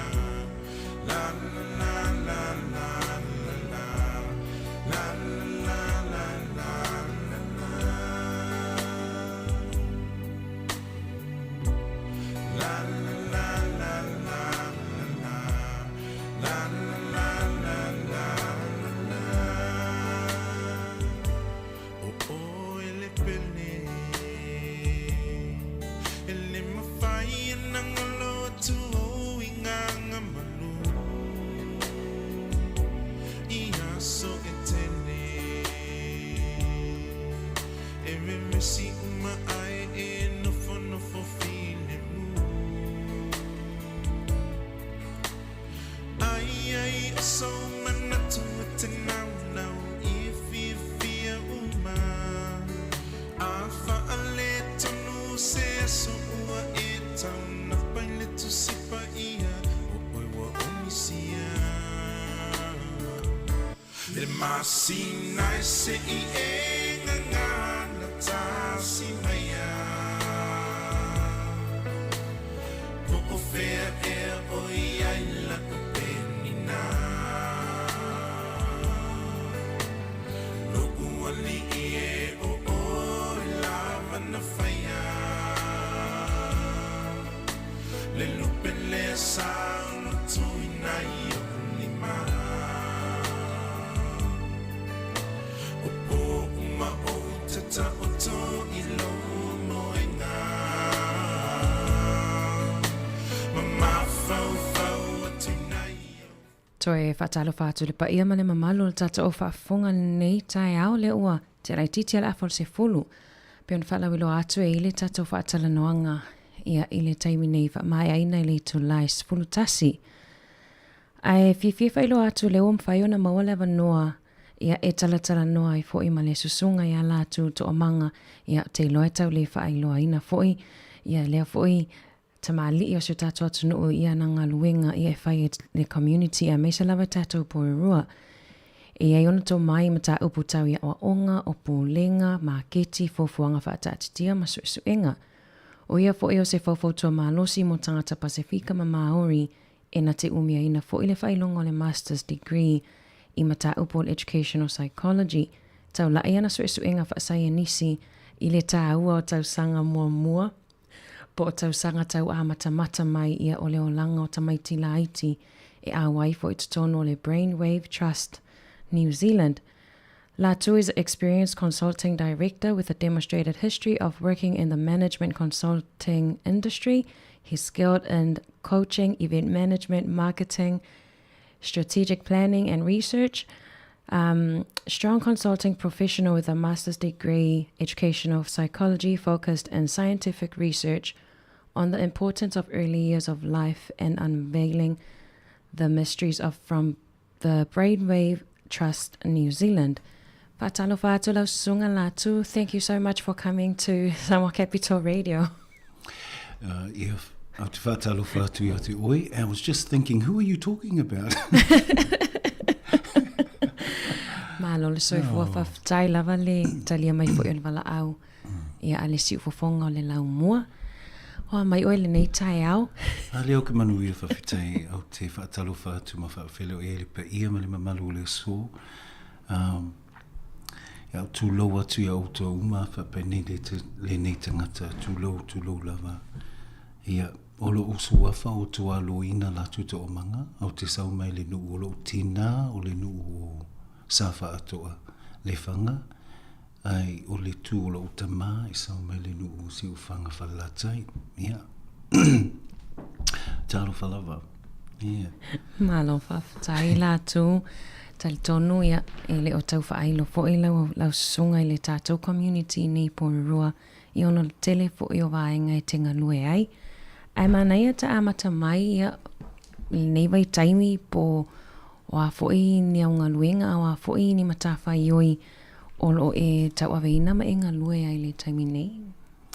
Ia, o lo ngaluenga o le manager of the 502 Rangatahi Ora, and in that job I look after the nurses, doctors, counsellors, psychologists, youth workers, all in this place, and we service children aged 10 to 24.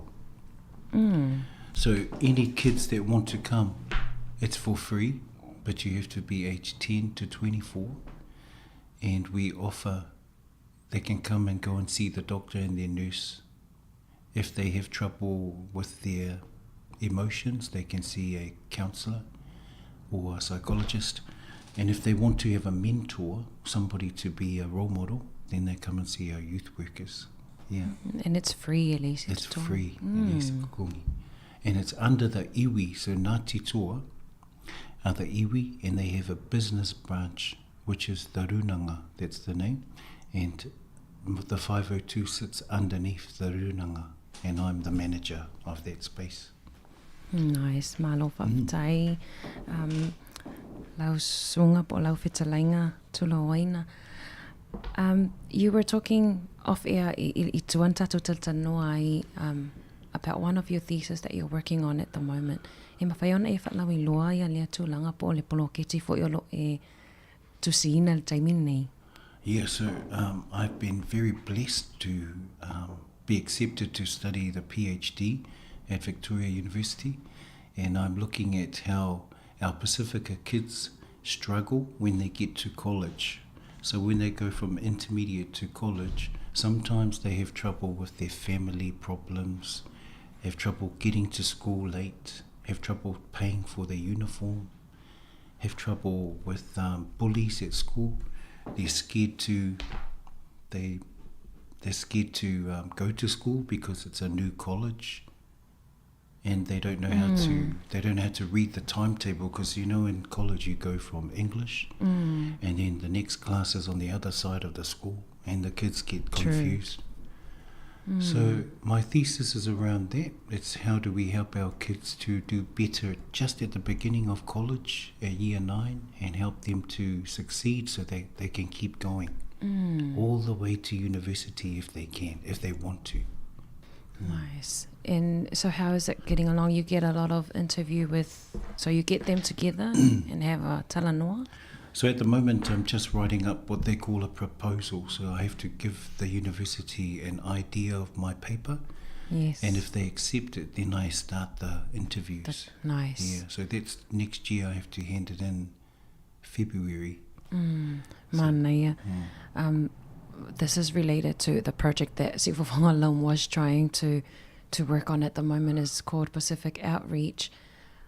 Actually looking at, like what you said, la tui mawhatianga ma papuipui mo tatou whanau mai le wasenga walu e o le wasenga iwa.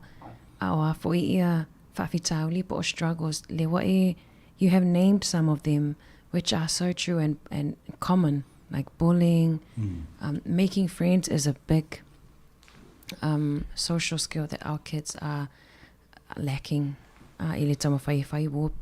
Yeah, and so our kids are also on the device, on the phone. Yes. And so a lot of their time they spend on the phone, and so they're looking at things that they shouldn't be looking at, or they're staying up all night to look at their device, and that means it affects their sleep. And so if it affects your sleep, then it affects your mood, and then the way you wake up in the morning, you get grumpy. True. And then when you get to school, you haven't had enough sleep and you get mad, so you're mad at the teacher. So I want to look at how we help our kids understand sleep. Sleep's really important. Yes. Helps your body to heal. If you're exercising, you need to rest your body and your mind ready for school.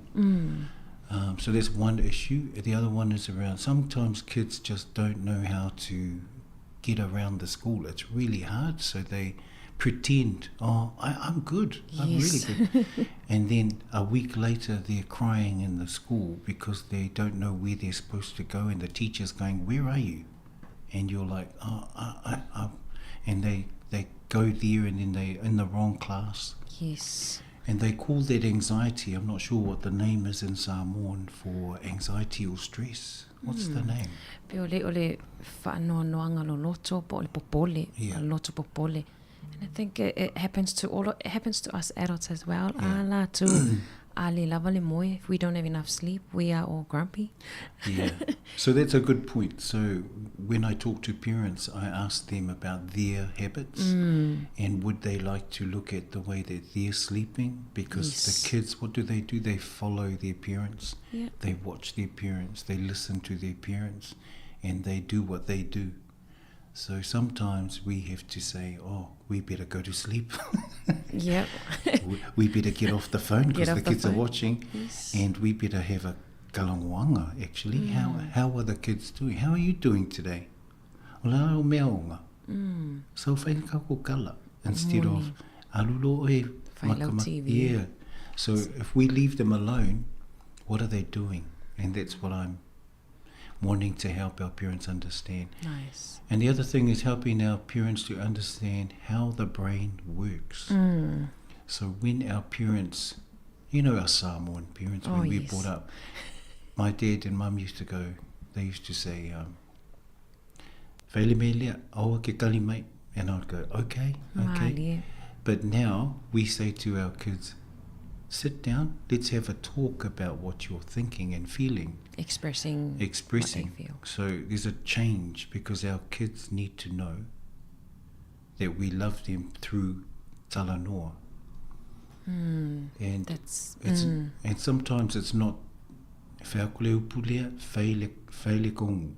not about the parents having control and being the boss. It's about parents having a relationship and sitting with their kids and talking and seeing how they are. So it's a little bit different from when I was brought up. I didn't have much to say because I wasn't allowed to say it. Yes, tatou umalawa na mana e o vaenga leo e sau no ai I nei tatou mātua ia e los whaatonu ia na tu alaloa o nā whapeo le whai tatou te ilunga fo o tatou screen si e whapena fo I along whanau.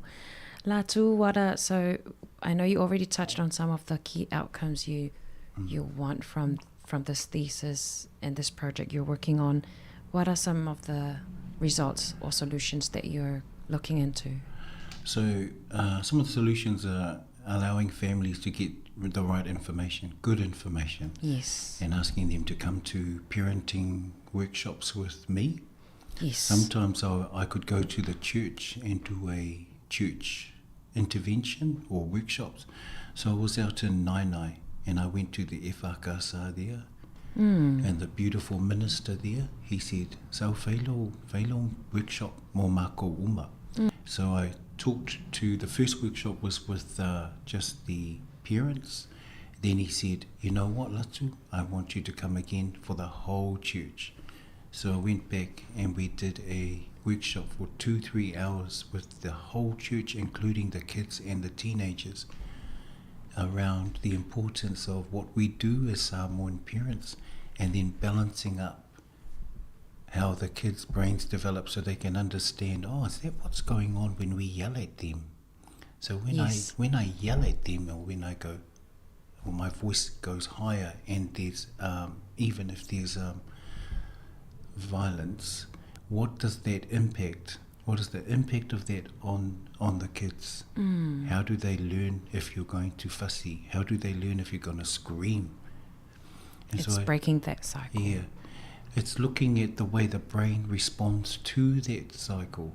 So the brain responds in a stress response, and the brain goes to red.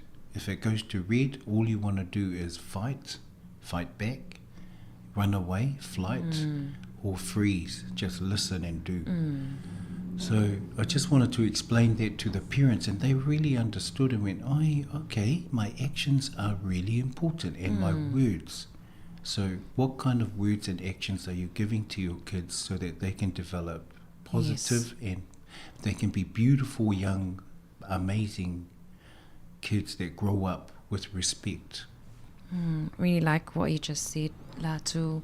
When they're in red, they can't hear you. They cannot hear you when they're in red. What are some challenges you're facing today in general? How are you getting lots of response from our Pacifica people? Because understandable that if you talo I whono pe on e tā ua e mānei o e sau no e te anga I au lotu e Kalesia. awai fo ile papui pui ona I tatou ainga Pasifika e laiona le o I whanotanga me papena. They're too busy, eh? Yeah. So the reason why I went to the church is because that's the way to get in. Yes. Because they would never come to a workshop in the community. Yes. Or to a parent workshop at school. So with the minister, he said, come to the church, because when the minister speaks, everybody listens. And so that was my way. The response was very positive. They really respected the way I delivered, because it's the way I deliver to make it funny. Yes. Everybody has a laugh, and then next minute we're crying because we're sharing a little bit of our way of life. It's nice. Mana ia te le whamani nongal vaenga le nei tatou mātua Pasifika e le o mawhaiona a wai ia fo I whanotanga le mwhaiona whafonga I whanotanga I Kalesia pe a susua toile sunga lātou whamanino whamalamalama le tele o vaenga ia e winga lawa I tatou whanau. Lātou, going back to our year 8s and year 9s and the struggles that they're facing, that transition period o le anga I mai I le wasenga walu anga I le wasenga iwa. E to tele nei tatou whanau Samoa e te iloa ma e sila fia o iai ia whaafitauli ia whaafinga taona me I fo I le ia 9. Yeah, so there's different groups. So most Pacific families like to do what they do in their own systems. So they have their church, they have their families, they have their support systems. So they won't present at school. Many of them will just keep everything in-house, because that's the way Samoans do it. They do their own whongo, talanua, they have their meetings at church, that's good. But then there are those that slip through, that really struggle, and those are families that are struggling anyway with poverty and finance and parenting. So not a lot, because we don't know really what's going on in Pacifica families. True. But there are some that really struggle, and you can see that they struggle because the kids present in a way that they don't come to school. They look like they need shoes. They look like they're hungry all the time. They come late. They come and see me, and they don't say anything, but I can see they're struggling. So a handful of them, so not that many, but those that do come through, you can really see that they're struggling. So I want to help those ones. That's excellent. Te loe la tu toi titia vai so uma every week we have stats e numero fa mawina o vainga foi o ainga po I tu ainga tangata e mo lalo so fo maloloina e tene lava na afia I tatou Pasifika, us Pasifika families, Pasifika people, our numbers are always so high o tamaiti lea o onga o lea. So how can you help bring those numbers a bit, not bring them right down, because we can't bring them right down. But. So a lot of them are really struggling, and they're becoming more, they're coming out more to say that they have issues with anxiety, depression, and we know that the suicide rates for Māori and Pacific are higher than any other in New Zealand. So it's a real concern. But I think if we help our parents to understand the relationship that they have with their kids is paramount. It's very special, and every parent will say, yes, Latu, I love my kids, I'll do anything for them. That's true. But what I'm saying is we really need to know how to respond to their behaviours of anxiety. They don't want to go to school now. They're staying in their room. They're not doing anything. And part of that is because of their adolescent brain development. So when you come out of being a child and into this teenage age, there are three major things that happen. Number one, they want to take a risk. Peer pressure. The peer pressures.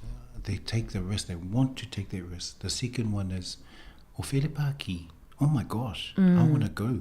Mum, I want to go to the disco or to the thing that's happening at school, and Mum says, no, you can't because you've got your exam tomorrow. And they go, I'm going to go to my bedroom. And then they go, climb out the window, and they go. Because their brain and their body tells them that they need to be where everybody is. There's a second. The last thing is, there's my friend over there. Even though they love mum and dad, I love you, mum and dad, their friends become number one. And that's the three things that are happening in a young person's brain, because that's part of how it develops. And we say, whailo wo e alu I le aonga. Whaisa valianga I le aonga. And we say, but that's my friend. You're treating my friend really bad. And so the young person has a real connection to their peers, because at that stage they're trying to get to know someone outside their family that could be a potential partner in the future. So that's what's happening. They're learning to get along with others so that in the future there's potential partnerships, which means relationships. And that's why it broadens out. So as parents, we think, oh my gosh, I'm losing my son, I'm losing my daughter. But you're not. They absolutely love us, but they need to do what they need to do naturally. That's what happens. They're surrounded by their clan, their group, for so long, and then they step out, find friends, then they step out, find their clique, and then they step out, find their partner. I love how you clarified this. I'm a parent myself too. Latu stages Manaya vatuleva nolia la tu pe inisi vaeng te fia sau no iai o le toe tele vo start time o toe ai manaya vatuleva nolia wa fo ini nisi vaeng o launga luenga te finangalo fa iloa. I just I feel very humbled and very blessed to do what I do. Everybody in Purirua that knows me, they know that my heart is for our people. That's number one for me. Oh, sorry, God. Yeah, and then Makua, my parents and my kids, and then my whole family, and then the community. So if I can help people, I do. So I have my own consult business. It's called Positive Impact. And with that, people ring up and they ask, Latu, can you help us? But don't tell anyone.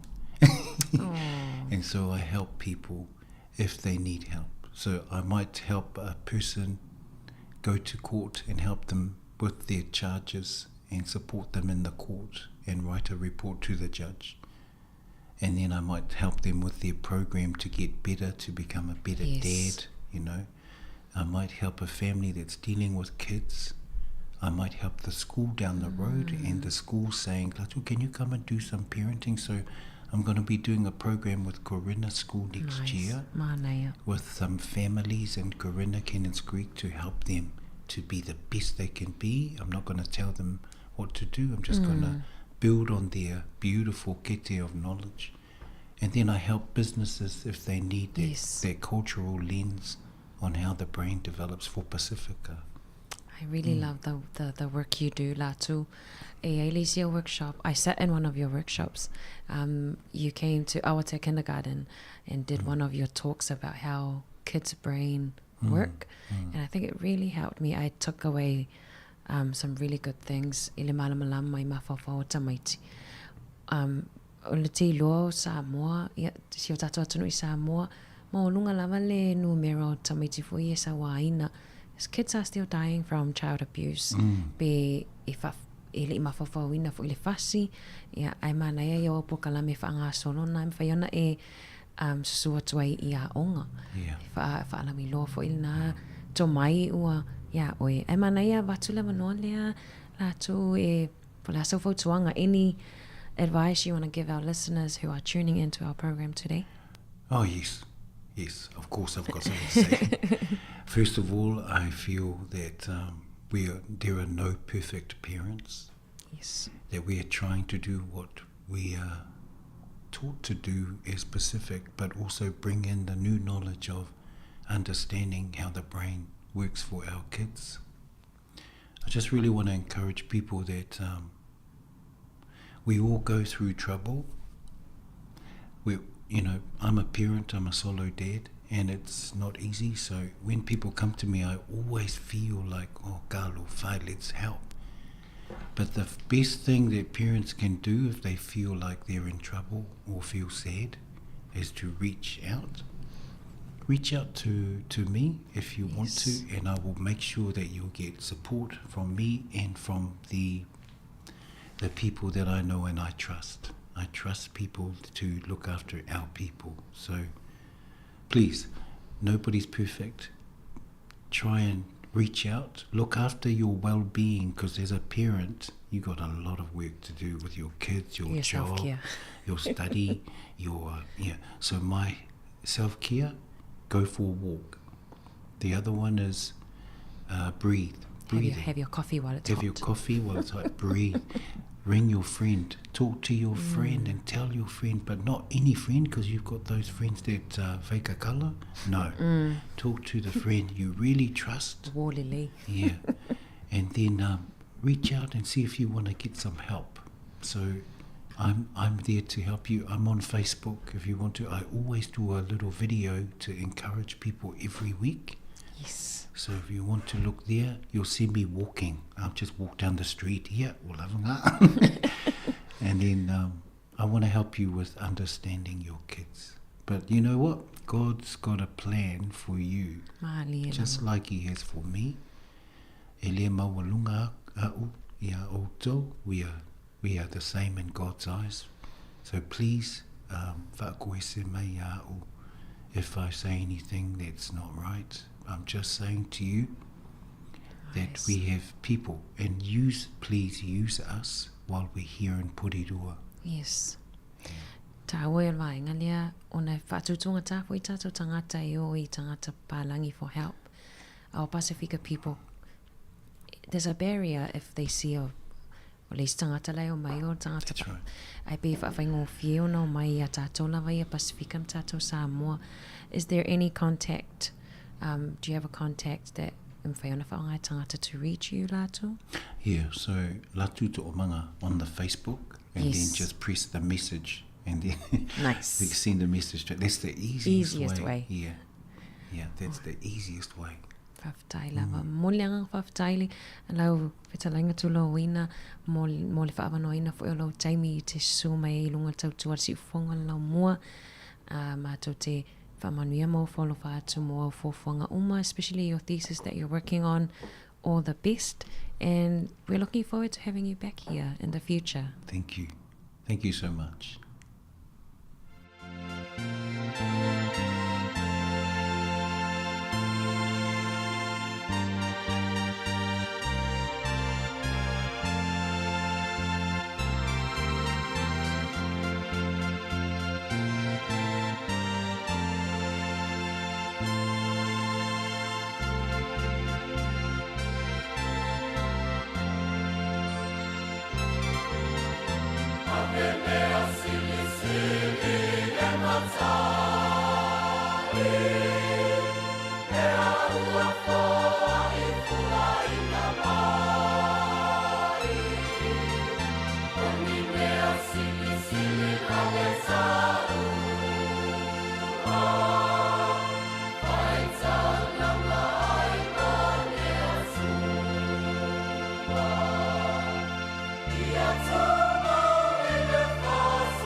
Soon.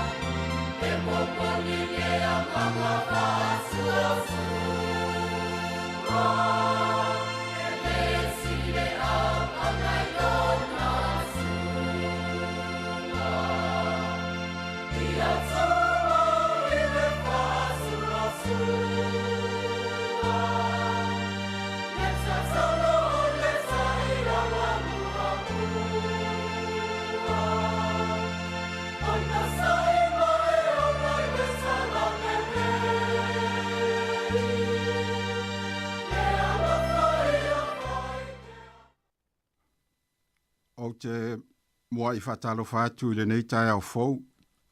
I le pa ia ma le mamalu o le tātou au whaafonga. Pa ia lau whainga luenga te tofia le atua I so se whata whaitaulanga. O lo tau whaanono manua I awasa manuia o tātou tangata Samoa.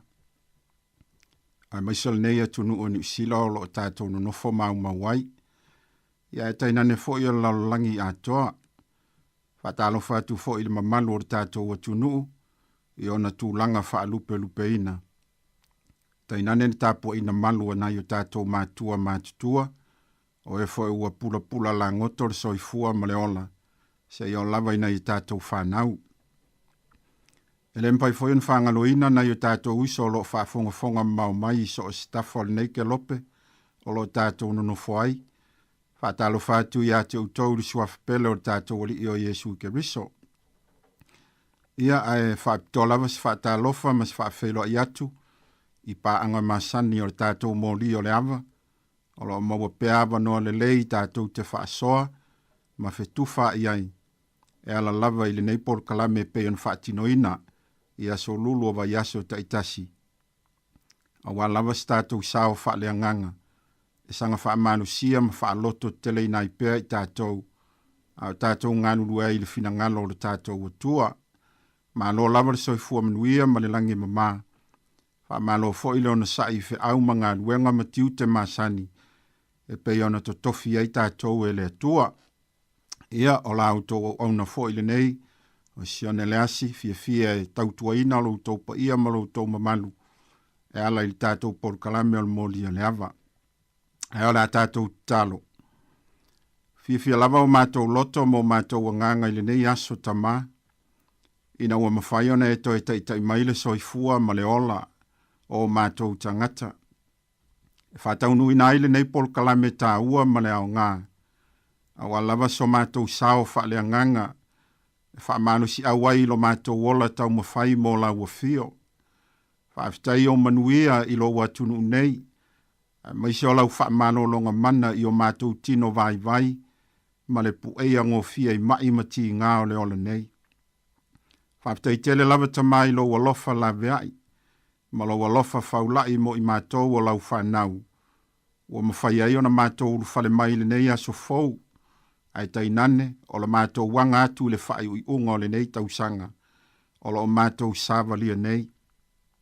E ui lava ini whitai ai mātou ma matangi ma whao le ola nei. Tau awa I na lape sāvalinga nga I luma. Ai wale mawhai ai ona liu ese u fonga lofa mo I mātou o lau whanau. E te pui pui maufi manu lo mātou nei ola. Ina nei o mātou whanu. Whaaftai lau whao la tanga mai aia. E ala I le tongi o la tele na e tapena ina masaunia ina. I le maliu o lo walu pele o Yesu ke risolo mātou walii. Ma lo mātou whaola. So ni mailo wanganga pa ia le nei aso. Ala fo ise fe au o le ai fina ngalo I ai mātou te fetufa I ai. I lo le lei ma lo mātango fie. Ta mau mātou wala watu I lau fio. I le ava ma le mi ngao e te tauai. Awa lava nei whaalia so mātou whaafia sili. Po so mātou fia mua I awa fionga mamana. A iai umea I lo file mu. Ma se wha mawhanawhananga sili o mātou loto. Ma o mātou wanganga. E whaatuputele nai pealo mātou fia male oli. Mātou te au na mo la ua fio. Se ia o I lo toia fio mai. Whamnuia lo wa tunu o e ole amawhai ona whaasoa matufa mai. Ia I umea I sauvi inga tama. Amene. O te fia ele nei tae ao e tāpena ina stusi foi tau mo I tātou. Ia wafo I tātou whaasoa e pei ona masani ai. A mau maile le tusia e pelu I lona mta upu mua. Whai upu mua e whapau mai le whai upu e suma le wha. Fia whao ngā ina a toa mta upu le nā tusia e pelu. O te le manatu o te whaitawina. O te langona nei tae ao e te sila I lau tuspa ia. Ia ma tanga I ai ma malama I ai. I le tā ua male au ngā o le tusile nei e pelu. O lo whaulu talaina o le sili ese o Yesu I angelu. o le sili ese o Yesu i angelu. Whai e mai ase folasanga i leita e au ia e tam whai ai na ia so soni atu o wale tātou whaasoa ia o te langona fo i eisi na fsile tu ina atu e ta ia laina e fo im whaatupu manatu tātou pol kalame. O sina folasanga e whaatau le mata upu le nei a le tusi le nei e pelu ona tulanga ese le tusi le nei e pelu le whaatulanga ina o tusi o le whenga inga fau pe a fua i tusinga mamori mau le au tusitala o tusita itasi o le whenga inga fau e whaatatau i a Yesu malana ngā luenga tā lai a o iai o ia le nei lano langi e le ngata ina whaalia ma whaailoa ma iai e le tusitala e pelu le moni o mea moni o lo whaatata mai le whenga inga tuai e whaatatau i a Yesu ma le whaolatanga sa ia ta pena ina ai maise o lana ngā luenga whai pea o lo whaia i le langi o mai le so o le isi vaenga tā ua o le nei tusia e pelu ua whaaupuina o le tusi lona lima o le ngā luenga whaatala le leia Yesu Keriso lona winga o Mataio, Mareko, Luka ma Ioane o whaia mangalia ia to whaolo o lato mori mawina ngā luenga wha misionare ma ngā luenga wha au staulanga a Yesu Keriso a o iai o ia le lalolangi nei. Peitai o le tusia e pelu o lo mori mawina ai le tusitala ngā luenga wha misionare ma ngā luenga wha au staulanga a Yesu o lo whaia nei i le langi. E leo matua mauti no ina le tusitala o le nei tusi peitai o lo o falala le tele o manatu ma fina ngalo le au popoto le tuspa ia i le apostolo Paulo pe afua i la ngona ma le a ano ana tusinga e peifo i ona maua i le tele o isi o ana tusi.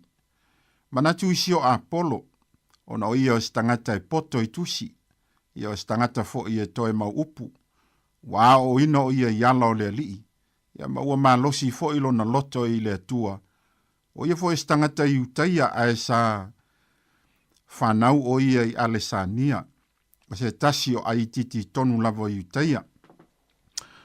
O nisi fo i ua manatu o panapa na tusia ina le tusi a e pelu o na o ia e tupunga mai le tu a inga o le au sa le vi mai lavalo na malama i ngā luenga wha au staulanga e peo na whaatino ina le au sa le vi to tonu al whalewhita whai po o le malu.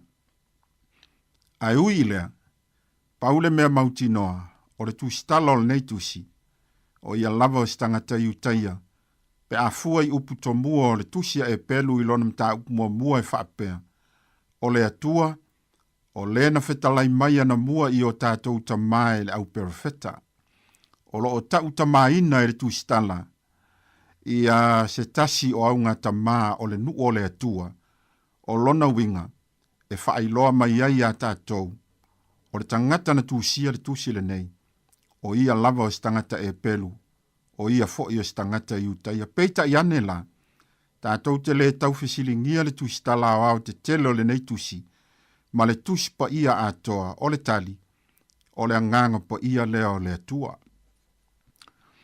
O le upu wa whaautu ma ua taatele i le tusi le neia e pelu o le upu sili po o le sili ia po o le sili ese foi. E whaperetania ina o le peta, superior or greater than. O se tasi le nei o vaenga ma ua lalo ua mori mawina e tusitala o le nei tusi. Ma ua tuu ma ina ai le whaatuputupu la ia o le tala le lei ma le liliu o tangata i le alii. Ona ua manatu nisi o tangata i utaia i tutono o Yerusalema ma atu nuu i fafo o loo whaasalalawina ai i lātou. E te le mata ua le ngā luenga o loo whaia e angelu nai loo Yesu. E le ngata o lātou o ave fe aua le atua i le langi. Ai o lātou fo i e tele ina whaali tangata e ala i whaalinga mai le atua ma ua sili fo i lo lātou lata i le atua. E moni sa whaali angelu i au ngata mao le nuo le atua i whenga inga tuai. Na whaali whaamasino, na whaali fo i perfeta, na whaali tupu, na whaali yosi taulanga, e o lava i le au apostolo le whenga inga fau, peitai, e le i lue le maua le au apostolo, i le whaasili sili ina o Jesu Keriso, i so se tangata ola, i lalo le lalolangi nei, ma le langi ilunga. Mai o le ala ma le mafuanga lea, ua mua i to mua i le tusi le neia e pelu, i le whaeloa mai lea le tusitala, le sili ese o Jesu i angelu, se iti nei ai o latou talitonunga vai, ma o latou manatu le mautonu e whaatatau i le alii o Jesu Keriso.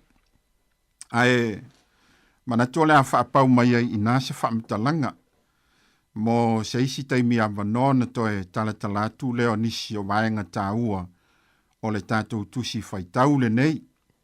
Ae, o iei le langona il nei tu la le aso ia o le a tu ina tusi na tātou whaafisili le nei. Ia a tonu fo i e whaatupu langona, ma whaatupu manatu fo i le tātou au whaafonga maise o le tātou watunu.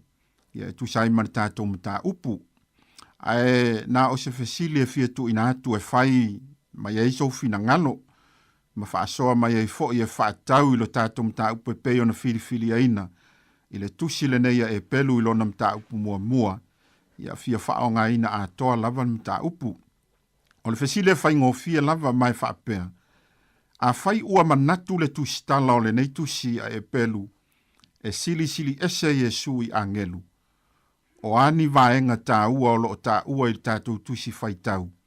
E lango ina i le maua tusi tala, i le sili ese o Jesu i angelu. O te manatu o loo iai lava i te tonu o tātou tusi whaitau le nei le tele o mau e whaamau ni ai. O Jesu e sili lava o ia i angelu. Ae mo le whaawhaingo fia ina fo i o tātou whaasoa i le nei tai au, ia, te manatu lava a tātou nofo lava i le tātou mta upu, ia o te lole a whaingo fia fo i le tātou whaasoa, ia a ele tu ina i lava le tatala peo ni mau e whaamau nia mai nisi vaenga tu sipa ia o le vaenga lava le tu ul whaitalia ma le sauratonga o tātou atunuu, whaasoa mai fo i paula ngona, ia mauas whaamama avenga mo i tātou, ma ia tātou i loa foi, ia ele ai lava se isi mea e sili atu po o stasi tangata e sili atu, na i loa tātou alii o Jesu Keriso, o le na ia ofo ina maile taulanga ola, ia ma le whaaretanga mō tangata uma lava o le langi, ia o nei taimi ia la a tu ina atu fo o i mō tātou pese, ia sungai atasi a o le tātou telefoni le na ua tatala ina atu o le 325 lua o whatasi, ia po o le 325 lua o whanua, whamnuia le tua ea le tātou whaasoa nei tai au.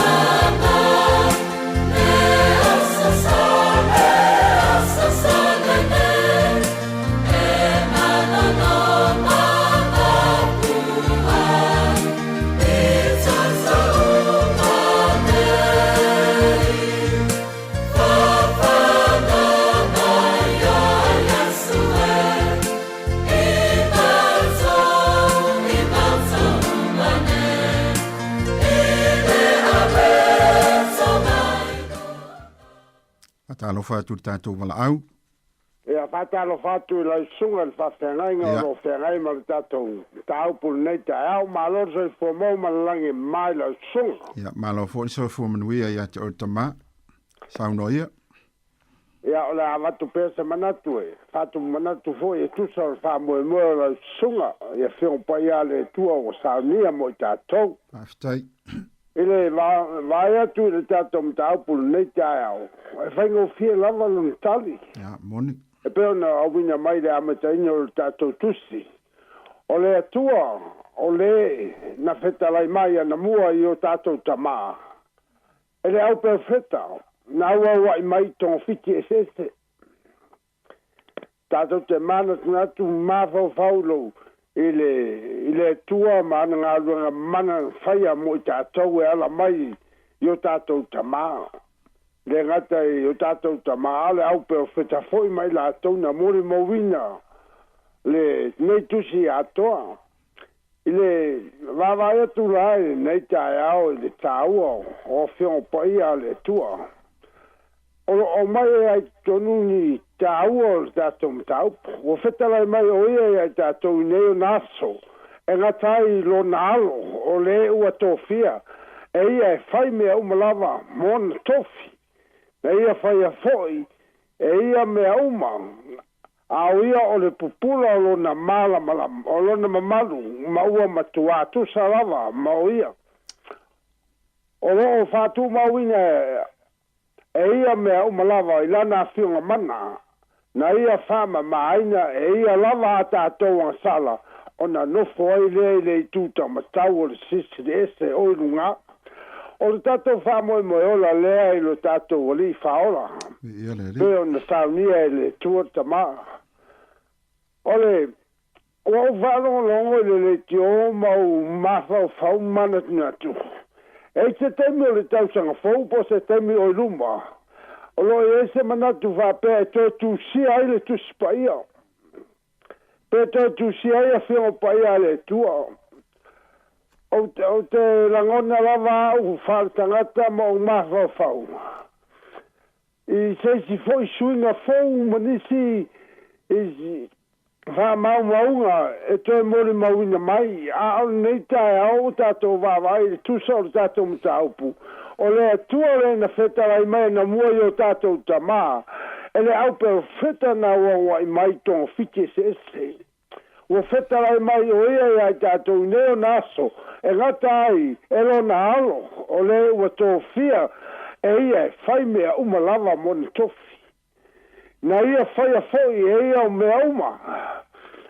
O ia o le pupula o lona mamalu maua matua. Tu sarava mai ia o lo whātu mauina e ia mea uma lava i lana whiunga mana.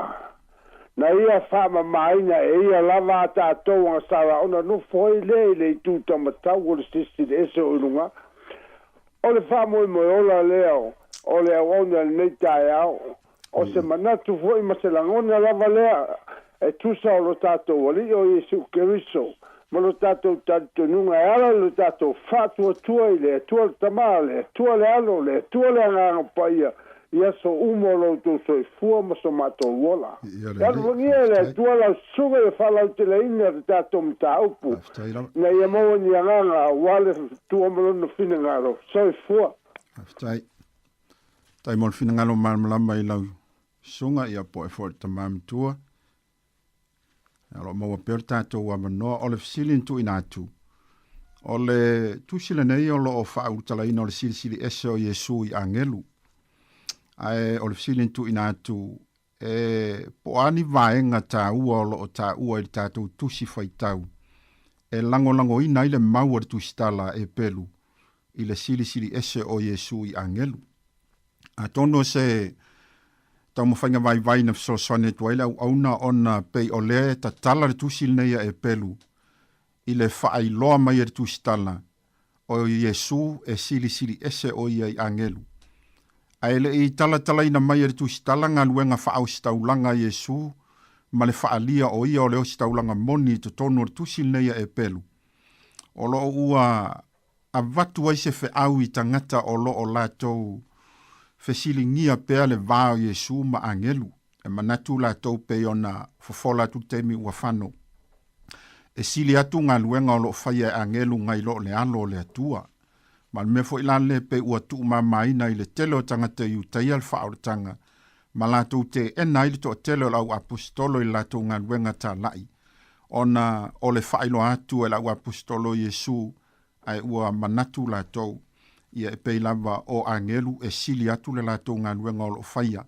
E le ngata ina whaai loa i tangata, ma whaali le toa tele o le au kerisiano, ia ai mai se foi o lātou e sili o na lata i le atua, ma ua whaupuina i lātou, o lātou o ave fe aua le atua, po o lātou au auna le atua. Ia alo o maua pēr tātou a banoa, tā lātou tātou leina, lua tolu walu lima lua o whātasi, ia ma le tolu walu lima lua o whālua.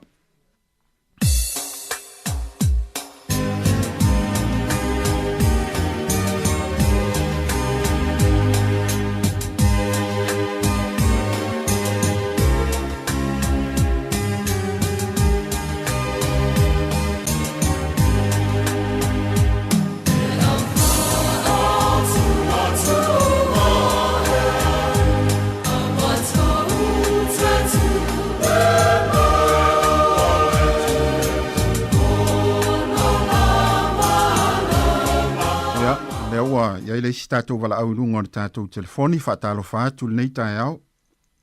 Kala whalau tunga le whawhiangainga. Ia, malo fori soi fua ia te ortina. Ia, o ngā sawa ia le kali kongu whai kaunga. Ia. O, si esa Yesu langa le alo le kua. Moni lava. O le awa ngelu le afe awa le kua. O le awa ngelu wha le manga o le kua e laki. Kala ia mpa singo lang pe au lalangi makangaka. Awalo ngalo. Mani. Ia, o le kali pupuna sidi manguia le asto. Whaftai, tai moro fina ngalo. Whamnuia fo ile tua nei aso ia te ortina. Ia, olo mo per tātou wabanoa. Na wa ele si tātou wala au, whaatalo whātu nei tai au. Ia, whaatalo whātu ilawa pionga le tai le porkarame le nei tai au matango fie. Ia, whaftai. Ai whawhitai. I le mana malama ma ole porkalame. Ia. O manino le mata le vai. E au tu ara o manatu. I le upule fa au tu ia. E le tamaro e peru. Sili ese lava Yesu. Wa na Yesu. Lalo le tu na fiume le lalangi e maliu. Ai e o la e apostolo perfetto o umana e maliu ase na Yesu. Aftai. Fa po to la si o manatu fa fe. Tai puka me ale le me mani. Ana pawana le tali. E ala na fai e peru upule. Ono Yesu ra mai le tu.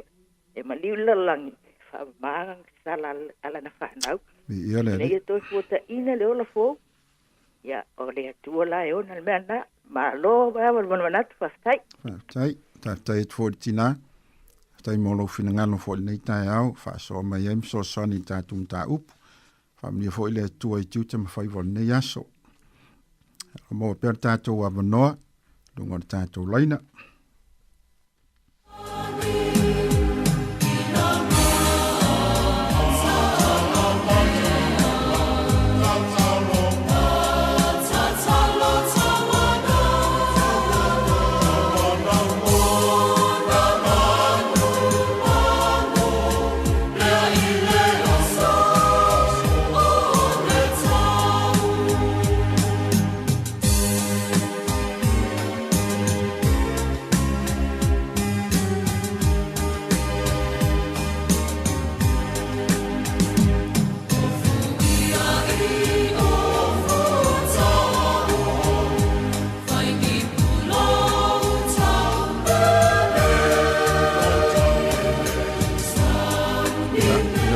Tātou wala au ilunga tātou laina, whaatalo whātu nei tai au. Talofa, malo se fola. Malo fo ile langi matafi a te ortina. Ia vi ia le, mana ia le fesili. Ia atono ole. Ole fesili sa o ha ona ole. Sili ese o Yesu olo susia mai susia i peru. Ole atona ese senga. Ia ola usali ia. Ole manato le ai i o fai pulo na fale fa pe ai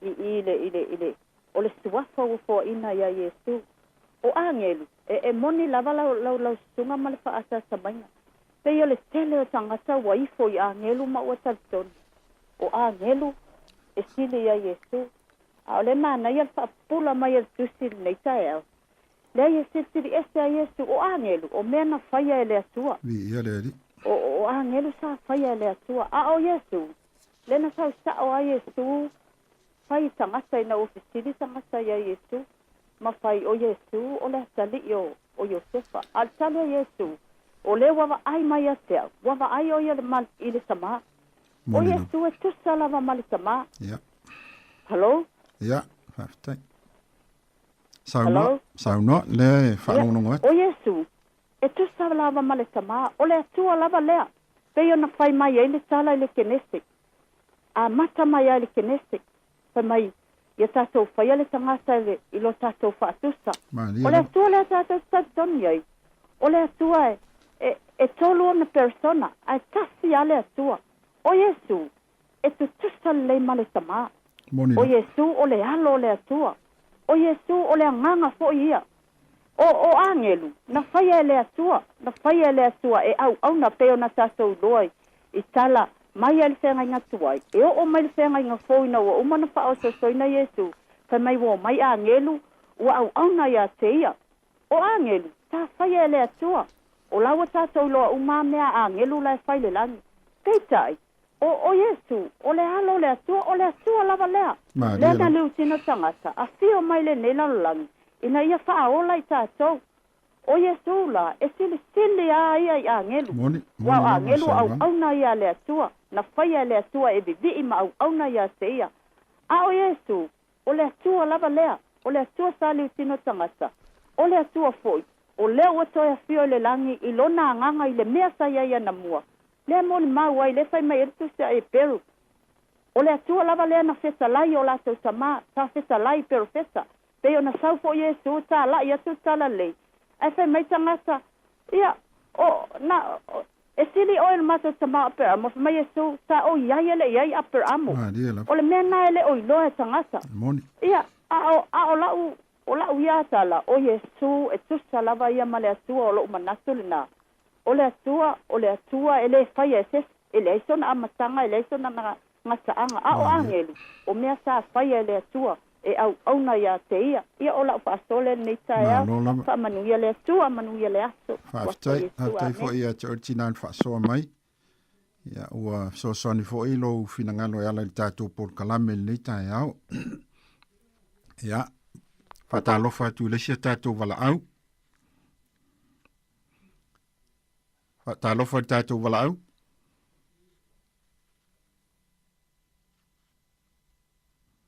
Ia, misano se i toi tau mawhai mai. Whaatalofa tu tātou wala au. Ia, malo lava soifua lau tunga. Malo fo i le soifua manuia. Malo le langi mama. Jai lava. Ole foi upue wha. Ia. E mele foi upue wha. Ua whapeon whaasiri este o ia. I a ngelu. E te ona sili ona suafa. Ua maua i o la tau. O le lai mala mai ai i fai puesta e pare tali ole. O le kako fisivi a. Maria la. Le pe mai e pa pe un fisivi o ia i angelu a. E ya on pe me foi le su so angile fai pu no. O fa pe mai foi o ia i lono toe. Au mai o lana un matua i le lalo langi. Ia ti o ia o le un matua le tua au mai lalo langi. Ia o ngai ke le nga gwinga le ko fa iru. Ia ngā lai au inga mai ia le whaola i lau lang o ngai tele tamale. Au mga koi kemi ni papa kiso ai le whaola. Ia. Kai mai le ngā whaia. O lo ua kali i tele le aranga. O lo ua kali i tele nga. Ia o le ala winga ia o ko whalongo e ki, o ko whalalo e ki. Ia o ko waba ma o ko makau e ki. Winga na. Ia o lo ta o mai lawa i ia le whaasiri le atua o lona alo na ia au mai ai liu tingo tangata i le lalulangi o ngai kelele misi o ngai ia sau e sau nia matape ngā mo tātou ia a paule se kama ke sosoangi i lau susunga ma te vai o ngino makua ia wha manguili ia lava lau susunga ia so ma pokalame ia soifua ia wha soifua wha mni fo i le tua tu sai marfina ngano ia wha mni fo i le li ia te ortina ia me se fo i ainga. Ia, whaatalofa tu lesi tātou wala au ai lungan tātou laina. Sau noia. Ia, whaastai mo le noa. O le te vai fo pue lima, o mai o lo watali o e wo whanaua o e le astonei, ta sinna mau. al fo ipula fitu o faia na angelu o matangi mana au na o simuia vai le pula fa mai na faia le tua le angelu au Yesu o ia le tali o le tua o ia na fa na wina le tua no inga na mtu asili ese a Yesu ta tu vai fo le angelu o no winga o le tulanga o le angelu tu sa mal matangi tu sa mal fa ina ata utala ya fa o la ata utala le angelu ata utala le matangi o la ata utala le angelu au ale fa mai na faia ia ole ba ole faia ia le ma foi pula le e iva le faia tu ia sina u fa so e ma mai o fie o ia le ami ton a o ino e ia le ami o le anga o le mele o fa winai o ele tu o lo lava tu e le sua o le oli sini e to te fatasi le la ta tu ba ai ya Yesu o Yesu e fie Yesu le ami ton no inga foi la mota tu a tato fie le ami ton o metato o le fai le fina ngalo le tu e la le me mana e na le te va e tu mai fa winai tato le oli ho ho ho ho praise the Lord mai fa winai o to le oli e stili lava ye to te fata no inga fa sili ele tua tato vie tato te fata stili le langi o fe lava na ye fo la sunga o fe na ye le tangata na ye oli le ngang pa ye e sili a o le mena te ye e sili ale mela ye le fa na wala tua mela ye le nga lai fa wina ia le fa na wala tua le tau tala le fa na uma le tua o tangata tau sia le mi to no le tua ma tau le tua ia ma lo fa le tua ma ana le tua e fa o le tua le oli so me sili ye to fatas so se me ala wala ye le fa na wala tua o lai fa wina le tua o le oli e fa sili la va le tua e sia o fa so le mo me tau pu ne ya so ya pa stai la mo lo no pa tua Family foi le tua ia te ortama ia tu sai foi malo fina ngalo malama so ne foi mfa tupu manatu ia ile tatou fa so ile nei tai au o le tatou sili level nantu inatu ia ona o le lava e fa utala le tu sili nei ma to muar tu sili nei ma tatala tu sili nei e pelu ile sili ese o Yesu i angelu a alfe sili po ani vainga ta u lo ta u tatou tu si fai tau e lango ina ile mauar tu stana ile sili ese o Yesu i angelu ia pe no fai atu taimi wa sola ia a tatou nofo ai lava i tu sile nei ma tatou whango ngota ia mta upulea ia o te lofo i la whaingo fie so fina ngalo e au mai ia e la le tuina i lava le fina ngalo o tangata ia au mai nisi vaenga o tu sipa ia e soani fo i lango ina ili tatou whaasoa le nei tae au tu ia tasi mo tatou pese ia e taria pen fina ngalo le malo o tatou o tunu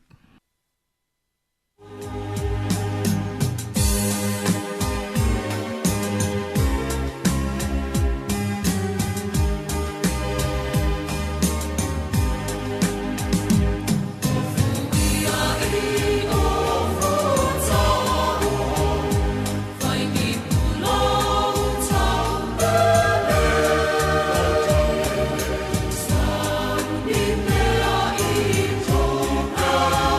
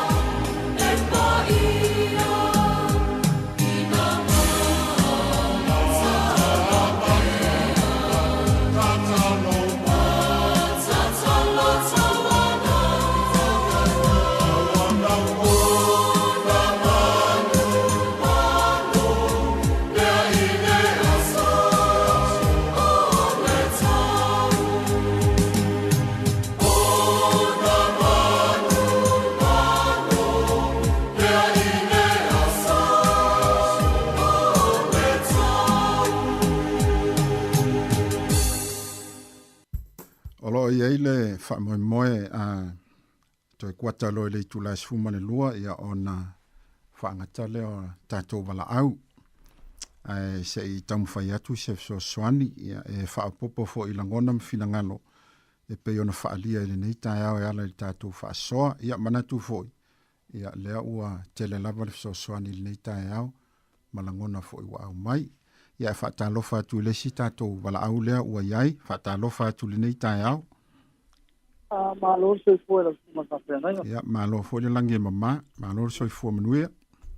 Yo no le tono le ngaluenga ole ma wose pa ia fa onda ta no tuai i fai upu pe na au mai por tiko ta ta tono lo manino mai lunga ole pa to mo in no le mata ku ia si si la va ni sui angel a o se ke fia o mai ia ke ia a tala no ai fa mo moli o si ia le al ke lua na dia Filipe lua na o tala no mai tu pa ia fo mai Ele fai tauna sa wai pole mtau pue mana amat fai mana amat tamaya.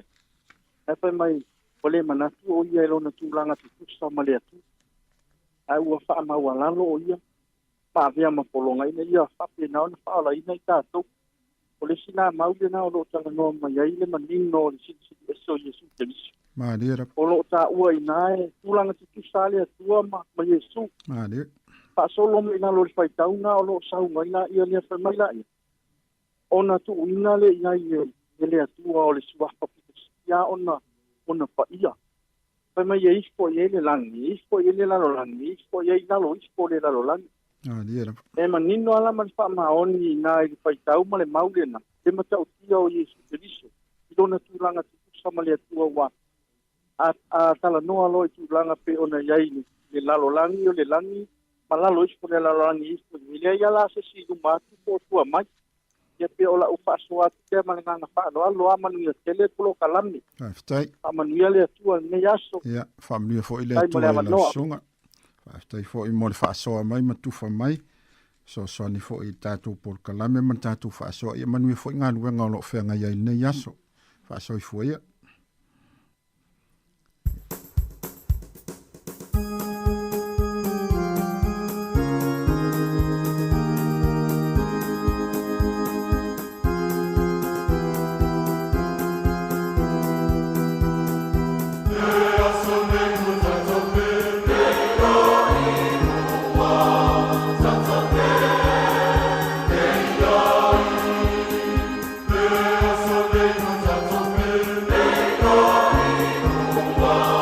Talo fa tu le stato vala au le wailunga tato leina.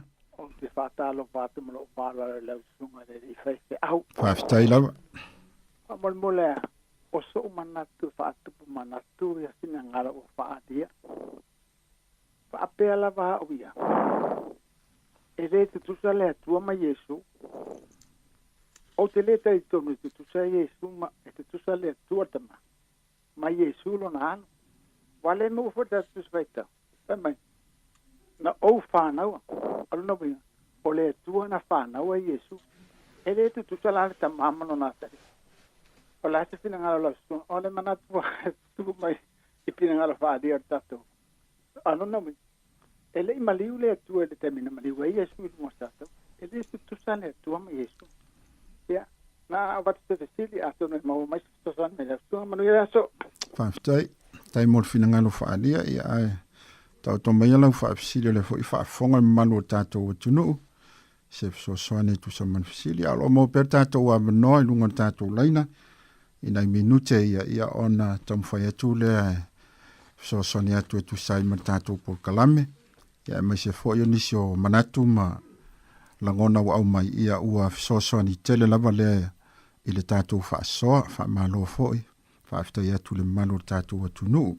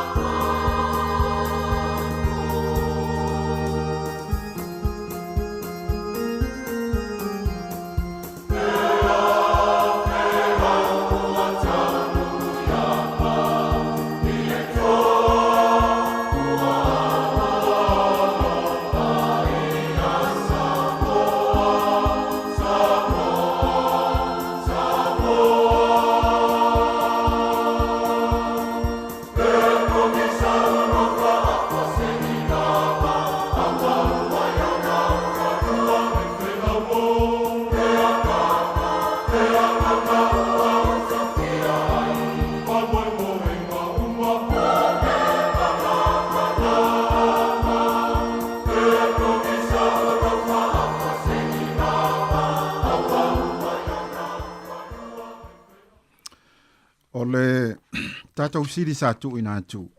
I le tusile nei e pelu i lona mta upu mua. Po ani vaenga tā ua lo tā ua i tātou tusi whaitau.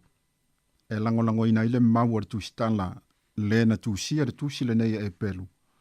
I le sili ese o Yesu i angelu. Ai o te manatu le nei tae au se i tamu whai atu se so soani. Mori fo i wha malo man wha afte i tele lava. Na i ta mama tina sa tamu whai mai e mes fo i ouso matua wha fine. I fina ngalo malama fina ngalo wha alia ia o te tonu lea ua. Ma waise ma whana o whai por kalame nei. Ia ona ua mwhai on tau so soani mai fo i tātou por kalame. Paulava le nganga malangona nei tae au. Ia whaaloto te leina i pēr i tātou, ma ia mawaso tātou maramanga a tili, ia o tātou iai pēr i whina ngalo le atua. O lo o tau mawhai le tūstala e pelu e toe whaatepa tātou o le au kerisiano i le amatanga, o le fōfoi na mai e le atua o laulangi. Se ia toe mānatunatu a tili e tangata i uta ia uma, ma le au kerisiano i le laulangi. O Yesu Keriso, sa iai whaatasi malona ta mai le amatanga. Au le i whaia lava e ia, au le i whaia lava e ia mea umai laulangi ia pele i whaia fo i le atua se mea tasi o laulangi. A e tanga i le tusia ke nese o lo o tatala le tusia ke nese i upu whaapea. Na whaia e le atua, le langi ma le laulangi le amatanga. O lo to mua le tusia ke nese i le upu whaapea na whaia e le atua. O le tusi le neia e pelu, o lo ta tala fo i upu whaapea, o le atua, o le na whetalai maia na mua, o lo to mua fo i le atua. Atala noi le upu atua, lona winga, o le atua le tama, le atua le alo, ma le atua le anganga pa ia. Ele o iaise angelu o ta ua ile amatanga, o le urua i whaalia mailea o le siri ese o Yesu Keriso i angelu. O le melo na lua, o angelu, na whaia ele atua, a o lona alo Yesu Keriso sa whanaua o ia. Wabait whai upo e fitu o angelu fo i ua whetalai mai ai o ia, ua whaia e ia na angelu o matangi, maana au na o le afi mu. Mai fai upu e lima, a wā o ana whea e ana whetalai atu ai o ia se tasi o au angelu, o lo ua tali i oe, wa au whanaua o i le aso nei. Ia masalo le ana maua mai e tele nisi o fina ngalo le nei tae au. Ae, o le isi vahenga e ta ua i le siri ese o Yesu i angelu e peiro moli mawina le tustala. O Yesu Keriso na tofia e lona tama, e whai mea lava mona tofi, na tele i tofia ina se angelu, o lona winga, o ia o le pule ao mea lava na ia whaia, i le langi a toa ma le langi. O le melo na whae whaupui na whape na whaia Yesu mea lava i le langi. Whamaitua upo se fulu lea li ie, na e whaavai ina le langi i le amatanga, o langi foi o ngā luenga i au a au. Whaupu e lima o ia o le pupula o lona mamalu, ma ua matua tusa lava maia, o ia o le malama lama o laulangi, na te wha malama lama ina le pongisa. O le vaenga e ono e fia soani ai, i le sili ese o Yesu Keriso i angelu, whai mai e whaatu mawina mea lava i lana fionga mana. E le aise tasi na te suia mea o le fofuanga pa ia le atua, na o Yesu Keriso, na te suia nei mea pe afina ngalo i ai. Mo se whate ta inga i lea vaenga o mea lava o fofuanga le atua, na ia whetalai o na iai lava leo mea E lei fo istaimi ua oso mai le lai sifo ngoto i sae, ia pe oso mai seisi vaenga lo langi, o le lava tatu te mai tauina, e oso mai lava le lai sae ma ngoto i sifo. E le fo istaimi ua tatu wa ai tuai, ua pe whaasolo a toa le tai e le toi sua, ia lei fo istaimi ua tatu wa ai tuai, ia ua le toi oso le masina, ia pe ua le ai fo ini fetu o le langi. O le whailonga le tātou te iloa ai, e le ise sina te suia ngā luenga mamana o le fuafuanga le tua, ona o mea uma ua whaatuma wina i lana fionga mamana. O le whaiupe vaenga fito te fiefso soane tua i le sili ese o Yesu i angelu. Na ia wha mama ia tātou wanga sala o malava. E le eise angelu na maliu mo tātou. Ua na o Yesu ke viso le alo e toa tasi o le atua le tamā. Pei fo i ona maua e nisi o fina ngalo le neita e au. Mai o le ngaluenga muli le a Yesu na whaia. Ai le i toia fio atu o ia i le langi. Ai ilona fio mai le lalo langi le nei. Le tolu sifuru ma le tolu o tausanga. O iai o ia i le tala ino le fina ngalo ma le malolo na tamā. Na ava noa alo na nofo ali i le langi. Ele e fo istai min fa pe atu ai le tua le tamā. I se tasi au angelu. Aluane ia stasi o tau e nofo il nofo ali i olo watali. Se i toi fo i mai o ia ele ai. Le ai lava. Ngā tātou fua le nei vai tau ma le nei soi fuanga. I le tele o swafa ma tai ua avanoa i o tātou watunu o Samoa ia tātou te tofu langona whaatasi o le tele lavo nisi o lo o vavao ia malatu tamawhai sa ili po ai le tasi ia e nofo ia le nofoa po swafa le ainga wa levan tu fua ma le nofo ia. Ai o le tala tu spa ia sa iai lava Yesu le lalolangi le nei. Mai lana ngā luenga wha missionare i le taimi olo na soifua mai se ia o lava ina maliu i lunga le sa tauro o lana ngā luenga wha i ulea ai le itoia fio atu. E fio atu la Yesu i le langi o lo o ava noa lava lona nofo ali. E le ise Yesu i tūlanga ai mai le aifo ise sianga vaa iai ua na o ia lava e to atasi o le alo o le atua. O lana ngā luenga lea na ia fio mai ai le lalo langi le nei ina ia wha mamata to wanga sala. Ele i wha sele mutuina le ngā luenga le alo o le atua. Ele i wha pei fo ilon tama au ina maia se angelu e maliu wa au le lavata u averti ngā ai na i u lava i le sa tauro lana ngā luenga ma ua toe fo i atu i lona tama o lona manu ma loa ia ilea. O lo whaila na ngā luenga wha au si taulanga o le fautua pea i lona tamā mo i tātou. O le vaenga valu wha pea ua na o Yesu ke viso o lo nofo i le i tū taumatau o lona tamā i le langi e ifo fo i angelu le atua i ate ia. O le tasi le vaenga e whailoa mai i ate i tātou o le alo e to atasi o le atua ua na o ia lava e to atasi e anga vaa e a fio i le tūtau matau o lon tamā. Ona o le tusi le nei a e pelu i lon tau pumua e pei ona tātou feita wina. O lo tā ua ai le a fio Yesu i le nofu i le tūtau matau o lon tamā. Ai wha ai ufo i le tusi le nei a e pelu i lon tau pumua. O lo tā ua ai foi le i tūtau matau o lona tamā i le langi. E le o tā ua ise nofo ali. Na o lo tā ua, o lo o ua nofo o ia i le i tūtau matau. Ona o le langona o le tūstala, ona o le tūsi le neia e pelu, e tele lava i ngā luenga whaaosi taulanga Yesu. Ma o lo o whaali mai ai, le te leo le sao le alo le atua, ma uanga waa foi o ia o le osi taulanga sili, e sili atu o ia nai lo arona, le sa whaia ngā luenga whaaosi taulanga, i to tonu o le whalewhita whai tua o le whenga inga tuai.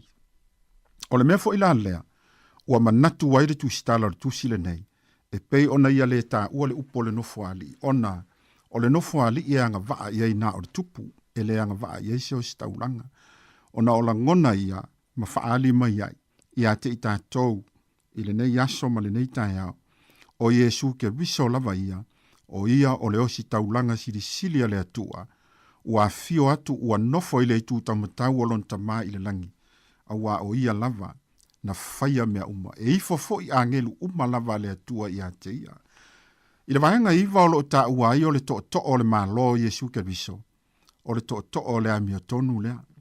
E ui o angelu avi fe au o le atua i le langi peitai, e le aiso la tu to o i le malo le atua, na o Yesu e pule to atasi i lana whaamsinonga tolu.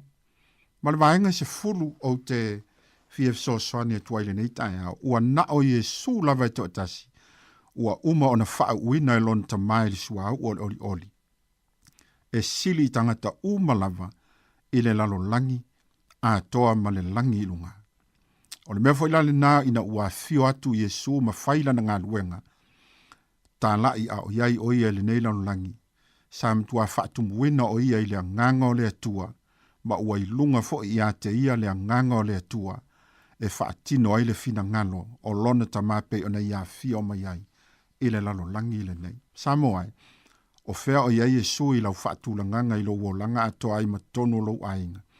O lo ia te oe lava le tali. A o se soasoani al fai polokalame le nei tae ao. Tau mawhai e whaasirisili Iesu i au polokalame maufufuanga umai fai i le aso ma le aso. Awane i avea mamalu ma le maualunga e te whaasirisili nai nisi tangata ai tuai i lalo o tātou walii o le na lofa mai mo i tā ua ma fo ina mailo na soifua pa ia e tongi o le inai i tātou. A tono le mafuanga lea na ufiti ai pe telu ia kopo ma Ioane le ao mai le langi. Ina wala tau fea la e o tutu mai Iesu Mose ma Elia i lunga o le maunga o feliwa inga. Fai mai pe telu Iesu a e fina ngalo i ai ma tau te whaia ni fale apitanga se tolu. Mo oe le tasi, mo Mose le tasi, mo Elia le tasi. Na la tau whaalongo ina le si ufafonga mai le au whapea mai. O lo uatali i pele le na, i o tau whaalongo i a te ia. E uila ma tau tia o vāvenga mwhailonga na whaia e Mose, ma Elia i o la ua fo i taimi peita i ane, whai maile leo maile langi whaalongo i a Iesu. Lona winga, i a whaasirisiri ina Iesu i mea umalava. Ua nao i a lava e toa tasi, tātou te whaalongo i ai, tātou te ifo, ma toa tutuli i ai, o ia fo i tātou te vivii, ma ala langa i ai. O lona suafa e sili sili i suafa malava. Toi momoli tele atu whaaftai ma le whaamalo, ia i lātou malava, na tufa mwhaasoa mai i tātou porkalame, o le moli o le awa le nei tae au. Anga le atu pēr le atua e fua i le mau e tele i a te outou, e le ngate i le tino ma le mawhau, a ia sili sili ai le ola wha le angang.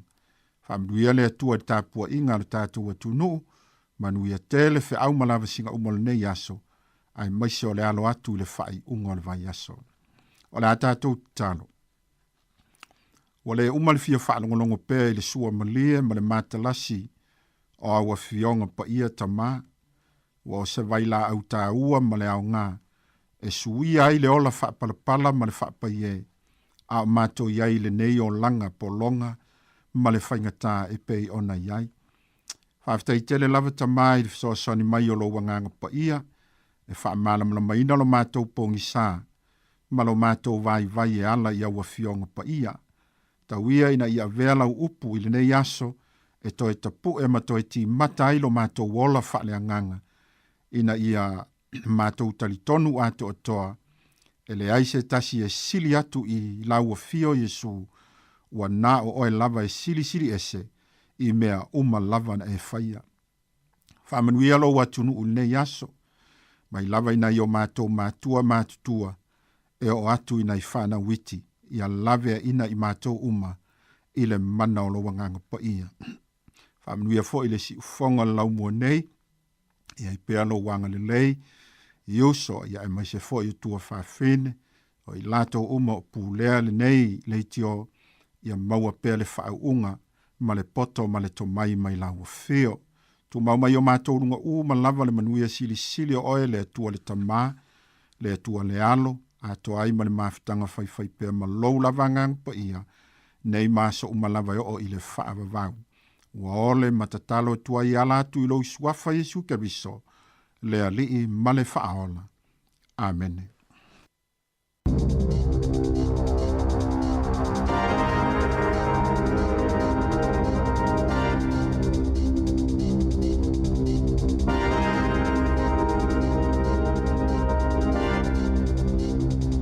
Toi whaatalo whaatol whaapoponga o talafou mai le si ufonga le lau mua mo le nei vaenga o le awa uli.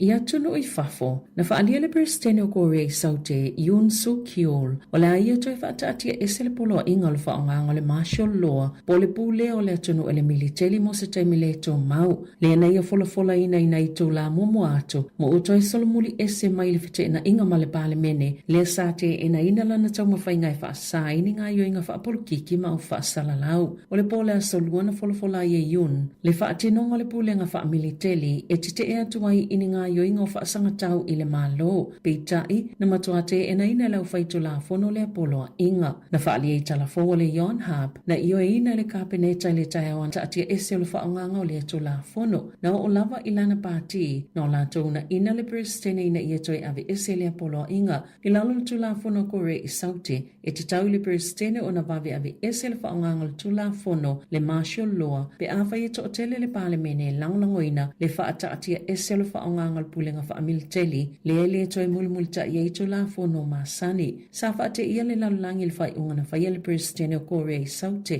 ai mai se o atunu e masani, o na o la tau tutu whaatasi e pei o le United States o Amerika, pe o na ta ua i le poti.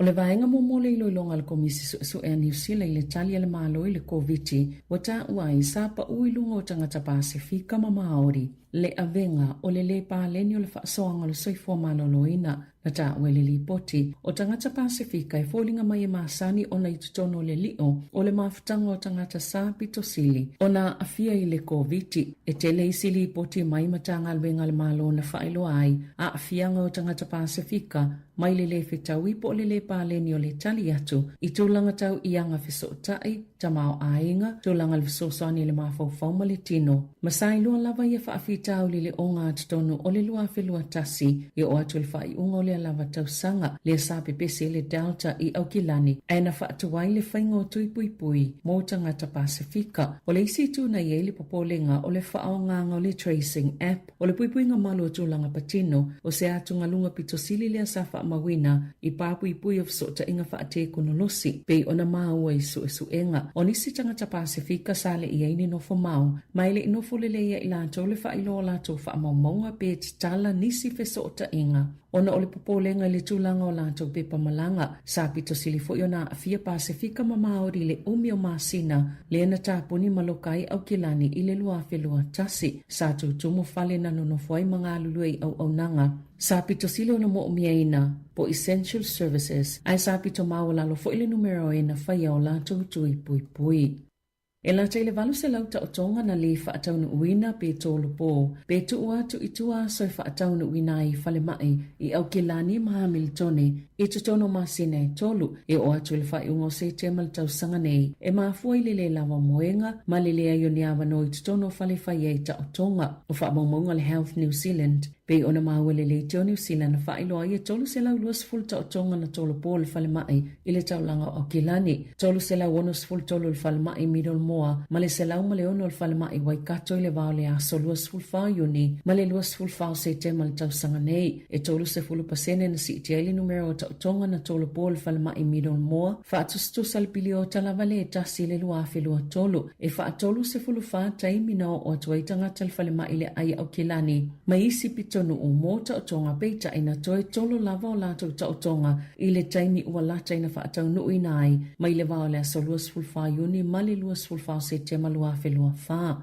E to as fultasi tangata na malanga le whale mai Waikato mo ta o tonga i le apiliota sa tolo po ina o lato ta o tonga e ua lata lava le taimi whaatau nui nai ia ta o tonga mo le lava piliota. O le vai astalua ina whailo ai e le iunia tangata whainga luenga le malo. E lata i le afe lima se lau isi ngā luenga e ono vaia mai le soifua malo loina. Whaupopo i le isi silia ma le lima se lau o i lato uia ua talia talo sanga e vaia mai a lato ngā luenga.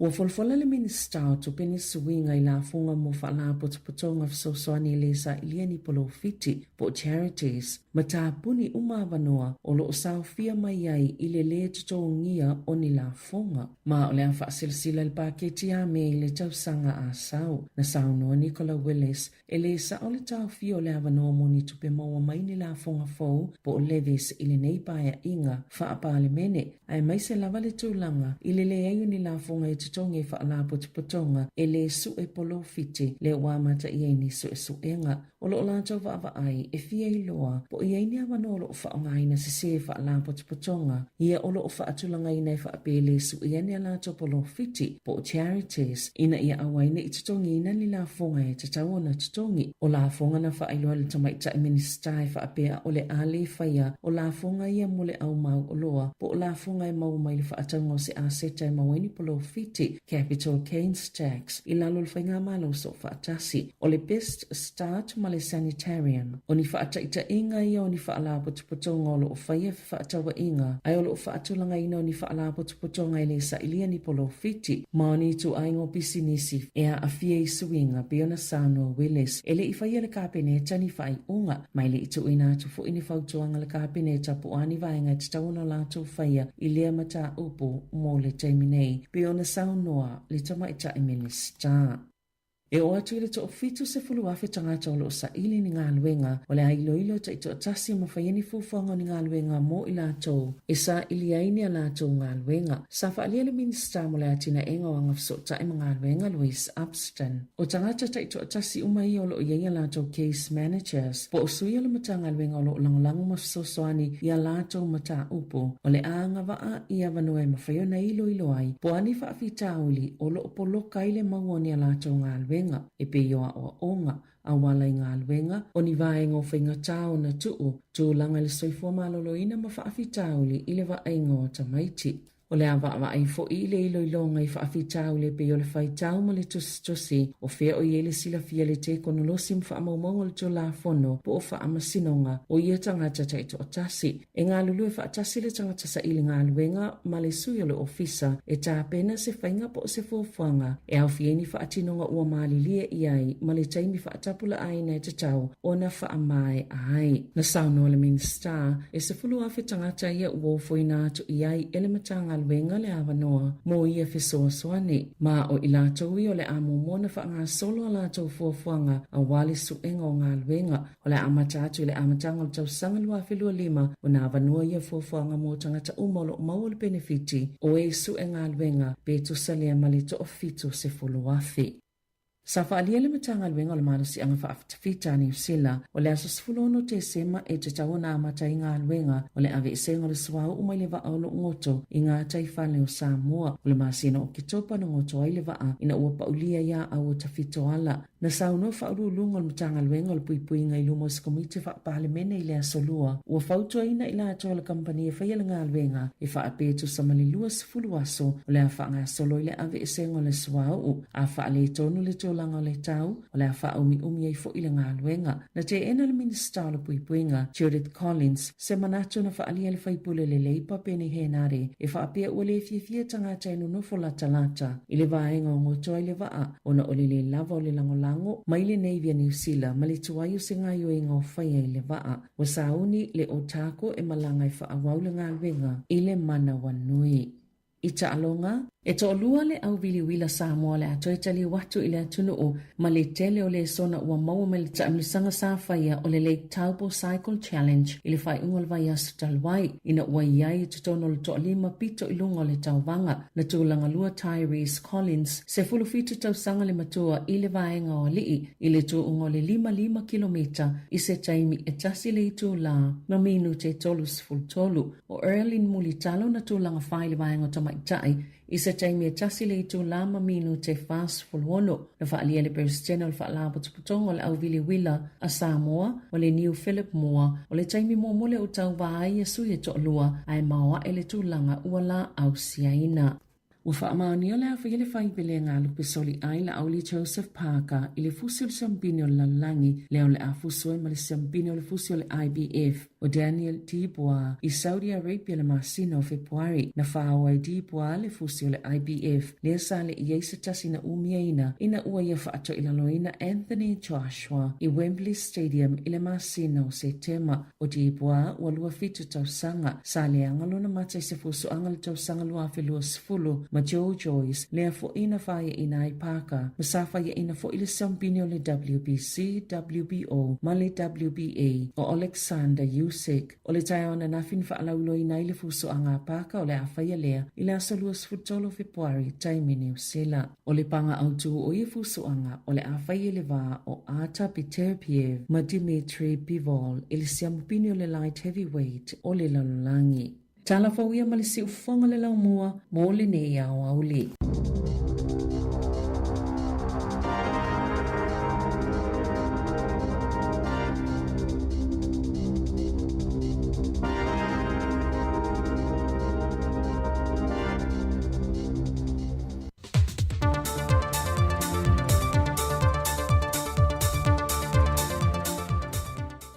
Lau monwia lo tātou atunuu le o ngā tatono nei fo I vaiaso e usi mai lau whaafonga le isi whaopoponga o tala fau mai Samoa.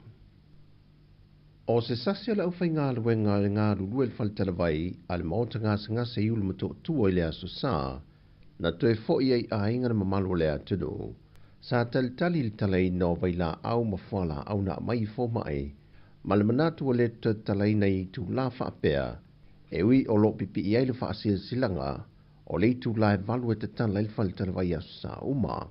Mulmuriane na o ane se tasi o tama I tae o lau whai ngā ruenga ma wha amalu ulu le mamalo lea tunu usata lia silia I le lua I tu la. O se feseta inga mai tiute wha ngā solo le au whai ngā ruenga na afuai ona le ai nisi e ngā lulue le teimi leo le tae au. Ua whailo manino le whionga le whauwalo Harry Schuster le ui e tau aveina nei tiute wha afoe o le whionga le suipanga le mia o le mata upua nisi o I tu malo e au fiei ma le pā lea o lo sei tia pea latu se lenio le miliona tala mua e le I o ane se tālu sanga ia te ia ma o mta upu fo ia e le whaatino ina le kāpeneta o manino lavata ia lau le whaata atianga o lea fo I polo kalame polo bloketi wa tu ina tu e ngafa male matanga luenga o loo fito I tonu iai le matanga luenga o tina matamai tai a tina nuu maanga fisotai. Ele whai al kapeneta se whai ele mta upu I whaonga inga I tumalo le miliona ta la ia ta ia la lai ta inga ta ia la hoi la nai whaonga I tulanga I o le po le lei whaonga o le se leni po tal whaonga I pe le o ia ia whainga whaabai. I te minere o se pepa mo le monta I tulanga. Pei tai o le whautuanga mai le ofisa le loia sili e a whaamatu uai vai ngā tupe ia te toi e ia I tu malo a ia ngā lulue whaantasi male vaenga o tupe e le lisi male whaangai o ina o le polo keti. Au le tu malo whaasale le anganu mera lua o whautua ina le ofisa le loia wa te tau ona whai I eise whaasalanga I le whaangai no le lato vaenga o le seleni e se lau fitu se fulu lima feta la. Pei tai wa whai loa mai fo e le ofisa le fonu whaavai le tu malo whaasale le anganu mera lua e le io o atu pe va ai fo I lato. E se pepa whaapea mai le ofisa le loi sili. Wa whasel sila e le soifua malolo I na Amerika Samoa malona ofisa malanga, nisi o tai ala mō tangata Samoa malanga e ulfale atu I Amerika Samoa, ono le pui o le territory, e le ono sa o atu siamo le whaamai lea wa pepesi wa mai lo tato o tenu. O nisi o ia inga e au fiai so stangata e malanga atu e tawhele isu se I tulou, tale mai iai au ngole fiva, e le talia ina o nau fale atu I Amerika Samoa, e te tau ona toi fo I mai I Samoa. O Samoa le wato ono o tātou te ngata wā fie le tale vivini, mai o se wha ma e pepesi, e whiawea I le ea ina ua tale, mafatua, pe pipi fo I lungon me whaitino, sa pa I ei le tangata na fia, ai ua pipi I le siama. O lo te ene le fionga le fonftalai I atustusinga I lungo le pepa le observer e wha pēna tau fia I la ua ma le fionga le tamaita I minister le wha amasinonga moni su e su enga I le malaiwa le le New Zealand. O lo tua ia fo I le fionga le fonftalai le newspaper I le whaonga I noa la te au noma se whaatananga mai e pito tasi fo I le ave I noa la to reporti ai le aise tūlanga whapea na tupu. O tua ingai whapea e le imulmulta ie fionga I minister nei e to lua.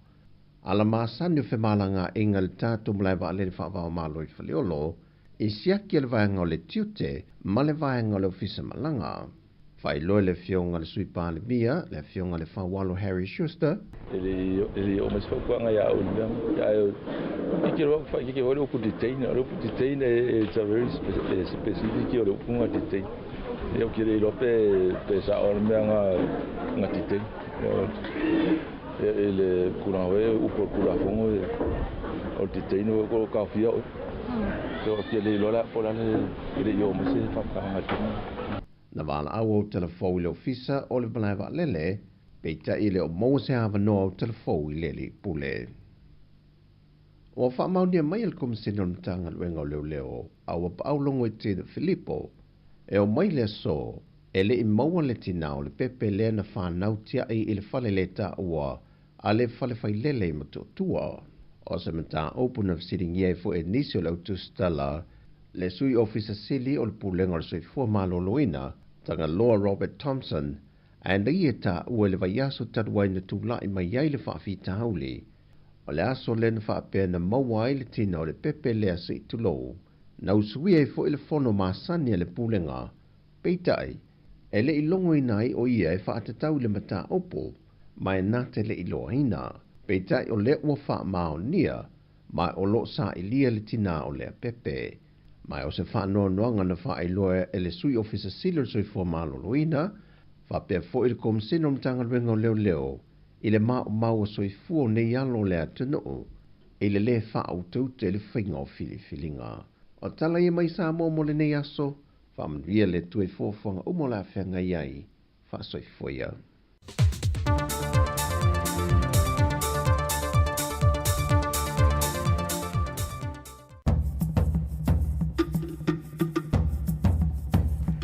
Se forma le 4 minuti te ai tu la sfuma lua in le ia wuli o le aso lulu aso fa ne mansino te sema te o folofa pa talafan tu tatu tunu ma le tatu o fa fonga no te lunga tu fa poponga lona tolu o tatu tala mai sa mo tatu talafo in le ia wuli tapina ina Sabrina Casiano mata se Salem Sam to moli so poponga ili tu la tasi le wuli nei pa tatu tau ma vai lunga tatu frequency tasi ono te martasi fa mo ia ai fa wa lunga tatu ape folinga ma YouTube fa pel ape fa longo ma le tatu penga te failangi www.samocapitalradio.co.nz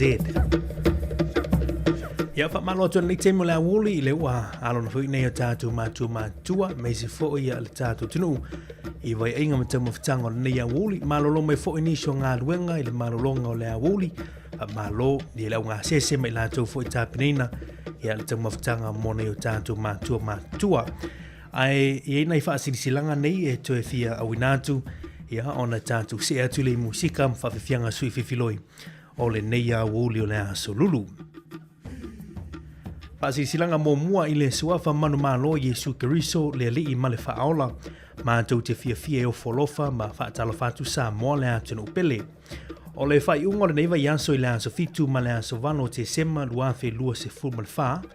O le a whaantanu ina isa uninga wha bitoa wha evangalia a e ka le Seal Worship Center sa moa i le lau mo nei. Mai a vea ile nei avanoa ma tau te vala aulia antuai ma le wha aloalo e le paia ma le malo si o tātu tunu o lo alala mpapa ao i le lau monei mona nutua oi. I nei e tātu a wai whaatasi ai i nei sauninga whaapitoa. A wane e misiala newa noa tā ua a o whaasoma i le upu whaawina le tua e le whailaunga whaapitoa mai Samoa le sunga i le whaivangalia Pastor Siangingi va a fusuanga o le whaivangalia e ka le Seal Worship Center Samoa ma le lalolangi. O le astona i nei o le a whaatinoi le Youth Rally le afoli tu laiono ma o se avanoa mo so se tupulanga talavou e fia mafutai, ai meise so se tasi le na o talavou. O le aso sai li se fulu li tae au, o le a taulungai i le sauninga wha evangalia wha ampitoa, ma le a whaia umanei sauninga i le hall a le Mungavin Avenue Community Hall, Mungavin Community Hall i Porirua i Ranui. Sa moa o le upumoni, o lo o tau soifua ma tātu ola i se lalolangi o tumu i le mautonu, o lo i tau mawhainga tā. A o le fesili o whea e mau mai ei se tali, o whea mau ai se fofo i nei mea. Samoa o na wheta lai lava Yesu o au nei le ala male upumoni male ola, ua na o Yesu le tali. A mailu ainga o mai sa uo a wane e misira neva noa, e whamunu e nai o e ala i tema wha le nganga, Whapea ilana upu, e peo na mole maule Roma e sifuru foi pe sutfitu, e tupu le wha tua le taulongolongo atu, o le taulongolongo atu foi o i lea fionga le tua lea. Sai niela nei wha silanga le steto e Kalesia Worship Center Samoa i Wellington nei wha aftai.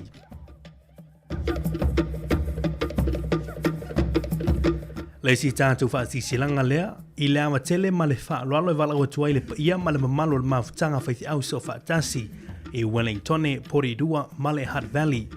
O le a whaatonu ina le tātou whanatanga muli o le neitou sanga i lea solua, se fulu o te sema, lea solua lea, lea so se fulu o te sema, i le Kalesia Metotisi Samoa i Hataitai.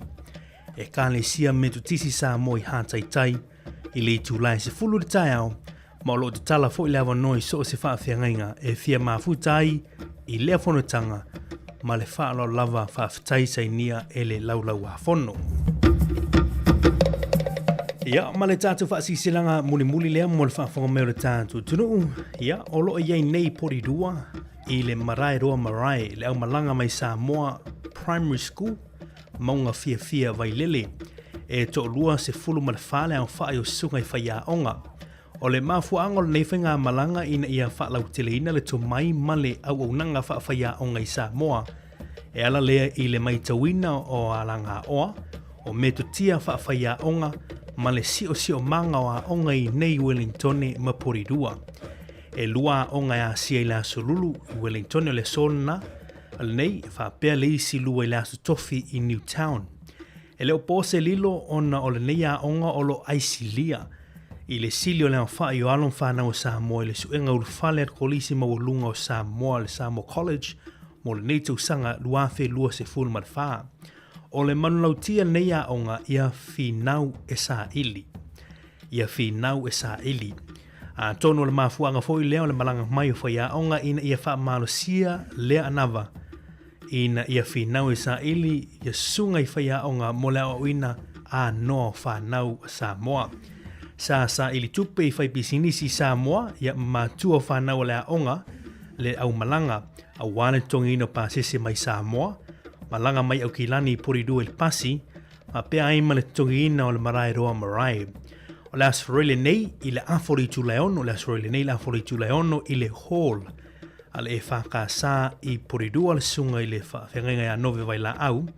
E vala au tuai ma le whaaloalo i le malo a inga o woma e maasani i le whawhiawhianga whabitoa o saunia e whaiaonga o le malanga. Mai tala o toi a fio mai matala mai au tātou mafutai ma fia i lea pō. Ia wan wha moe na ia whaia o ngai mai Samoa so tū marwhai la tau. A foli tu lai ono lea fia lea so wharele nei. Ia mana ia e awa noa tātou anga i ai. Lango fui nei whaia o nga peo na ta uis te musola. Ma nei o lea fuanga. Malanga mai fo ia mai tau fo i tū langa o nga ma whainga ngā luenga whaia o ngai nei atunu. I New Zealand nei ma Samoa. Ia wā fo i fiso soani i tātou tunu. O le mea fo i mana iai. O le mai tau atu e aisi lia ia tātou whanau le Samoa Primary School e vai lele. Ia i le wasia ngaur whale le isu e ngaur whale ia tu le Samoa College. Ia lono winga. Mana ia lae to tele whanau le fu Primary School o nga i tātou kolisi. Ia e maa fua mai fo i la. Ia ona o ngolo tamu whai fo i le ima tamai tai whai a onga. O le tātou onga nama ne tātou langolango i lea wha moe. Ia, le la tātou se atu whawhianga sui floio nei te mo lea uli. Ia, o whianga i le tātou tunu mai enga ma tau mawhitanga o le nei a sululu. Lea le tātou gai atu whawhianga o le Christmasi tau tō mori si whonga laumua i Wellington.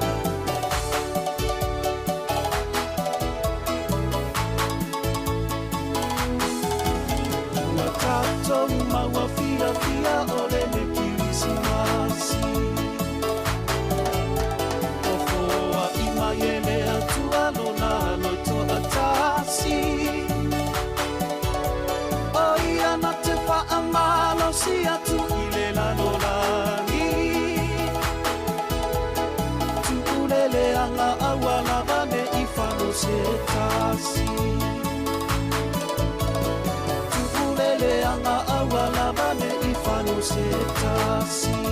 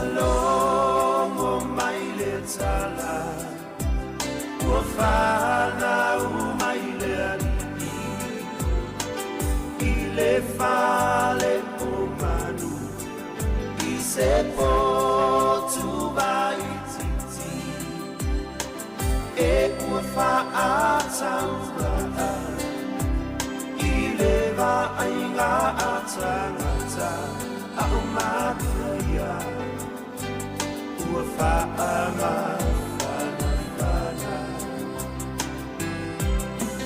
a o mātua tua fa'ama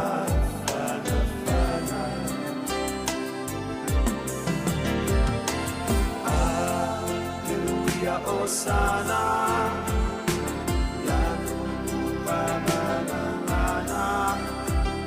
wa fio mai le tama fa'alomo i le tala le tuia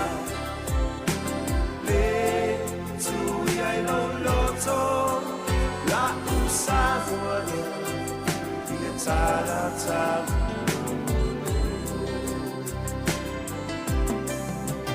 la usavoa Salata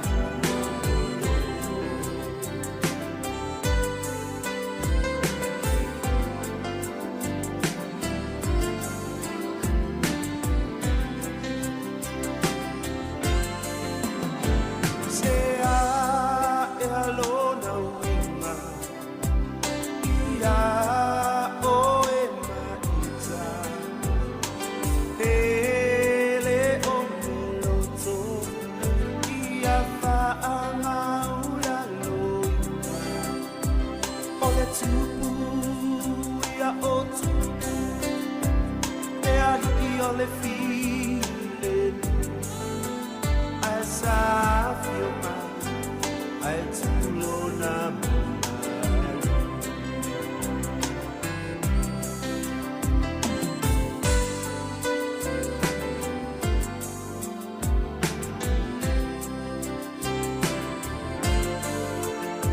Sea e alona winga Ia o e maita Ele o meloto Ia fa'amaula loina O le tupu ia o tupu Le ahi o le file Ai sa fio ma Ai tulo na mamari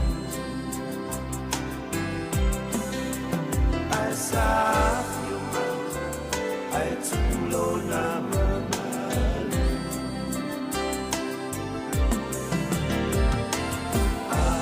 Alleluia Osana Ya Nuba Manana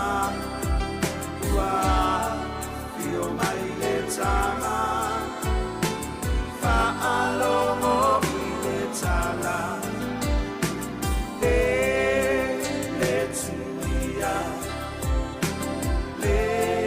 tuia i lo loto La usavoa i le tala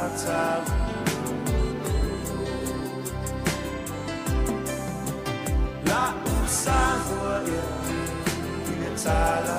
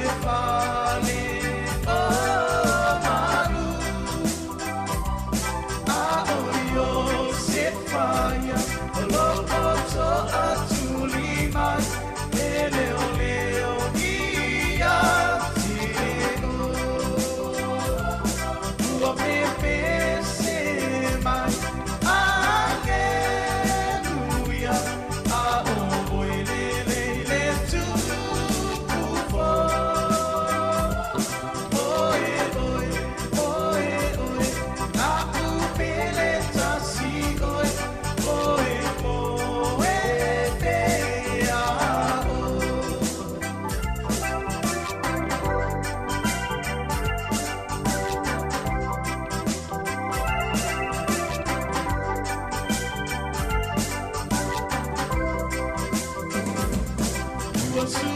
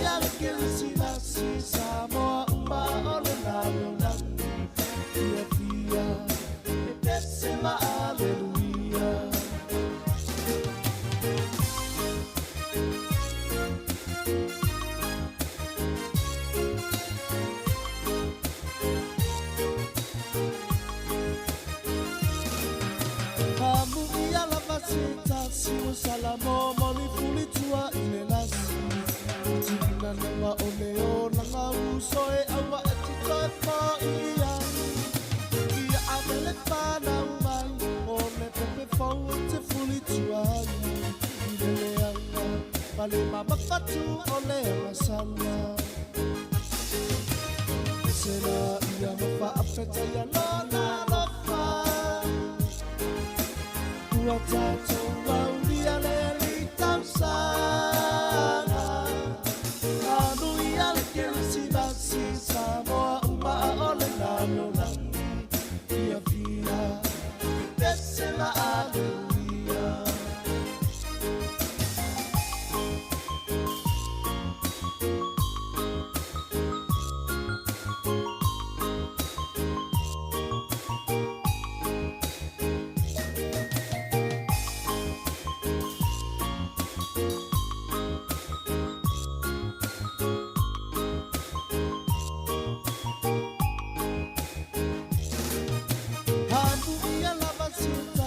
Salamo moli fuli tua ile lasi Tukina nanga oleo nanga usoe awa etita fo iani Ia avele pana umai ole pepe fau te fuli tuani Ile leanga ale mama fatu ole sana Esena ia mafa afeta ya lona lofa Watato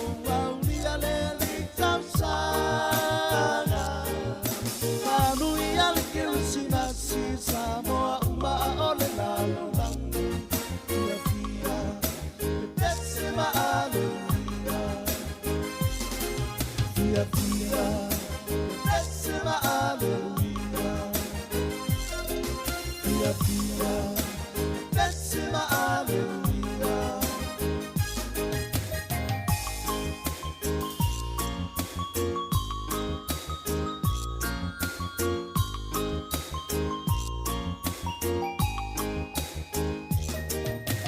No problem, tanta family, mi mai di song, che io sono free, non ci può non sarà io. Ora che mi si massima, il sono fuoco, mi si fuori la non mi atto.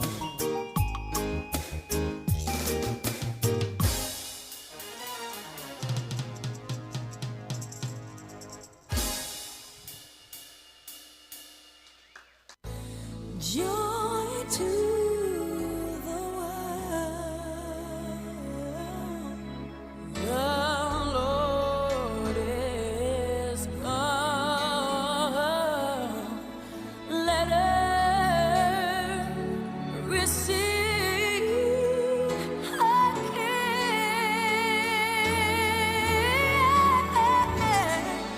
Let every heart, yeah.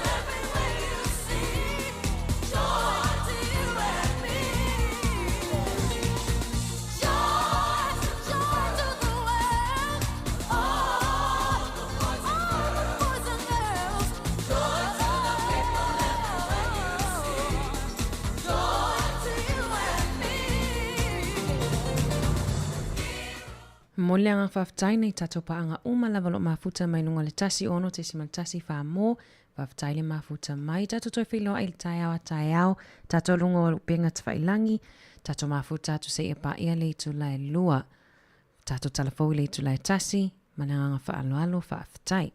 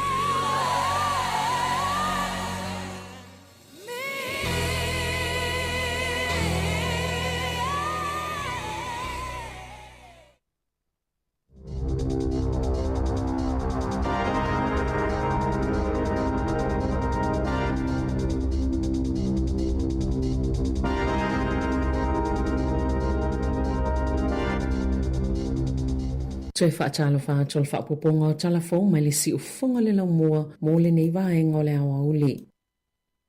Ia tunu i fafo, na whaalia le Presidente o Korea i saute Yoon Suk Yeol o le aia toi whaataatia ese le polo inga le whaonganga le martial law po le pule o le atunu e le militeli mo se taimi le tō mau. Le na ia fola ina i tō la momo atu mo o toi solomuli ese mai le fite ina inga ma le pale mene le sate ina ina lana tau mawhainga i whaasa ini ngā yo inga whaapolo kiki ma o whaasala lau. O le pole a soluana fola ia Yoon le whaatinonga le pule nga wha militeli e tite ea tuai ini ngā yo inga o whaasanga tau i le malo. Peitai, na matuate e na ina lau whaitu la fono le apoloa inga. Na whaalia i talafo le Yonhap, na iyo e ina le kapeneta le tai awana leila. Le whaataatia ese o le whaonganga o le atu la fono. Na o lava ilana pāti, na o lato na ina le Presidente ina i atoe ave ese le apoloa inga. I lalo le tu la fono kore i saute, e te tau le Presidente o na vave ave ese le whaonganga le tu la fono le martial law, pe awha i to tele le palemene langlangoina le whaataatia ese le whaonganga le pulenga wha militeli, le toi mulmulta i eito la fono masani. Sa whaate ia le lalulangi le whai unga na whaia le Presidente o Korea i saute. Ai mai se o atunu e masani, o na o la tau tutu whaatasi e pei o le United States o Amerika, pe o na ta ua i le poti. O le vaenga mo le iloilonga le komisi su e New Zealand le talia le malo i le COVID-19, wa ta ua i sapa uilunga o tangata Pasifika ma Maori, le avenga o le pāleni o le whaasoanga le soifua maloloina, na ta wele li poti o tangata Pasifika e fōlinga mai e masani o na i tutono le lio o le mafutanga o tangata sa pitosili o na afia i le COVID e tele isi li poti mai matanga alwenga le malo na whaelo ai a afianga o tangata Pasifika mai le whetau po le pāleni o le tali atu i tūlanga tau i anga whiso tai tamao ainga tūlanga le visosani le mawhau ma le tino masai lua lava ia whaafitau li le onga tutono o le lua whelua tasi i o atu le whai unga le lava tausanga le sape pese le Delta i Aukilani aina whaatuai le whainga o tuipuipui mo tangata Pasifika o le isi tūna i e le popolenga o le whaonganga o le tracing app o le puipuinga malo tūlanga patino o se atunga lunga pitosili le asafa mawina i papuipui of sota inga whaate konolosi pei ona maua i suenga o nisi tangata Pasifika sale i aini nofo mau mai le inofo le leia i lato le whailo lato whaamaunga pe tala nisi fesota inga ona ole popolenga le tūlanga o lato pepa malanga sa pitosili fo iona afia Pasifika ma Maori le umio masina le na tapuni malokai Aukilani i le lua whelua tasi sa tutumu fale na nonofuai mga luluei au nanga sa pitosili ona mo umiaina po essential services ai sa pito mawalalo fo ile numero e na whaia o lato tui pui pui. E la teile valu se lauta o tonga na le whaataunu uina pe tōlu pō. Pe tuua tu itua soi whaataunu uina i whale mai i Aukilani maha militone i tutono masina e tolu e o atu le whai ungo se te maltau sanga nei e mafua i le lawa moenga ma le lea yoni awa no i tutono whale whai e ta o tonga o wha maunga le Health New Zealand Pe ona mawele le teo New Zealand na whaeloa ia tolu se lau luas full tau tonga na tolo pōle whale mai i le taulanga o Kilani. Tolu se lau onus full tolu le whale mai Middle Moa, ma le se lau ma le ono le whale mai Waikato i le vao le aso luas full whao yuni, ma le luas full whao se te ma le tau sanga nei. E tolu se fulu pasene na si iti aile numero o tau tonga na tolo pōle whale mai Middle Moa, whaatustus salpili o talavale e tasi le lua afe lua tolu. E whaatolu se fulu wha taimina o atuaitanga tal whale mai le ai au Kilani. Ma isi pitonu o mota o tonga peita ina toe tolo lava o lato tau tonga i le taimi ua lata ina whaatau nui nai ma i le vao le aso luas fulfa yuni ma le luas fulfa se te malua fe lua wha. E to as fultasi tangata na malanga le whalema i Waikato mo tau tonga i le apiliota sa tolo po ina o lato tau tonga e ua lata lava i le taimi e whaatau nui nai ia tau tonga mo le lava apiliota. O le vai astalua ina whailo ai e le iunia tangata whaingaluenga le malo e lata i le afe lima se lau isi ngaluenga i ono vaya mai le soifua malo noina whaupopo i le isi silia ma le lima se lau o i lato ia ua talia talo sanga e vaya mai a lato ngaluenga.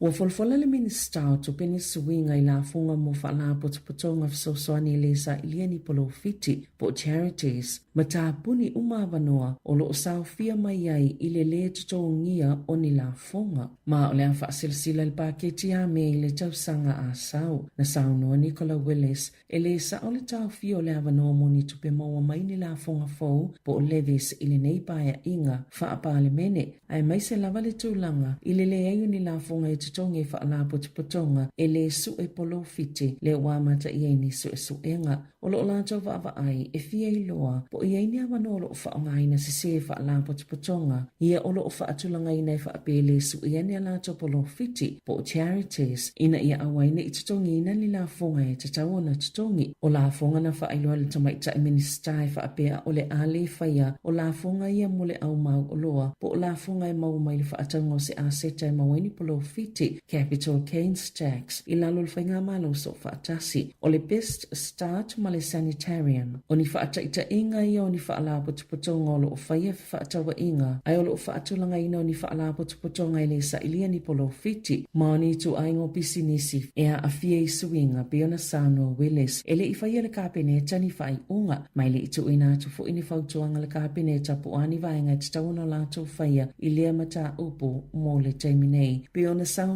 le tamaita i minister.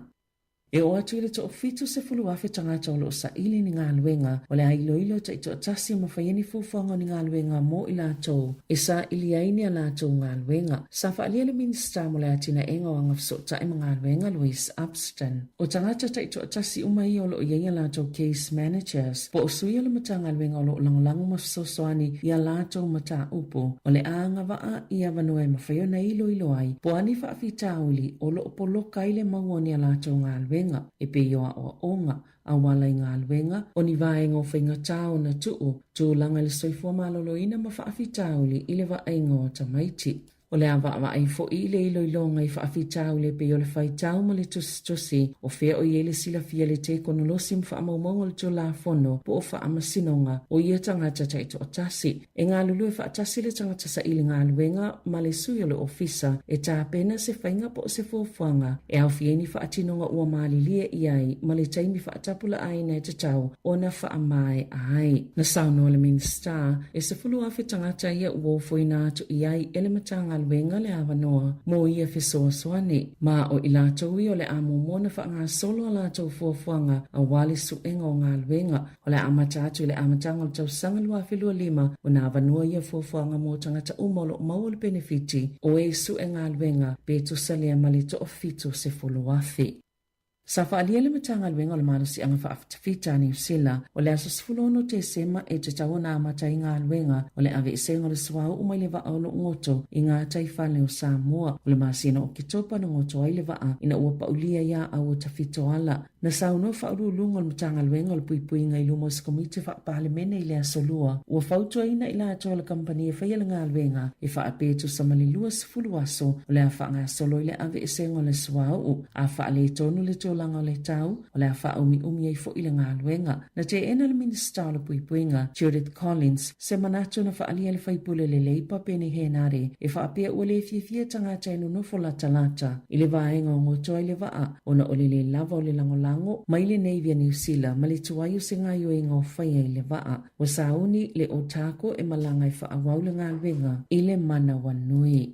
I ta alonga, e to lua le au vili wila Samoa le ato e tali watu i le atunu o ma le tele o le sona ua maua me le taamisanga sa whaia o le Lake Taupo Cycle Challenge i le whai ungal vai asu talwai ina ua iai te tono le toa lima pito i lunga o le tauwanga na tūlanga lua Tyrese Collins se fulufitu tausanga le matua i le vaenga o lii i le tū unga le 5 kilomita i se taimi e tasi le i tū la no minu te tolus fultolu o Erlin Mulitalo na tūlanga whai le vaenga o tamaitai i se taimi e tasi le i tū lama minu te fast fulwono na whaalia le Presidential whaalapa tuputonga o le au vili wila a Samoa o le New Philip Moa o le taimi mua mole o tau vaai e sui e to lua na.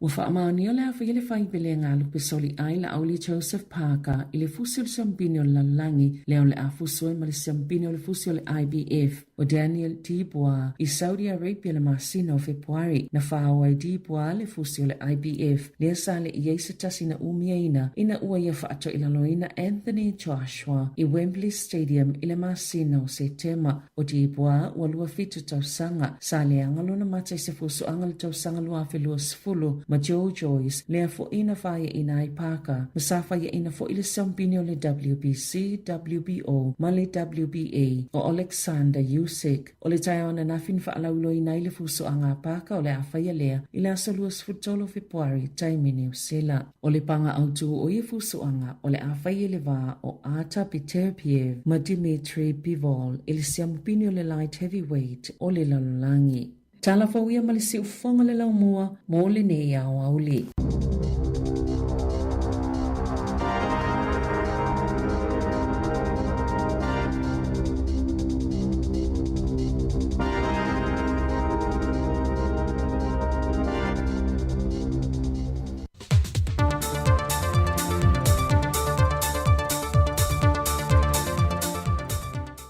Lau mon wia lu tātou atunuu le o ngā tatono nei fo i vaiaso e usi mai lau whaafonga le isi whaopoponga o tala fau mai Samoa. O se sasia lau whai ngā luenga le ngā rurue le whalitala vai a le maota ngasa i ulu mato tua i le aso sā na toe fo i ai a inga na mamalo le atunuu sa talitali le tala i no vai la au mawhala au na mai fo mai ma le manatu le tala i nei tu la whaapea e ui o lo pipi i ai le whaasil silanga o le itu lai valu e te tala il whalitala vai aso sa uma. Mulimuliane na o ane se tasi o tama i tae o lau whai ngā ruenga ma wha malu ulu le mamalu lea tunu usata lia silia le lua i tu la o se feseta inga mai tiu te wha ngā solo le au whai ngā ruenga na afuai ona le ai nisi e ngā lulue le teimi leo le tae au. Ua whai loma nino le fionga le whau walo Harry Schuster le ui e tau aveina nei tiu te whaafoe o le fionga le suipanga le mia o le mata opua niso i tu malo e au fiei ma le pā lea o lo sei tia pea latu se leni o le miliona tā la mua e le i o ane se tālu sanga ia te ia ma o mta opu fo ia e le whaatinu ina le kāpeneta o manino lava ta ia lau le whaata atianga o lea fo i polo kalame pol bloketi watu i nā tu e ngafa male matanga luenga o loo fito i tonu iai le matanga luenga o tina matamai tai a tina nuu maanga fisotai. E le whaia kapeneta se whaai i le mta upu i whaonga inga i tumalo le miliona la ia ta ia lau lai ta inga ta ia lau hoi lana i whaonga i tulanga i o po le lei whaonga ngā o le se leni po tal whaonga i pe le o ia ia whainga whaavai. I te minere i o se pepa mo le monta i tulanga. Pei tai o le whautuanga mai le ofisa le loia sili e a whaamatu uai vai ngā tupe ia te toi e ia i tu malo a ia ngā lulue fantasi male vai ngā o tupe e le lisi male whaangai o ina le polo keti. Au le tu malo whaasale le anga numero lua o whautua ina le ofisa le loia o te tau ona whai i eise whaasalanga i le whaongai no le lato vai ngā le se leni e se lau fitu se furu lima feta la.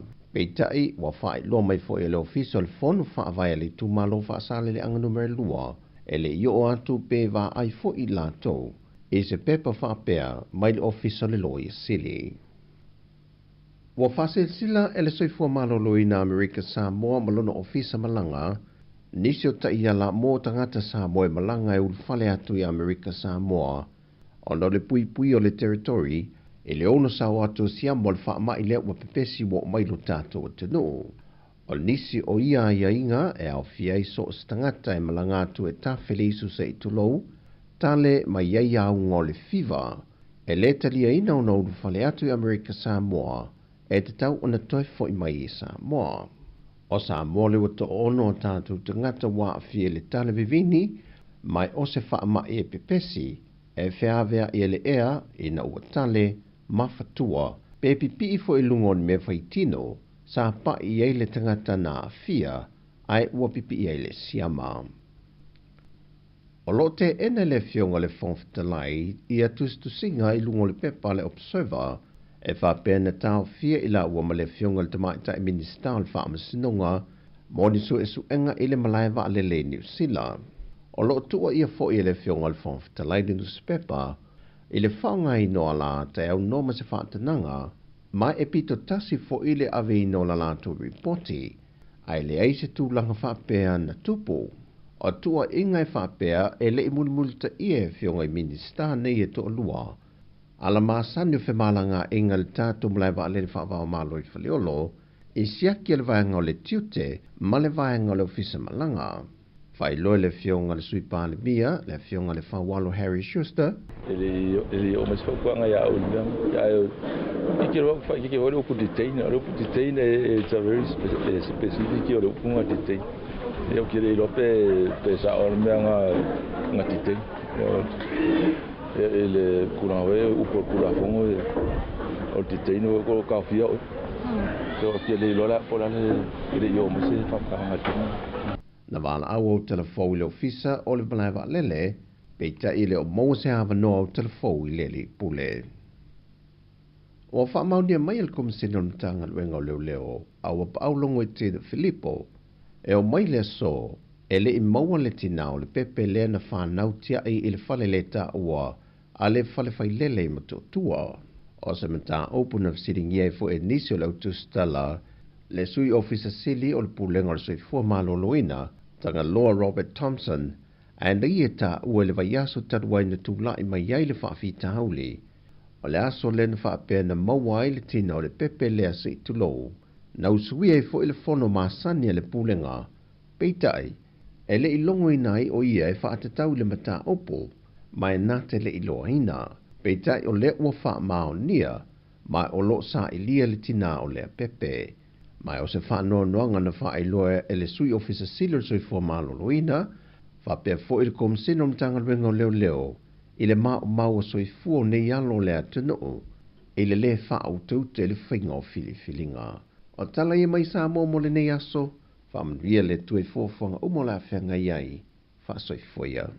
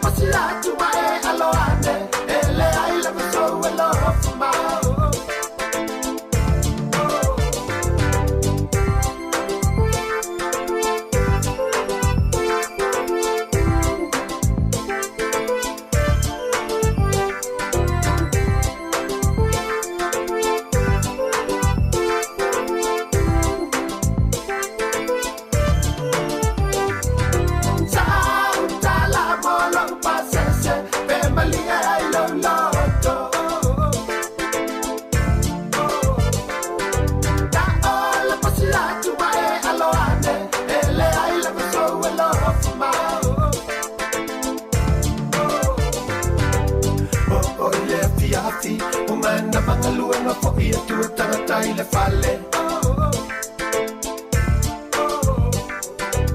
a e sa fa i fo se ua telefo i te peile tanga ai se o ka ho ko i ko ai la sala ko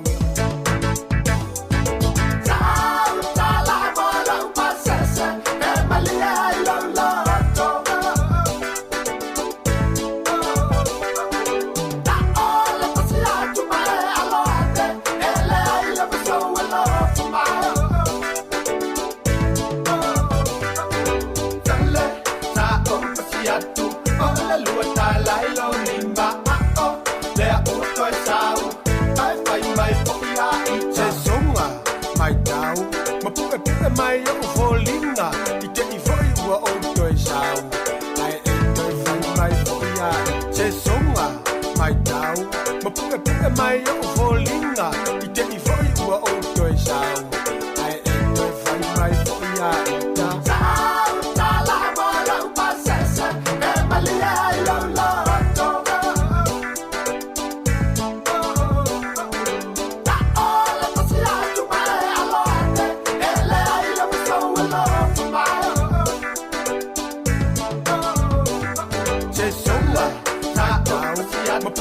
mai lo sa la la I te I foi ua o toi sau ai e toi fai mai foia se songa ta ma puke mai lo sa la la I te I foi ua o toi sau ai e toi fai mai foia ta kale ta ma puke mai lo sa la la I te I foi ua o toi sau ai e toi fai mai foia ta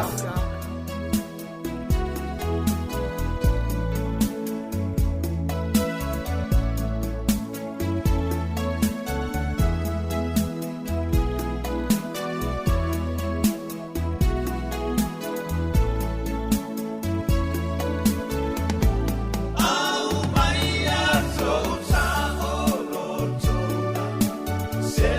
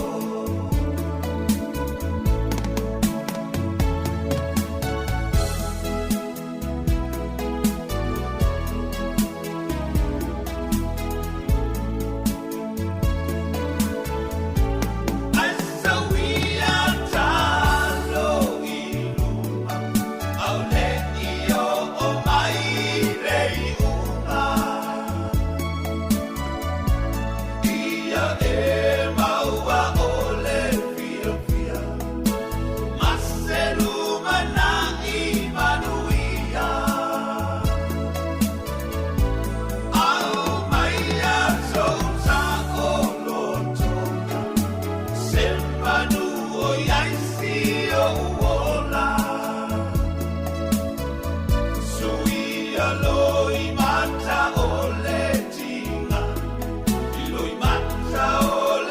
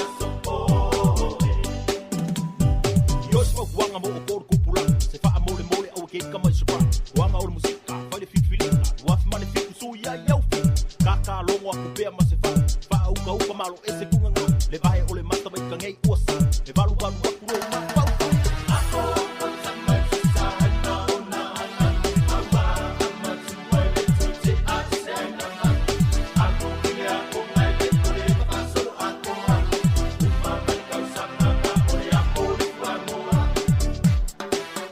so le kama suna kenge vai papua vai pa akenge so le kama suna kenge vai papua vai pa akenge vai makua pia oe alo pai ya so oe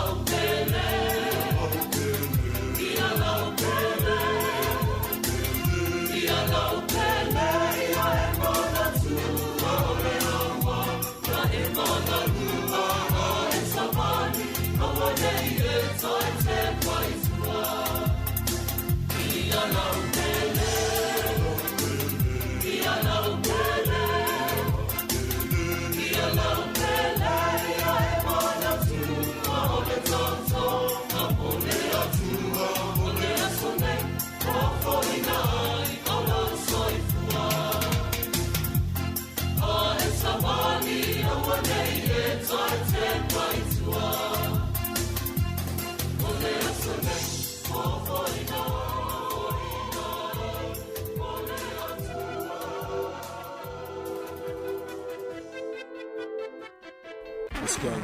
Suomaleta suomaleta suomaleta boy. Suomaleta suomaleta suomaleta boy. Suomaleta suomaleta suomaleta boy. Suomaleta suomaleta suomaleta boy.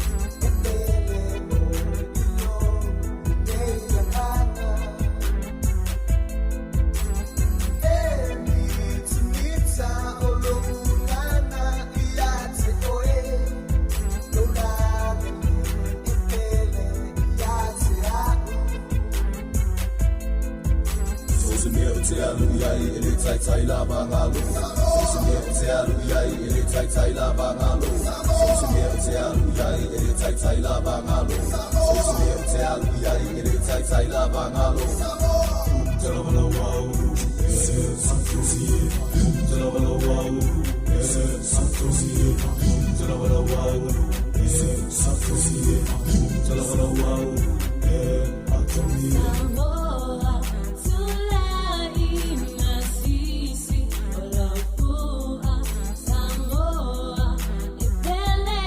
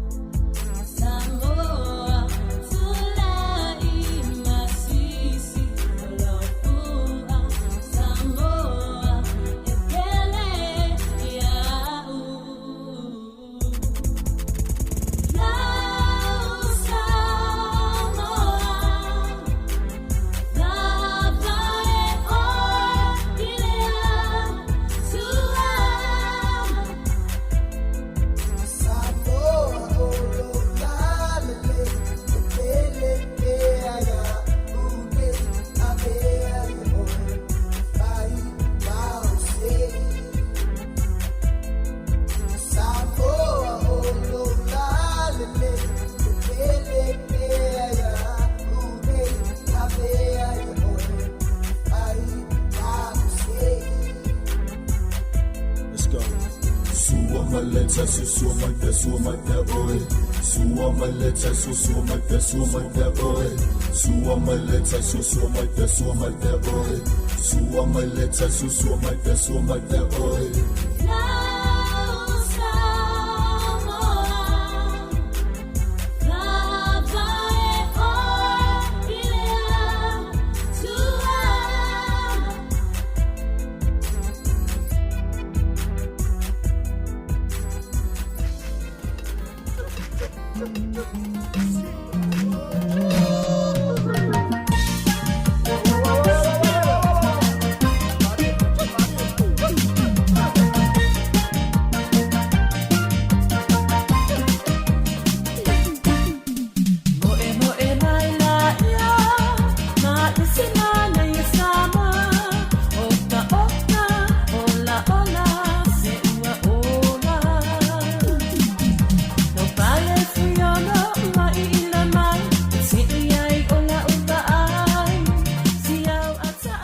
Whawhiwhianga nea wa uli lewa toi 5 minute tale i tula e lua. Tatua si whonga laumua i Wellington nei lona ofisa whasara lau i Porirua. Toi whamalo atu le tato au whafonga maasani ia lea so lulu matango fia fo i le whamalu malu mai u whafo ia ere o vevela i le o malulu ia le mawhanwhana whatau i le mona i tato ta mama tina matutua. Whatalo whata i ato o loo mafuta mainunga o tato upenga fsota inga pe o tau leo lo faa tau ai fo il nei tu la munumuli o tato tau tua a wina atu fo i whawhiwhianga sui whiwhiloi ia linga tai leo ni vaenga e au ngā fo i ono longolongo pui li e le tato atu nuu a so whanau te sema wawe le tato sa walinga vai aso fo a matau na tu ua o ngā isi a o ngā leo tu ua o isi e tu ua vai aso fo ia ma isi e tu ua le vai aso atu i tua ia on tato o atu fo ile whamana tuina le asoifua na ason soifua mai le tato ali whaola. Whaoa watu whawhiwhianga a toi tali umai o na tato whamawai loa lea ia mahalola whawhtain mafuta mai mahalo ia la tolo mafuta mai tutono whalwhaingan wenga ia mesinai tato ta mama tina matutua ia leolo o whawhongfonga mai tutono maota malawa. Mama,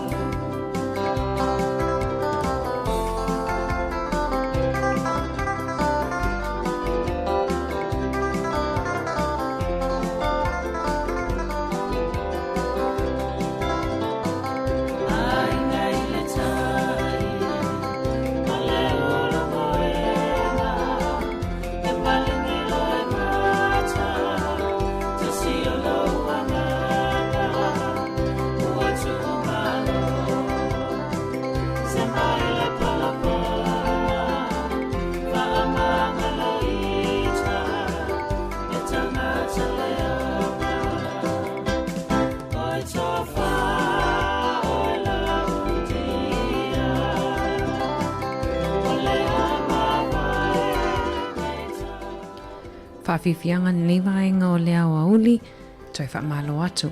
Ai le i wha umaina tato tautua mana ia fo e le tala lea e alui fo lungo le tu mai lunga le upenga tawailangi at Sky News. O le fo breaking news mai i isi websites po isi upenga tawailangi. E le o le oro wha awau lava su e suenga ia isi ni mata upu lea o lo o awhaina isi tamaitai ia po si talavou sifululua tausanga le oa sifulu tausanga na matua taimi nei ai o le sifululua o na tausanga e o le whalavlavi le lentupu mai South Carolina o le sifululua o na tausanga na matua i sawa aina i lama mapuli i tutono lea onga lea sa o tawinai lea onga lea Dr. Phineas J. Fisher Middle School i Greenville i South Carolina. Se furulua tausanga ai sawaina pi puli e tamaiti tutono lea onga tamaiti ruasenga. Fa au so ma wala au fo ile upu. O le taini titi le ulu e olona la ulu e mingi. Ia pe watala sua i fo ile ama pi e ula i ulangi e tamaiti. Fa ingoa i upu e matua le fia o te loele se matua i le fia mana ai wha ingoa santa mai upu na wha ngā e tamaiti ia. Ma wha o sola i mawhai ai. Alo e pule le ola tu lola ma whafunga mai sa moa. Ai ona le mai tatou talafou. O le fo i tutupu lawa i tutono New Zealand. Le maua lunga fo le numera o alom whanau pule le ola i New Zealand. Ma fua mai i le bullying po le sawa ina. Wha o so loa i la wainga i le tamaita ailea. E alo e wha umalon soifua. Alo losi tini titiles fula tausanga whailonga i o inga lea. Sa na lusisi le watu lo. Ai sa ma whailao na whaianga luenga la vea ai ia ali i fo mai. Sa ma whai ona toi ona toi la vea ai mailona soifua. Ai sa ta otola le whai mai umi la vase taimi o mawele koma ia po ele o ma ele te ima inunga. Ai na toi maua lewa noa ai atua i talafou. Na toi maua lewa noa e toi o atua i lau vaenga ia lina sa puli, sa whaia le puli. Na i lewa noa na tama whaina o atua i le ICU po le potu tinga ina. Ma pue ata o le tama i taile ala ta oto lai o lai le koma. O na ono lai atoi whaasala lau ino o penga te whailangi. Ma whaawa wai lava ia le vaenga le o le sawa ina. Le wasful whatau sanga o le tamaita ai a Kelaya Turner. Ia, o se tamaita ai e lanu, e luli e tangata lanu. Ai o matua ai whaalawi loa e ona mātua, mawhatianga ma, le onga o mawhatianga ma awhianga mwhaiona o iai alum whanau, ona o sawanga po le bullying to tono a onga. Le lau whai esu enga po anga luenga lea onga na whaia, o anga luenga whaia onga, o a foia whaasalanga matulanga e tatauna o i tamaiti ana whaia vaenga i o le sawaina o alum whanau. O stala wha noa lea e ui o lea e olo o soifua mai. Ia ai wale mawhai ona tau a whaina ma whau o walu fo i le wheelchair ona o brain damage po wa whaina le ma whau. Ia mai i ngai uinga i ana ia whaia. Mane e fo i e tu atu fo i whaafautuanga, tu atu tawhitawha o tātou mātua, toi tautua nai fo lawana i tātou whanau, o isi i alum whanau tātou. E se sa oia listo ina le sa vidi mai fo i le sfasoa. E se le maa mo i le whale, ai atu i le aonga binta mai oti. Tu lor whafonga mai sa mo i le tamale na vidi mai ia o e siaki i alan whanau whai mai o isi e ula wavale i le aonga. Ai atu ni le whale pe ia le semen tupu. Mana ia whapeo le whalongolongo mai tama tine a onga ia lewa umatato a onga me se wasenga matutua le o whamai aina suenga le vai aso nei. Ia tautua na a wale whaia fua tātou lista mai titi ma tupu pisa. Ma whau le lei pe ma pe pohani o langona pe a whai mai e lista mai titi pe sa waina o e lista mai titi. Ma whau ina i o te la iti whapea o hani o langona pe a la e puli ana i o te la iti i le aonga. Ar whawhita au li la walunga lea ia i tutonu fo i o New Zealand, Australia. Te ele tamaiti maliliu Australia puli leola e maua e eso e ina i eso e ane ia mafuanga ia ono le puling. Ia onisina o tātou tala mana i fo i vato i whawhautuanga ai le umal tātou tautua ai moli atuleanga whawhitai na i tātou ompa anga malawati fonga lau mua whaongaina mai le tātou tautua nei aso whamangalo le tautua ia pe au ese upua sasi lau whaafonga. Ai toe wheloa ai le tai au, ia ngalulua toe fo i le sunga atu fo matasi, ia whaau au le tautua si ufonga lau mua me la whionga i le li pule ma lau whaingaluenga, ma tau te whato wha, wha soifua atu mo le nei taimi.